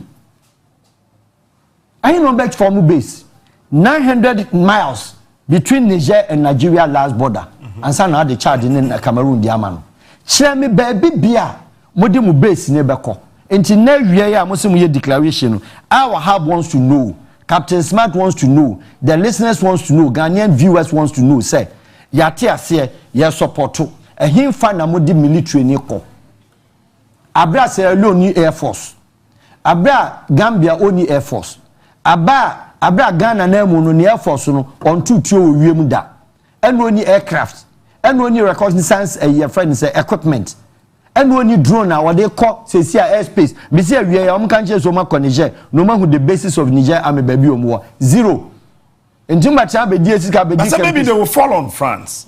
Not France. Okay. Mistake omo ya ne say, and the leaders must listen and listen it carefully. We, the citizens, we have also the right to speak. We the yenya uprising bia and yenya revolt. What we are saying is say, omo ni da so nyina ne say, omo kokan toka omo ntimi. Because all these 4 countries in between more than 60,000 troops. ECOWAS mobilization nya even 30,000 troops. And what it means is wow offensive, also mission, also invasion, and also military operation. We hear 2 times or 3 times of than the force now. It is a 50,000 the Niger army is the host. ECOWAS is the guest. And two now they fight in the Kwanameboa. And also the name Krum, and no my say, into Mume near Fantaso. And to me, no ma catch much. Or ma cover back. Now for a year offensive war, no natural. And yes or no barbe baby and sudo, and your bondasi training on your name, a year friend is saying, but ain't found no me training. I chance it. I'm going to do so many no after we are not sorry. Training Kaka come here a chance to say, Bibu, Omobeka. Ghana me training kaka Ghana young boys 22-23 we train kaka pressure could be to me o ma beka na wanya ho se wo ahoden na aban bi ese ko na kokon wo desert na ne Kanuri for boys any Hausa for boys any Tuareg for boys any Berber for boys any Arab for boys any Zamarama for any Songa for boys no mo no mo kokon. That is what they have to understand because your deployment in Ghana army no or the 1,006 what they find Nigeria waste shape Bernard 1,006 in Beguso and just all your strategic deployment and just all be Burkina so say oh mama room and then kunye ansa no akonje near say Wagadugu hono over cross me ba cho dia say that time I say no na Guinea for na fam Eura Mali. Na Mali for the swap from Mali for the Roma betray Ghana for crowd where border so. See any air macho you need Nigeria for the lead fight no. Okay. Because Guinea Bissau ma Senegal baby or one on team on crowd was so kwa woman pen Ukraine mahwe makisa on where criminal as we speak because we have constitution so why you could be Makisa you kuni bi Senegal enti Mali for kra no goita masimi goita mo pen kra mahwe meanwhile Senegal kra do no onye kuda ono ya military intelligence any police intelligence any swift wukum obi a within 10 minutes o mbecho apart from that in Senegal me onim tokwa because onim tokwa onko akon oda enti chem kevet soja want to tuo da no ono na eba betutu wo mom nim tuo to wo ECOWAS no eye sa 3 countries 4 countries o maka bom Omneko was offensive be omoko. Ghana for call with science. And it's any no many to Abidjan higher omoko, minim general call or the omko, where madam for na mini dia check Abidjan. Ah, on general no the omko. Mini dia check diff Ghana nima maybe fufu, our rudus. What I say, we be sans all them troops in there. E bia ho kan. Was this here the young kwasafo. Me one. Also na commander. Ecowas intervention. But the day we are called anti-agiho, Rudus, Avenue says, Koshe Fufu and your soldiers needy, Bakukra went, we are Cassiamuya Fefe. Now, we'll be a peacekeeper about home Calasato to crash a vessel. Sir, Army, we and a captain, Oko trouble, dear Momo. And we are saying, say, much as we are really showing character. Meaning, His Excellency to be maybe, and I say presidential candidate, and I say, or in Japan, Kennedy. We did. Now I can understand his frustration. So, a chairman of what? The Security Defense Interior. And was say, I'm Panto Kanbebaso. Honorable, winning power say, and possible. We mean, I am Madame for, but you know, say, and possible. Because for deployment, as a defense chairman, committee chairman, you show deployment. Now, Madam, for no, my advice and say, and here now do troops in Befa. You were F a year now, you bet me use. And to Domo and say, Omo Kokantoka. Omo yet the bit of their paymasters. In all fairness, may hide anything. France for and they push ECOMOG. You better support into the strategy is that ECOMOG come to kwa untimi. Now France are in support. France are in support. America or the unilateral and a deba. Obebu UN on fa France TC form to say the American call baby or TC form now. UN man call on one UK Baba support into France, American, UK. No ma benya 3. Sa 3 ni move pa internationalize one journey. No manya NATO. Enti mo betra West Africa. Ama NATO for dom de koya Gaddafi kuna up to now ye ni president, ye ni leader. A wo via Gaddafi oil no. Is that the kind of intervention now more leaders of state? Momo se mo pe ECOWAS. Who are the biggest citizens of the whole of West African continent? Who department in ECOWAS? Ye ni adoso. When our the youthful graduated students are uma juma. Sa kofa hit. E de abetu muso. Because say France culture say the electricity bill. I'm sorry they follow news in kakra. Enra electricity bill no cost roll. Ashutu by 48%. What you say? And today in China, Nigeria nya ntokwa na ade achi France for electricity. And Tinubu His Excellency, one way French ally, why American ally. What na hoda? What you say? His Excellency our president, what na France da? And woma aka. Into more time France have confused say about support. Now France was called by my kokon. I don't want Ghana 3 billion. In fact other countries I'm talking about my country. France na into near 3 billion wanti. One for uncle French. L'argent n'est même pas le bruit. Et on a organe. C'est quand peu d'aider. L'argent n'est même pas le bruit. Et on a un akokano. C'est quand peu d'aider. On y a eu un inano o maganeska wa mayen. It is a France and moi the ECOWAS member countries. Abra wo problems in ECOWAS. It is bedeviled on the neck of the ECOWAS French. Why not the English? Papa, it brings me to the topic. Say, obi obedrim say kubesi bia on can't forget it. Ghana has not got the basis. There is no basis of any coup d'etat. Military force security experts near there. Forget it. Ghana as a BNY government there. As a senior farmers and a crew and a subjects no match. Into be antim for uniform cotton obia. Into Ghana will need Al-Qaeda or ha. And only vigilante. One time, most more political vigilante. Kumasi, the 2017, Nana the government is swearing omi in Okase vigilante because a case or court. All vigilante was shed tie. Nema menen and Madia Cheko court. Vigilante or the fee. Vigilante Ningram no moda. Ghana vigilante the omi in a crack. But tie. As I could court, yes, I believe Manukofi. Where vigilantes. And you don't have any of those forms. And the men call how Emma, Al-Qaeda, ISIS, Jenin, Boko Haram, and Sawad, and Sajin, and Mumu because be a free fall there. Burkina in Abetima room. They will terrorize you. And also military 2006 in the court. Overcall barracks and boys who are making room in a Janico. Because contract home signing 3 years. Renewable. And your force. Ghana me 3 years renewable, 5 years renewable. In this work 2 years no lieutenant and talk about no answer the resignation at home on your statement bia on any girl from my near barracks so my better fee odidi obako.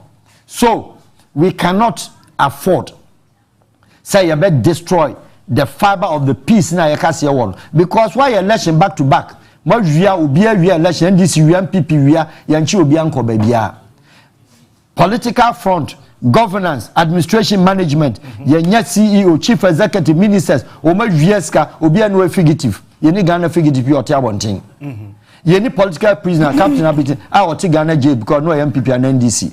Obi afa ballot cry and che ballot paper, ye Berlin or co, yenya ne. So such a country, there were 2 former vice presidents, apart from Freemu, President Rawlings. Oya revolution ye bibia otina kroma kopinse nyameto ne nsafrɛ and you be an kuno. Anamebwa. Sure. His Excellency President Jokum Kufo and Krakra birthday we invite na oba. Obi aha no. Obi anya no he. Onkra security kra woko. The secretary nkwani di na Anamebwa. His Excellency President Mahama. Me bacho we pia mo obi di na chida. Onfa moto ni na ma chire ya. Ane. Obi aka no. Dabi. Bacho obi aka no. Dabi. Oko opie kwa restaurant na odidi sori ko horo ni sa. Obi aka no kra Ghana for kra MPP for kra hu abo so ma embrace no. The same thing NDC for who President Kufwa woman bracing.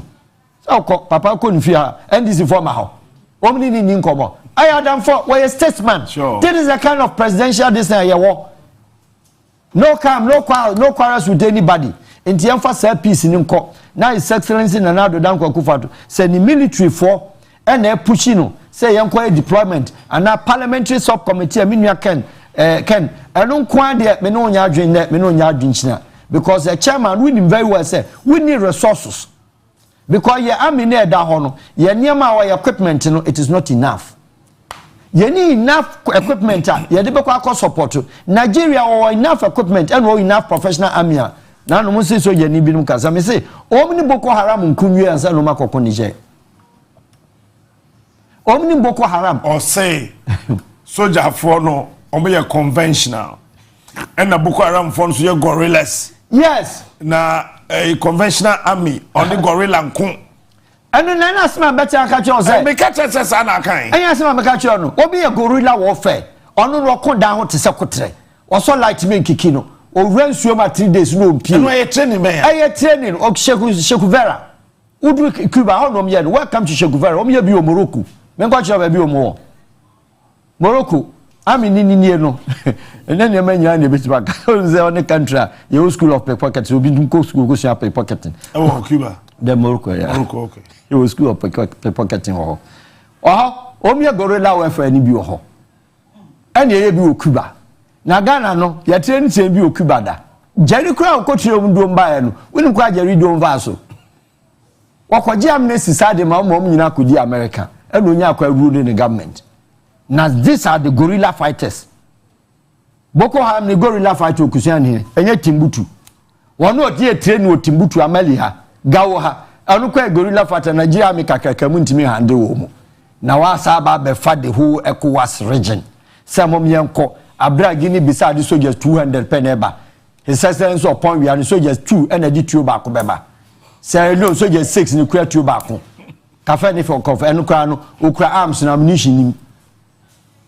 Etu enu kwa no Esububa ni ebiba nu na se Ghana mi kra tutu ya okotwe eyi yakobi za Ghana police otutu ba okotwe report enu 3 pages brofo na anya besa edit wo ammunitions in way any weapons in way any yam cop weapon by weapon Ghana mi only mix 16 when you reconnaissance equipment only shoulder to air missile and only anti-aircraft papa bia when we anti-aircraft me no ana me nsan na ninam kro because you anticipate any war why your country why Red Cross Ghana is neutral and Red Cross nation diocese Red Cross when Switzerland ye pe at least you be change your flag na free red gold green you have green white and red Poland Red Cross Canada Red Cross Switzerland Red Cross Austria Red Cross. These are Red Cross nations on to Ghana or a peacekeeping or combative war.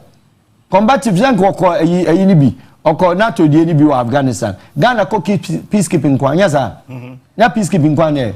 And the peacekeeping there would train your army with the armor woman. So on standing and we stand with that pressure of guerrilla warfare. And I do moko. Interpretatively, we have to understand the deployment strategy. So Jenny be obeka bibiano, I don't care. When you say the American, they know. Say peacekeeping or 2 years, 1 to 2 that. Or peacekeeping about the television about the long and short of it and say ECOWAS say or yet French bid. And or the Western bid. Say omuko kantokwa, na oma jisika, na commanders neji, na France abewiem. That is what the France is seeking to do. Once and now kum soldiers people 27. What happened? What happened is France, and yet a for no, say rebels in Timukumu. France for the bear side, then and somewhat Abba, no abe clips the same and somewhat the son of Bazoom. One soldiers in accuse you say, one and somewhat member. Also no accuse and somewhat for the Kumnipa, I was Zender, any other place in the sanitary there. My Aquanian woman cocoon was a France. Macron ada odanya ni amene kasa wi anu makancho anu ni omuku enti ECOWAS your problem is in Niger hwe say China Russia yes influence almost omo boa Niger yes almost ayo omo hydro dams yes and CNN na North Korea say they are also ready to send in engineers to help them. Yes, sir. So now Russia, China, North Korea. I mean more and so the Western countries, you lunatic governments, about for government. Lunatic government, yes. And they said Russia, China, Russia, China, lunatic for no. Russia, China, only about for. North Cuba, North Korea, Nicaragua, Pakistan, only 6. And overlord, Iran, only 7. The word lunatic governments, they are also together. Women form BRICS. And what it means in say, fight way. France for a TC form. Na British na American TC form. Let us not forget say Chinese installations Iran Niger switch French for there because one see them mine good. And also a versatile interest. Also in properties were in trauma France may destroy now. Russia already, quote unquote, you confirm say Wagner for her. Wagner is no other than like a unit of Russia army in a professional way. Into Wagner for no hodia, lunatic funds to be room. Cuba beba, only a lunatic on America, be America and Russia, and if France ni England will be Cuba against lunatic Cuba beba. North Korea, lunatic, obey room. Nicaragua lunatic obewuram Iran special on the drone or the bema mobile from so beba recognize more the bounce so they need their beba na about be a region of war and no na Ghana influx no obi abewura ha. And is that what the Ghana government is seeking to do? And as a parliament is seeking to say, it doesn't end up at only His Excellency, my good friend Kennedy Japan. Omu table committee so be approved. It should be the collective polity group ni na. Niensha womo musin yenko ntokano. No mo form deployment strategy. Niensha sika Ghana donate. We have the reason to know. We have every right to know as a citizen say Ghana contribution towards this fight saying vis-a-vis as against Kolibua windows ebubua emadawa oma dafom. That is why we are going to digest the case. They will not tell me and you say you did $600 million and you could room. Maybe say some ko fa ne say $600 million there you beka some konko ye aburi omo hospital you beka some monko asampa na ye monko yom hospital. Na sa wonye na say o kwa kanto kwa in the end result no with the problem be sa Ghana venture santo kwa meka chese ni military be slash by 3% more than 10%. Boys in begyan yes o mbeko o mbeja amina hye wo mu papa Niger di me say Ghana ene etie for mu nyina obi anyam witness Ghana me commander nko nyina parade omo aben combat group obi amra regiments nyina amra combatants umra mo amopese mu ko Niger mu ko nyina so onya tu a captain me ma ha bi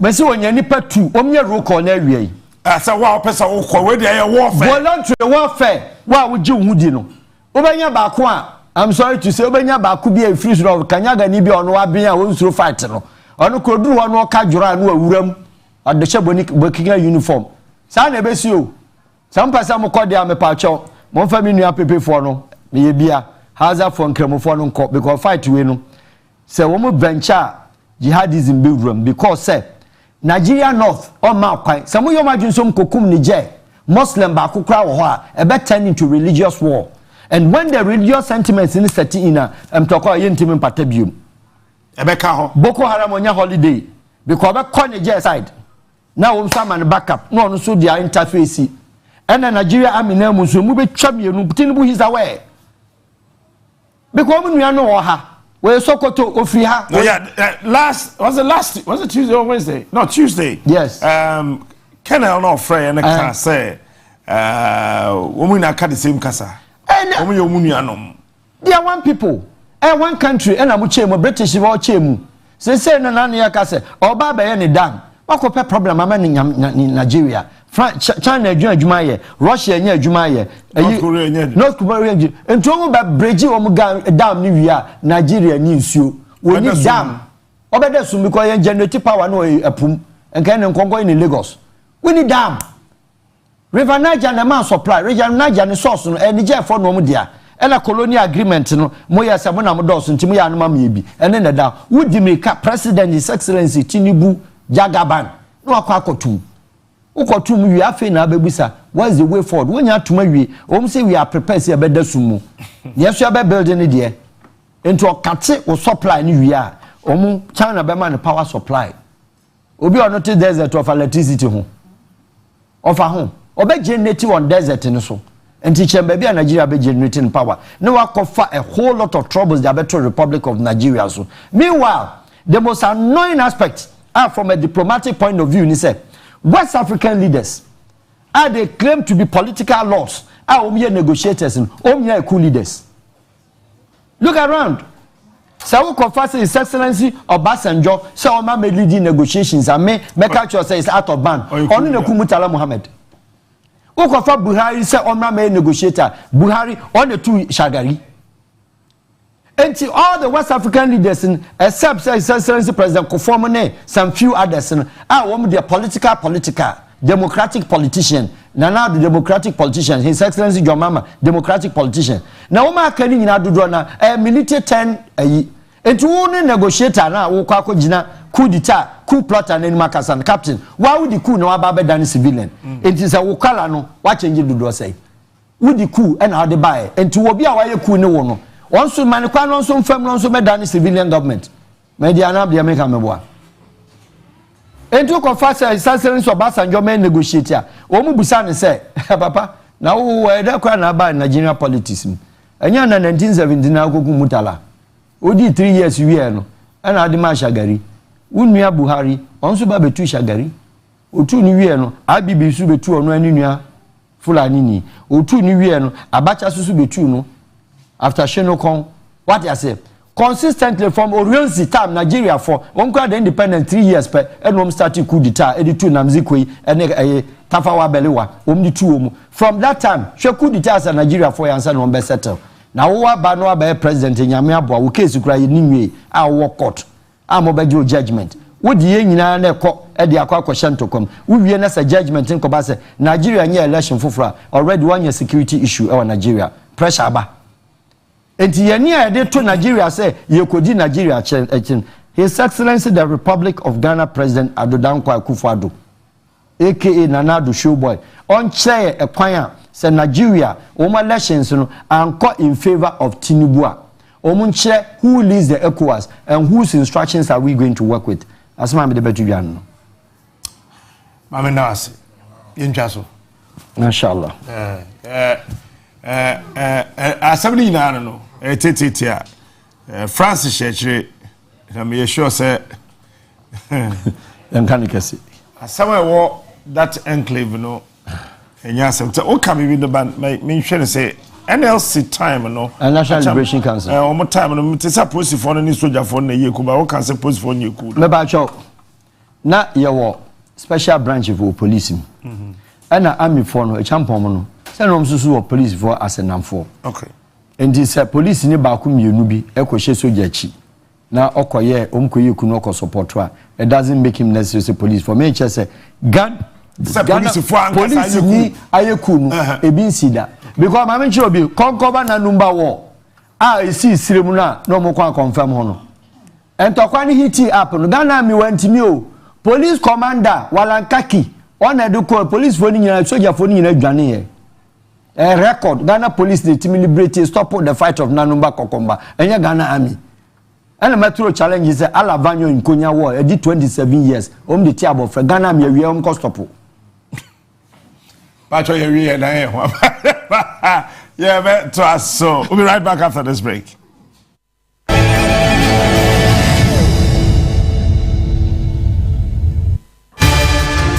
You're from the Yati Okra Iron Lady Ebano Ghana manyosemu a mayese prekasa me fiti kotia na me ho agi afie mu obia ne mense me no ba betu kwan bi ye besua de ye bebie biensem so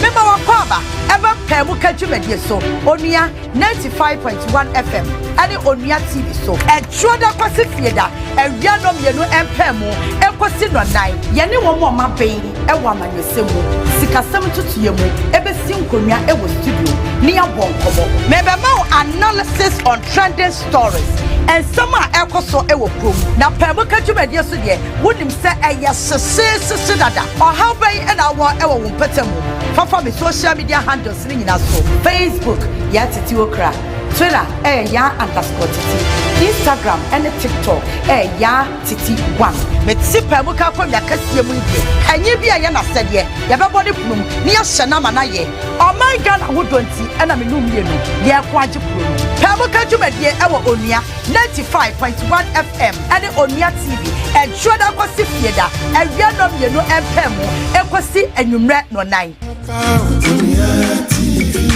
Onua TV. Coach, are you ready? Onua TV, any Onua FM, and the Sankofa Treno, Eba, and ye tuku chaka. Yeba Kepkos. Onua Sankofa Train, Fetu Afasha Festival. Ajumekopi o masoya sinsu bine. Gino, Lawson Direman Peters. ATL, Choice non-alcoholic drink. Aqua Gold mineral water. Ogavwe, Fetu Afashe, yele best sayate.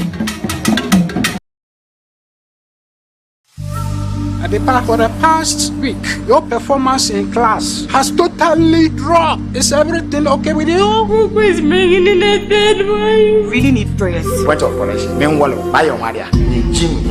Why do you choose to kill yourself over the path? In fact, we'll face her together. It's not that easy, you know that. You don't mean it. I don't mean it. Do I look like a joker? I don't understand this boy. She's not respect mine. The first wife. I say romantics. May try to make romantic.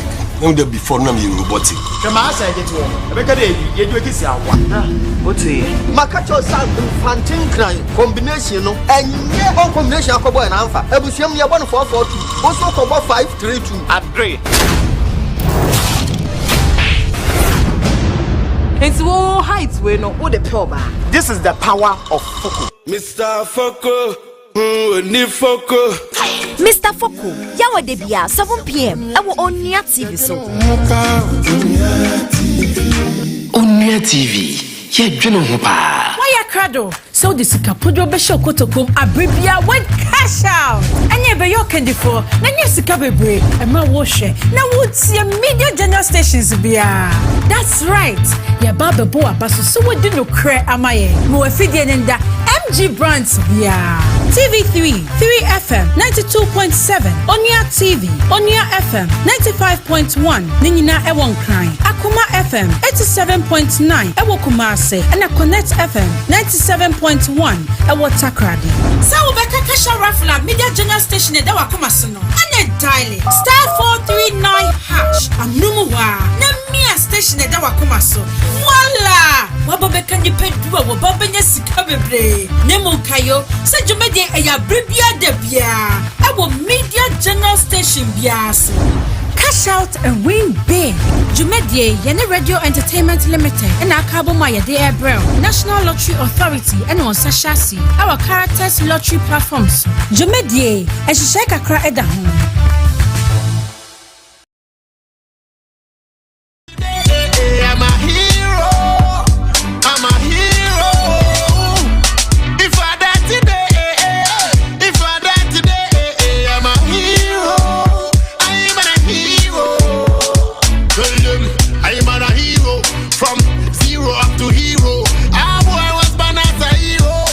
Son of pay Eddie Amana Yaka say Onua Maakye live Onua TV Onua 95.1 FM said yeah Maakye no reloaded semi-reloaded in podi edima we you call reloaded na kasa so abe say yes yeah BBC CNN Al Jazeera ba ko no kan kwa W ha ni nyina ye bi na say ye international wadaroma wonim say ene ya wada edru ya wada so dia the virgin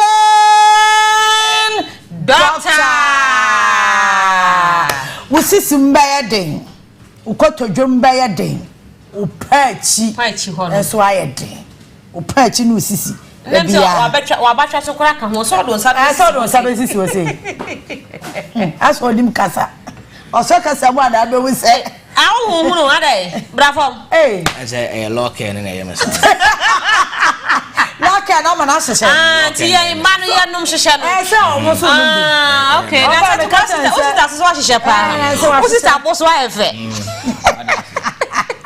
nye me sa na doctor wey me papa nyame adom ho ne ho ye na watia ne na echi kakra watia kwai wo ka so watia na echi ensempio onye nsempio enya bone kwa enya bone kwa wachine we enya ene no wadaroma me papa etu kwa kakra the virgin doctor 100 cedis virgin doctor what so oh mama ntina say me ye virgin son until the virgin me ye virgin son 100 virgin doctor 100 cedis virgin doctor 200 virgin 500 cedis medas mo de betofu e me bo ana we your credit mo betimi ache ana me boa e se kwa metete scan so because me boka dodo oh ana no me so share fast was so oh nye easy o ye share sem free locken ana mo ai pompo free say na me koto obi o papa ba e no dey mate to ya wo se ya de no that's one na kun and I'm saying doc any ma koto obi my top 5 egudem till next week wo dey hwie be next to you mra no aish e de be ma wo e fa ne form ala wati machia etiefo me nua ba na madam ase se maje me feso na mo de mawura mo ntem me de me hu ma akoko se ya na me gaga ya ba wo because ade ade bo me dua pa e benya me ya ma akoko oba akoko ade man kan yi otu ala se no onim kasa oba akoko de o so light ye doom light kula hu no problem ni ho na ko fa de colored se black and white ye doom light hu light on so anche den hu ni papa wa hwekra na ko bom pediem enti entempers ye hwenu ne no ye miensa e wo dwaman so na message of solo se ba bi o bia no Mr. Onfa makade emeleme because time no dey solo fama de ebreme na time no yemfa ni agoda so yom be wo matiko fama de ebreme meda hwefo ase na machia matiefo se dan dan nyina omo je me feso na omo kwa abontin kopi yenu pani bito samle wa o hwe me utie mu radio no so mo ade nyina mosomfo the virgin son me na anopai mesimi papa nemu ana meboa so papa the virgin yes ohine banso ne de ne papa ye de etiase ne papa tiase wo sika o ahoden intime de mini hawo mitirim ya me de solo what you say Ode kasa eno ne ya miensa nemu mestre se Lawson Herbal Center no ye wo kumase ye boa kwa kena mesre wa wo pe ye kira kwan no mo amonso mo won kran ha no ye wo akra tesa no apenko school mo what you say number no ye mo number no what you say but no ne wo pharmacy ba bia ko bia number no ye 0242 133 577 0242 133 577 oh number na boy we do abon kura betimi atwe wachro what you say ese nkura ne kura de number na to nyom mid fa ba bia the virgin 0242 133 hey ma ya de ma boy ya pa so fa ba bia the virgins and the virgins doctor nko mini aba ye mo secure number na 0248 61 99 0248 69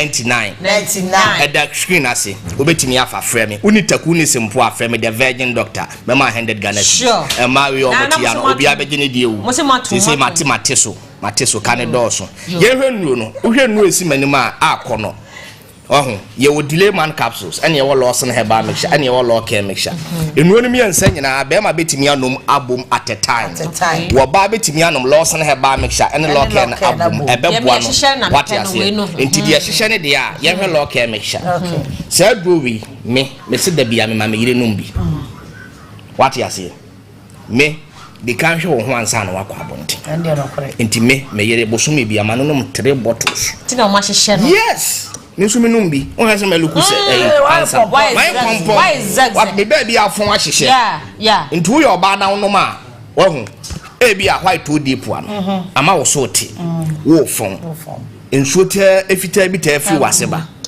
wo ho oba bi kura wa white to deep nti ama nsansa be gu nipa bia eh sa okobe manchen ya no wo suro chlamydia no ande e be bubu wo mi ni aba ama anadwendwen aye bebre abla loke o ngope bi ntonom wonom loka no futine wom asaso hwam wom akoma wure wom yede asawa haba ya kan so yes haban no okay na nim say ya dro na haban no nkwampo ya dro oh ma me for that one I know about it say eno nkwampo ebi wo loka make sham ane edu no futine dey aka ane say ntia entu no ma asawa haban na eno nkwa ye antibiotic edro ya dro papa entu no ma emwase wo e dry sabi oba na se abie ono ma ekulo ekatwon what you see kafe wo baby white to dey pom na tinka ekochi libido no wo fom ono ma e ma ne baso wo hia be ma ne juutum unya be ma no so mfa so ni nyina e loke o na afi wonu ma wie kura no de ekume kura no e ye do fotuna ewu mu no enne peta no baby afon na ye kese yanka nkire o dabi mesrawo e ma be ma no ntwu kondem nya be ma no so mfa so meme virgin sam mete here ameluku handsome anopai na mehia ne kwan so nya beda hendes no wanya bi wonya bi papa lock no no wase wo be close e be dry wo be ya virgin girl say crowd dey abane say man say wo no ma wase wo e chiti set kwashi traffic ani amasa my traffic no udim sa amode ka so akra so aba be ka ho enti what you say typically tight what you say but chisa be man obet tiskana mwodi iPhone obetobia ma obesign check na bro so a ni wura afini ho why if you wanna che no enti mesraw e ma no me time ni nti we o mo be pame ano fa number ni 10 person na yes number ni 0242 we don't have a 133 577 0242 133 577 from the virgin doctor Nejo 100 Ghana cedi kwa herba shop wo kan shi draggling no enu ni bi wo ho ma mo kumasi apidank Mr Herba kolena ko munyira e wo ho ma mo ahya ma mo ko Akus pharmacy enu ni bo anya den ne bo da fom dile man capsules ye ma duro miminum bi enti meyere onim so be na japade ho every 5 minutes bi ana ofre me mini ayurade adai amalenda ei mabo mi yiri chiao wa fra me sa every 5 minutes wo he no wa he fa onim so ko dwam wo onim so onim bi ne kurukura yes chia me oh hey be ma de wo ho no ma me mi se enye ska nkwa na mo be ne gi ada na me so da nyankopon busa me de onye ma me kan se mi ensa pe na kire no ka che nyankopon se o ma me nyinche wo ma me nya sika enhwe me de me no madwuma nya de enko owi a me be ma wi amani wu da adia me hro ma brabo me be ha me no e kama brabo enti me dire man capsules we anunso ede manum bi me sisi mo den o pechi me pechi eden na kotodwe mo me fa abetwa ne ka ho yes abetwa nso mo den mo ayere na me tia ho hwe wa bacho kunum bi enti akotodwe ne be ka ho wan se me yesi ye gagai ana yesi ye de me ntimi control ni adbat ye shiama ne ye bu nkotodwe na wa mu nkotodwe esine ni mo be da ko wutimi nko na se u boyfriend chia be kotodwe u ba wani mu abu kotodwe eti se kotodwe ne mo anya den a oba ne ntimi nya ne pi what you say yes but kotodwe no unum delay man caps ne mo anya den a oba ne benya ne pi e ba sa oba na ono ne kotodwe mu nya den ho be wo so ne hu be sane ne hu be dwiri no obenya ne peak what you say media me see me share wa me pra wo be di misika so be da enti delay man capsules no herba shop ne pharmacy bema oba da brijo bema oba ebro kete so bo waso du sukuro wom krama kwati wom damna wom oya wom asahwa wom 20 ni wom yakofo ododu ade aka ho onoma oba ne mfo achi bie mu da Mr. Father Carlos number 10 pesos 0242 133 577 0242 133 577 from the virgin son. What you say? We are virgin son. And one in a man channel one could be a dodia. The catcher say a wallow walla. Young fellow say her by Miss Cassian in Tau. When I make papa didn't do too soon. Said drawing, ya children general bodily pains. Oh, for Cassim. What the battery customer a honam yap on to two. nsuo tuto obi yɛ adwumaden obi du fia na wabrɛ maapo no maapo so yɛ me ya Lawson Herbal Mixture hongo pa bi ntonom Lawson Herbal Mixture meka nnua a yɛde ayɛ ade bɛsame nnua maako 36 yɛde ayɛ ebi apurify blood ebi ekum kuro wɔ nipaduam ebi makum kuro a ɛwɔ kaseɛ mu entu wonom Lawson Herbal Mixture ɛyɛ adwuma fɛntinim amanipadua akwa no ɛyɛ fɛ amanipadua no nyina so ne yɛde ɛyɛ kama eti mesra ma me papa wo so ade ma wonsa na wonsa wo so woda so ya na wonsa ebi aka to so wodi akoya malaria wontimi ndidi wonso omo pa me tam na so e ma ne dia mo tam so omo fa ni agro enu ori ya miensa omo se me mo number ne lemom hya no so Lawson Herbal Mixture no emro afo mo to asintimi twetwem mu sisi ya mo ya no mu pa bi ntonom siatica fo no mama siatica ne nto so ewu no abla Lawson Mixture o fa number ne na me nko na me tam na so number ne ye 0242 da bi ma me mo ye nyina ye mumum 0242 133 577 0248 61 99 99 away Mr. Fana Fred the Virgin Doctor what you only taku ne sempa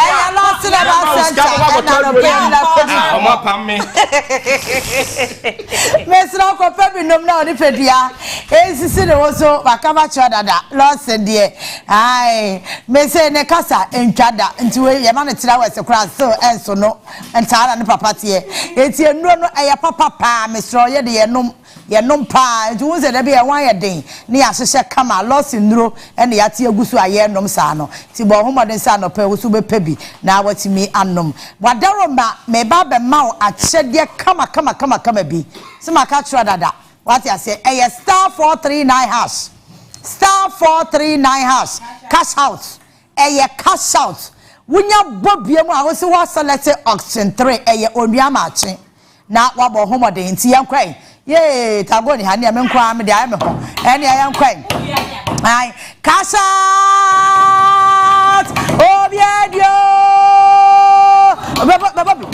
obiedio cash out hey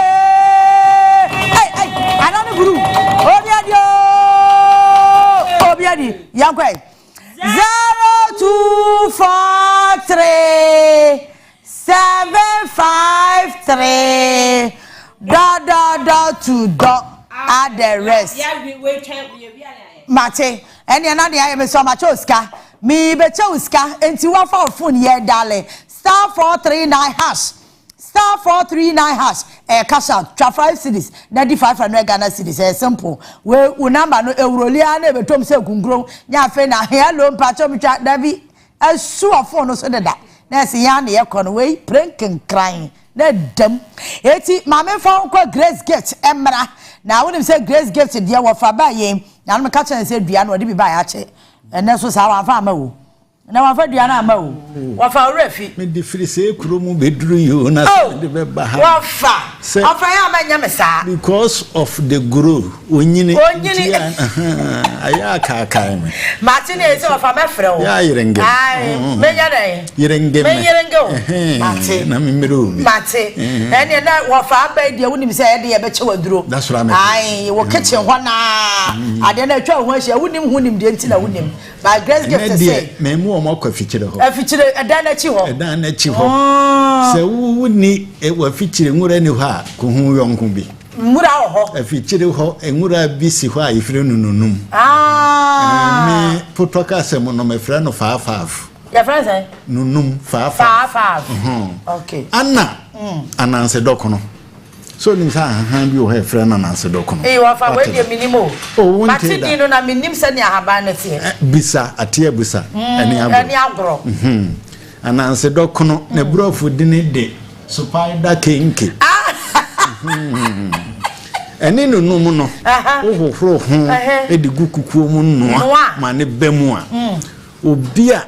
O person muja dear frusani ye pa nedra nunum any answer docuna habai no mani mrem de mum da me mam hone say a dudo yan one serebem kukuo anase da de sen eno kwa wonya bidie kura nke no mom ye sen gas na ebenya enwa no mframaja so enwa ne gas so muchia anase kropoto that's what I meant wanwa ewo so ebemu a sisanom anopa awia anwumere na we once me ma so moja di afurusane ya wow kwani bibia komada de edro no ana me de ama mo no me say nunum ana se dokuna habai 55 and spider king ene ya be ka ayade santo aso so on say glace gifete no say no uduru say kurum asante mantem ho nyina no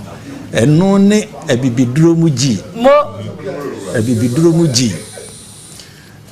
de enkrofo aye bia yade bia o masorosoro no ade aye frɛ na sorosoro enye wo wiase so obi o yade no obi akosoro yade na ma o afi kura na ne mo anani abrɛ o mo da mo turi eno o maskata wo system no oni padua mo se we na muti na we na musisi na we na muyam sa wo surusu se ma se kura o sorosoro mo a nani ba bro so kakum enti hona asante mamu ho nyina no the free grace give se referred clinic the enkrofo ya o mantumi anya no ne de aba grace give ana oba enkana pomponi mantem hanso achimota achimota petroleum hone kwadebu hebe nyina mu kwadebu a ewo krom ha enti mamemmo no meseno na nya ma me be no nchire enti hoye orefeda ene kwadebu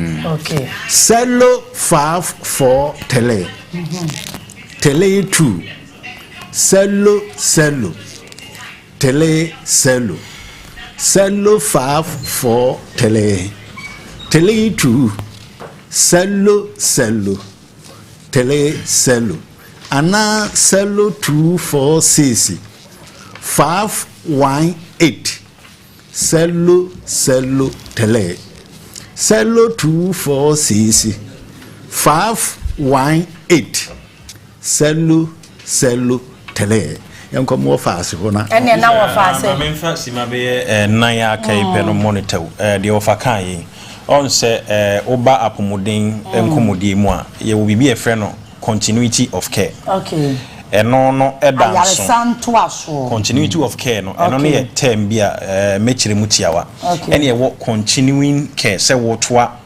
aso enche two different na me boss so continuity of care no eniema ekabom anase me fa den kurabata ekabehia emma patient ana obi oyare no na pomodin no egina yie enche ye kafa doctor ono no nasede wa wo yare no nso wasede a nurse fo atwa doctor ho ahia wo no asede ena even baby a wo gia yare hwe no asede wo se wo no nyina no mo ka bom na bibi e friend quality health care sa pomodin mapa ebeba no eno no bitimi aye adwa ne continuity of care amekan na se wo toa wo yare anasa yare hwe no on say so obedi dance ya ekurase sebi nkurase no won health facility no ye friend no be a chips compound na waba ni bi aba district health clinics no waba regional na you be a free teaching hospital usually wonom de no a school for e batan say kolebu ne g de ne ade nyina no na ade e wo so ye hye ne so say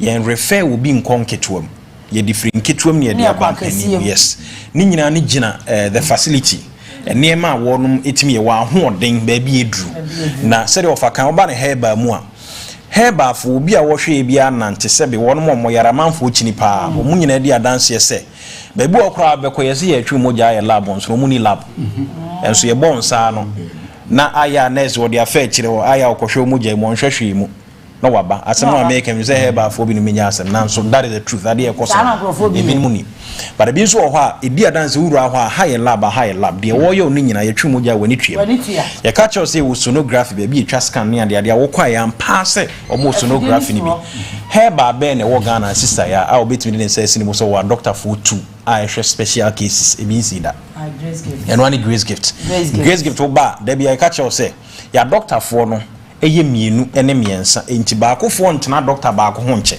wono mo awura nkran de ni nyina de adan wura ho se de wura ho tramodern facility bi e ka cho high herbal clinic kura wunyini eni nchi no obi a woje ayarehwe na baabi a wo no baabi a watu so watena bi a beye boso be miensa ensi ase kwa strategy ni bi kwa ne se obi a oba ye be ho 1 year na atwere gufu da na chi na nkakra kratia na ato ne yaji usikedi yare ne nso a enko saafo ne ye ka cho brabeto aso ewo eye grace gift na nka ne yi mu a heba na wa woje ayarehwe sebe mpredo sebe osenkenya abro na ye pese nkumnya wonim se wontimi nhwe womboa enko wonfa krata won kru kire ngusu se ba bia dun de grace gift monto aso mame usually referral answer na you know there is no referral without a letter ukokora yenhwe enti ba bia nka wote a woji aduro na okotodwe aye oya da bia brabeji aduro obi sisi wode akwa enye yi ka kire wo heba doctor ne se wo sere na won twere letter ma referral letter ma se omra grace gift ne ento aso ma da bia me ka se ba bia obi koya wanya awo no obi akwa nya awo no de no kore se ne nso se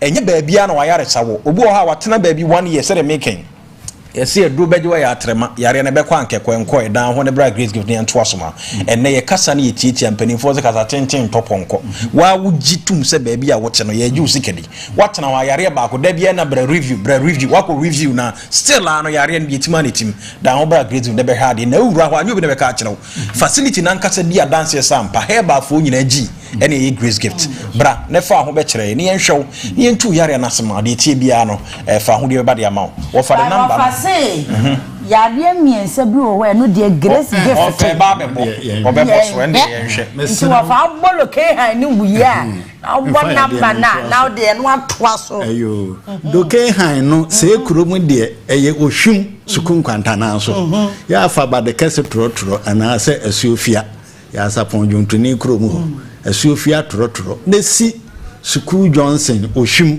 ho na wo do ya de du ho ana yahwum de de ko de onfa ho wada so ya de na ho ato ana kwapinta ta hanso ye ba ya se musu ye wo nu atwemota petroleum ye ne family love kwada sukuu no na hwe animu grace gift ye fe ana sukuu no so ofe ye hwe animu si hwa na bejuwa ya de sa ye adwuma da bia ye ntum asupiti kese ada ye betum ada breach yesi enti da bia utim beja ya de sa ya de ayenhwe no enie sebe achacha sesiu anim sesiu achi broni frɛ kafosus yenhwe afi kwata babru mu ya de no enim hu nim de deprosi ana anifra edi mfie du num ne akire eno nso so yenhwe afi emum ya broni frɛ no silence eno nso so yenhwe na de etwa to a me de kan Dr. Grace hu se no so mo nhwe no eye sebi jimi brother fu Yesu Kristo besa ya de nyina wansa jimi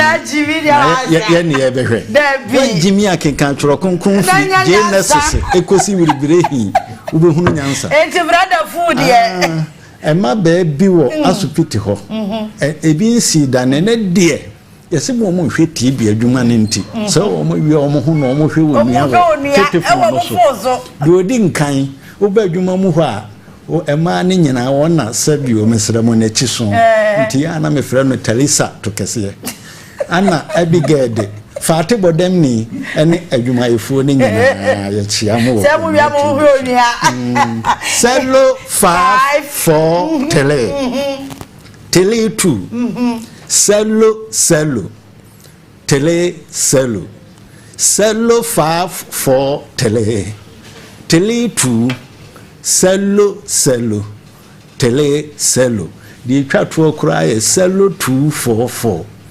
126 12 tele yeah that's it selo 244 126 12 tele me patcho ye grace gift e komo ene de abro no wonim dada say grace gift de ai wo mo de omudamu sronko ti wadaroma ya na woni grace gift akwakoto nchia me woni omoto nchia meda because me nim de ombetimi aye me patcho ma me fa birthday wish we ento aso ansa na ye won komo fofra ye de ebeto aso amwa no pay we de afrimia me director Antaro energy or say Madam Cecilia Avoclia wo Unimark Nafti we also ya ne lecturer nti we dia madam birthday wish we am dia ma we adaroma we A in chase aha ye birthday wish no nyasem keto yere ho ne aye nti madam happy birthday enkomao nyakopo onhira na onye okese onto nkwa na mu pa na sede wunimade san wo kire ade pa ma enkoda ene adesuafo nyina ate ase no nyakopo onhu wo mabona wo nkwana no o ma ne nye tententen onye yare emfrim na afenso o ma wo ahoden a esombo papa nti madam Cecilia Avoclia director Antaru ewo Onua TV o say anopay happy birthday enko emma wadaro mama me ma cash out what you say me ma oska mi cho oska yenko *439# *439# Obiadi cash out Obiedio cash out *439# cash out young cry cash out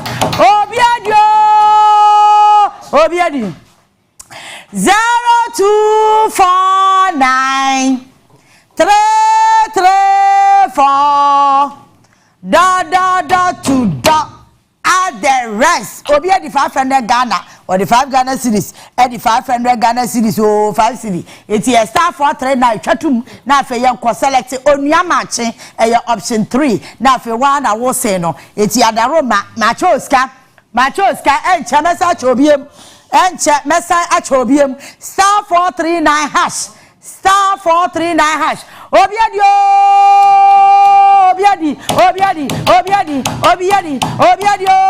aya cash out what them grind 0240 491 2 add the rest *439# chatum 5 Ghana cedi pe na se wa na wo se no adaroma ya menye sa ya ta go menye sa *439# select option 3 Onua Maakye ai wadaroma no pe dia wo select ya na wa select option 3 Onua Maakye na eda so *439# cash out ese Maakye ni pamiesa 1005 Ghana series eye my ade Obiadi cash out 0243 890 add the rest and sisi anopa ya se Maakye 2000 ati ase kan sika no 20 million anopa ya he Maakye 20 million what you say tie no ano no me wi am the Big Ben ho nkomo ebebrew enti me won nkomo bi tew wa ha ya me ne wo eba bedi yenti free 110 so na yentimi enko yanim na yenyina yenim se Ghana mapanya wodi kan ya wo boa ya yetimi ajefa ahodie ema omayi eyo sajefo Dr. Kwame Nkrumah ne ho nkomo kakra wa ha ya me pese yeti free hotel na afa yetimi eto so panyefo me mamo ache eba Onua TV so mame sha se free no ho atiri ho udin pacho medene abusua pani senza eza pacho ati medase oya den wo ekuo nim pacho meka committee no na rep okay mate medase na de won so e me so me de abusua pani nomu akwaw okay me so me jina ho ma abusua pani for ewo nkrofo man mu hina okay mate me bra wo so e pacho me de Barnabas Kwesi Amegalolo me ye okuo na ye hwemu ha no secretary okay ene bo ekuo ni de pacho ekuo no ye fra no nkrofo community development association Nkrofo Community Development Association. Okay, matenie. Mame nko abusua panyi enza ho. Mo botaye ne sei. Botaye ne de tiawa. Okay. Sade ye hina yenim se ye papa Kwame Nkrumah. Oka Ghana na ne di kan. Ede na di kan. Na se nipa kase sei nyame aye adwum na se efri nkrofo kuro no so a. Ene na nkrofo na nanom ene mpanifo eni se ye to no twene. O se ye so no mu yie. Na mfaso bia efa development ho a ebeba kuro no so na ka Ghana aka nzamaman titiro nkrofo no na ya bo hu dawru ama amanfo abeboa ya ma ya disa adwuma no. Nti ye bota titiro ejina mpomtuo so ewo ye papa kwa Nkrumah ne dim. Manya ne sese mo adwumadie bia mo ba bedinti abusapanyi no mo akwa. No. Ono secretary be ka kwase mo. Ene seke ye nkwe. Nti sene ya to mama no. September ya ebe ya. Ye share from the 16th to 21st. Any birthday no. Any birthday no. The birthday no. Na sa adwumadie birthday no. O mane trans no ye di edin bi eto so. Ye frɛ no Nkrumah Fest. Nkrumah Fest. Se wunyate Nkrumah Fest na ye se Nkrumah na woda na afibia ye di no. Asa asombiam. Enti se na me hyase me kan no from the 16th no. Ye hyase no. O manyina ye bom na ye sesie kuro no so. Ye nkrofo kuro no. Ye sesie so penfo frɛ no na se abrofo no frɛ no clean up exercise. Enti nanyume no ye wo Jumedia ya to ni say candle procession. Ya de candle ya so candle ni afa kronimu na ya ma obia ate say adwuma na ye kan no ne tamaso. Nti ya to aso no 17th no ya wo ade say ya yi Nkrumah no ho nyuma na oye no wo Ghana ha no yi ache aye documentary. Nti the Monday na 18th no ye nyina pese ye kan ho bom nti ye bobo bo nti ye nkro be 9 ene bobo no nti bon ye nwie that day 19 no ye betu as the next day nti on the 8th na nwumre no ye talent show ama nkola nti wonso ne wunim no wetimi di aba nti ana kwa ni akoja kwa me Nkrumah second kura wo so nti 2020 no ye kai Nkrumah na botaye na anase team na eda adwuma so o say returning to our root a journey to Nkrofo nti ye nante every kekam krom akon Nkrofo ye the brass band ewo mu sound system o na ye nyina nti ye ko nyina no anyum nti ye ko nyina no obi e bom paye na obi nso e ginani ye dia ko Nkrofo nti the grand ba na ye 21st no ona ye to nsa ye try na ye to nsa frɛ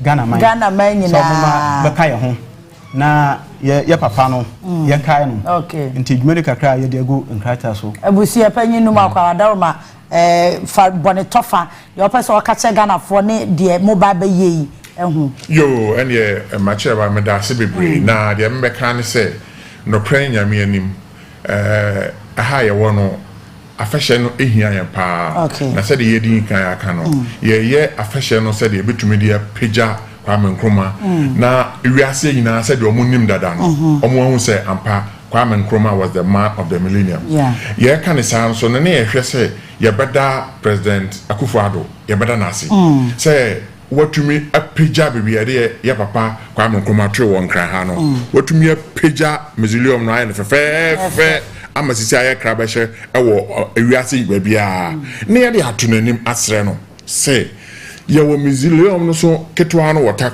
nkrofo ho said ye wa ye ha no se wan bepagya ho de no so ama na anya kama eno emma ehade no enwie peye asa ni monyama kakra enti omomode no omra san say ye ehene nana kasukutua one ne mpanimfo yina agye atum se eho no asase bia omopra ka ho bia no obede be ka ho ama ho no mo release image no ama na ye fefefe na ye fefefe so na say tourism no increase wo ho a ebema krom ho fo no so anya adwuma aye so atiase Akufo-Addo ba ya ampa so road na efi Zema ede ba Nkrofo no waya ama he die na che say obi ba besra kwa Nkrumah krom a onya complain bia se na kwa na nye na no kaka ho ye bo na ba so na mum se wanfa empuntro amfa mausoleum no so amman Nkrofo ampagya because me no kasa sisi ai ewiase babia ni ho a yenim Kwame Nkrumah na say obi ba na say ose okwa the birthplace of Kwame Nkrumah na say obehwa na oba ni krum na ye bibi twatwa pa bi dade bi o ha anhwe ni ya ni pakono ahia no wanka say ye amfa Ghana for nti yesre say ommomode say kwan bia so no anka nkrofo kromani na akrapo omonhwe no mberi design ni na afro to fit the status of Kwame Nkrumah so on them channel na yenso a ye wo krom no ye ready ye bomb special businessmen no ye bomb de say ye di adwuma beko ye bomb de say ye na namfo be yi skanka credit aboa e me ye de punto beba but ya ho oden no esamu hia ban boa wadama rap ne app ma ye na ye ko time na so ma bedru he say mamfa na na kwasikutu de faith ne nkra ma onua adwuma yefo ene ahwefo na atosine kakra o se memfa ne nchi a emamu ya genesis ne one ne dom nani edi mochi pa mo ne di mochi ye mo ye bia na afi de one mo ana eko ye danase o kire se mamunye mu hu mfimu momo aye na muboa na se bibia koyi a ono so onya mu enti o se o chia mo ya genesis na ye chia ahemfo ewo oman mu hina nkanka nzima asase so busua kaye ne hina mom ye hina nka mom na wadi aye no na wona waye Onua no ti o mama kwanya kakra me de betwa to no me da se papa nti Mr. Nkrumah first baso from 16th to 21st September Mr. ye nyina ye fa ye ho hyem esanse ye nyina ye nim se amamra ne amane de wa wonim Ghana history wo sesa na enye yie ye ba akopɛ de oje independence ma Ghana osaje for Dr. Kwame Nkrumah you can't change it untimi sesa no nti Mr. edru ho no mo a ye nyina ye beba na fe ya beboam ye da mase no pese mo bae ye da se papa ye da se enti Big Ben tablet kama pa mesre wa ne na se ya big Ben radio Yehovah me so Big Ben kama papa so your bema Mr. Fa ne supplement nunum bi na fa woni padua no etimi esisi ne ho so Mr. Wa emfa nya akwadworo Big Ben no ne wa nkrofo agya tubu no se mema no wo munyina wo magya tum wonya num bia na se wo ya ka kire wa agro num anadwo nkomo ni bi wo ha nya no ne epesi etie kompa no so koye adwuma Big Ben ye yem nim dada enti komo ye pharmacy bia mu na kopa bi to na ma ne 0551551444 na wona ye enkasa mame enka wo biam se awie ebo 2:30 sharp na wa hia me ewo Onua FM ene Onua TV so ye pamuka reloaded ene ye de ebra wo say ye Monday to Friday ene ti ye hia ye wodru Facebook live no so a na wa share link no enti share link ne de ye amoma ne no so Queen Star Efia Diamond Fate Ahmed ne nkrofo ebe no se mu nyina no ye chiachia mo ye nim se awia no mo bo adwuma pa conscious agbanu won so mechia wa wie anopai wo ya adiem Rocker Clinic edi enupa aba edwaso me Medfagen capsules and afa rock garlic mixture misro se wo yo bia wachido mpetutu arthritis how and I say bia wo no wo hono ma wo ya sports person wo kwa class me namu bikoto dwe che se wo no mpemu nyina ya wo ya kopa bi nanom pakum capsules de wonim dada mema ne dia monoma ye ne nya ho faso ti ya ne ye ne gye ho Jenica 442 eno ne yeso ye no ma ne ye de ahia mo na afa so vein capsules so de wadawo ma prostate ho hawo nyina no wadro vein capsules ya pebi wo pharmacy any drugstore bi em 0248885040 na wona ye enkasa na wadawo ma Anas boy se men kancho se eba no interior deco nkwade a ono pe no be ne kama ede amawo eni si bia wo a wotie me bia POP ceiling plaster board installation TV unit design tiling painting window designs ni nyina wo mo eyem adwuma Anas boy be yama no eda hwa na homi se twe won hia bi wo ba bia eni ti bo homoden se Anas boy enterprise woni ne be di enkomo 0246113461 na wone no akasa mame interior deco bia wo pe bia no wankasa oyema wi a obi ba fie obehu say yes difference ewom Healthy Man capsules and so memedro Mr. Healthy Health organic products and I'm a day ma wo your bema vitality no Mr. wa bon homa say obe boost no na ejina ne na so na ye kama Mr. wa libido eho hia uyo bema na wade na ntimi nsori a libido unya bi eyesa beka chi agoro no ede wani bia na wakam eye healthy lady capsules eye man yeso ye de ye tisimisi ya na ese ba bia ewu amaye eno an ye nom healthy g no eye infection se dro tatashe pa wonum a gonorrhea ne syphilis no ne ne keka ho no ne nyina ase betu ama ho ato healthy last ne de na kwame na se wonum bi waye kama na mfiri na nafu ase to aye de ahye botom nyasam kito healthy last ana onum ya nei waye kama pa pharmacy shop bi abewram no misra ya no akwakopa bi ato 059 4422921 and 0206391954 na one ye enkasam Ames Classic Hotel so there would me say edruya wada ya na strappers night ejina so den Wednesdays ni dey kama shisha night open so hu ani so ade e ma wo enjoy wo hu a shisha night no Wednesdays Friday ni dey old school and diem every Friday bia ya hia yen wo ho old school papa bi and ye dey bro live band pa wo beti o wasum edewu mi wia na afa Saturday no pool party swimming pool na bi wo form ebi wo soro o persoro dia na for stairs na akọ o perform audience so anes ye party na ekwase da ne de ya pon asore no mutual special any afternoon jams bi ekoso Amis Classic Hotel no enya asem ketwa me so ya wa awo shiban yard buku room sisi ya 0546 965 750 and 0597 015-993 na woni yen enkasa Tontina T74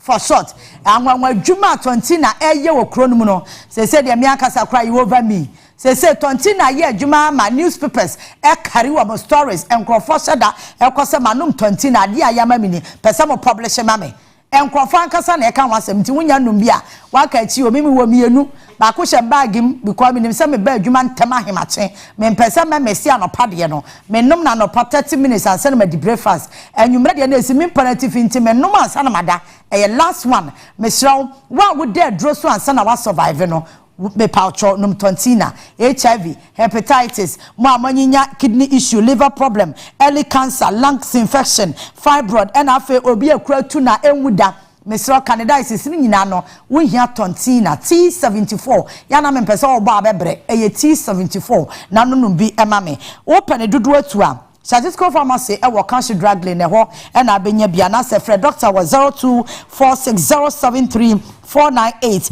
and 0501628931 na woni yen eni enkomo wadaro ma Tontina eye du papa nti ya no wapebia nom na woni padua no etimenya hoden esisi ne ho eso ewia 2:30 ya hia me ewo Onua FM ne Onua TV so na yefa pamu ka dwumadie emra mesom ene ekowasefo miti ye omokoye ye bedro so mu nyina de amaw ewo muka dwumadie no eso ya de asedama production team ni nyina led by Godwin Kwakutete director Antaro any sound obia CBTR any quantity ya da mase ochina ya no be say ehia biem bye bye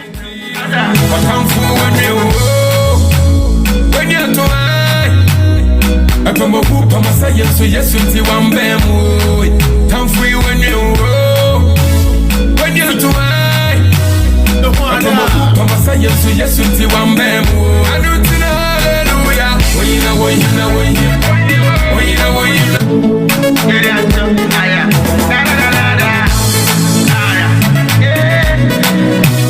hallelujah.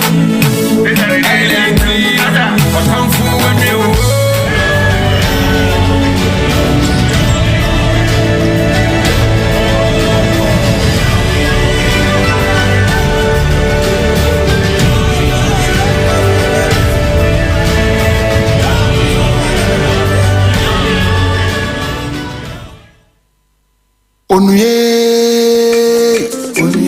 TV.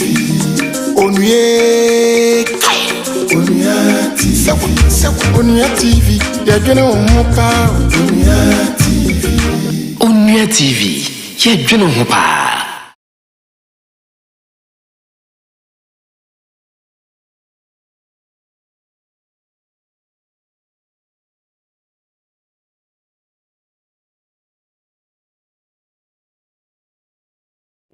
Am I not forgetting something?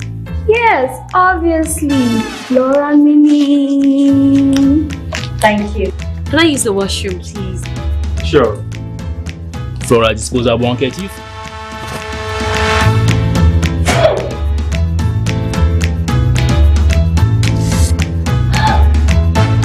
You obviously are using Flora tissues, my dear, because the Flora tissues, they're soft and easy on the skin and they leave no particles. Are you okay? Do you want to use the washroom? Yes.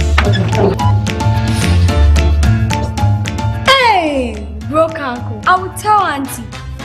Jimmy, I just love how it feels.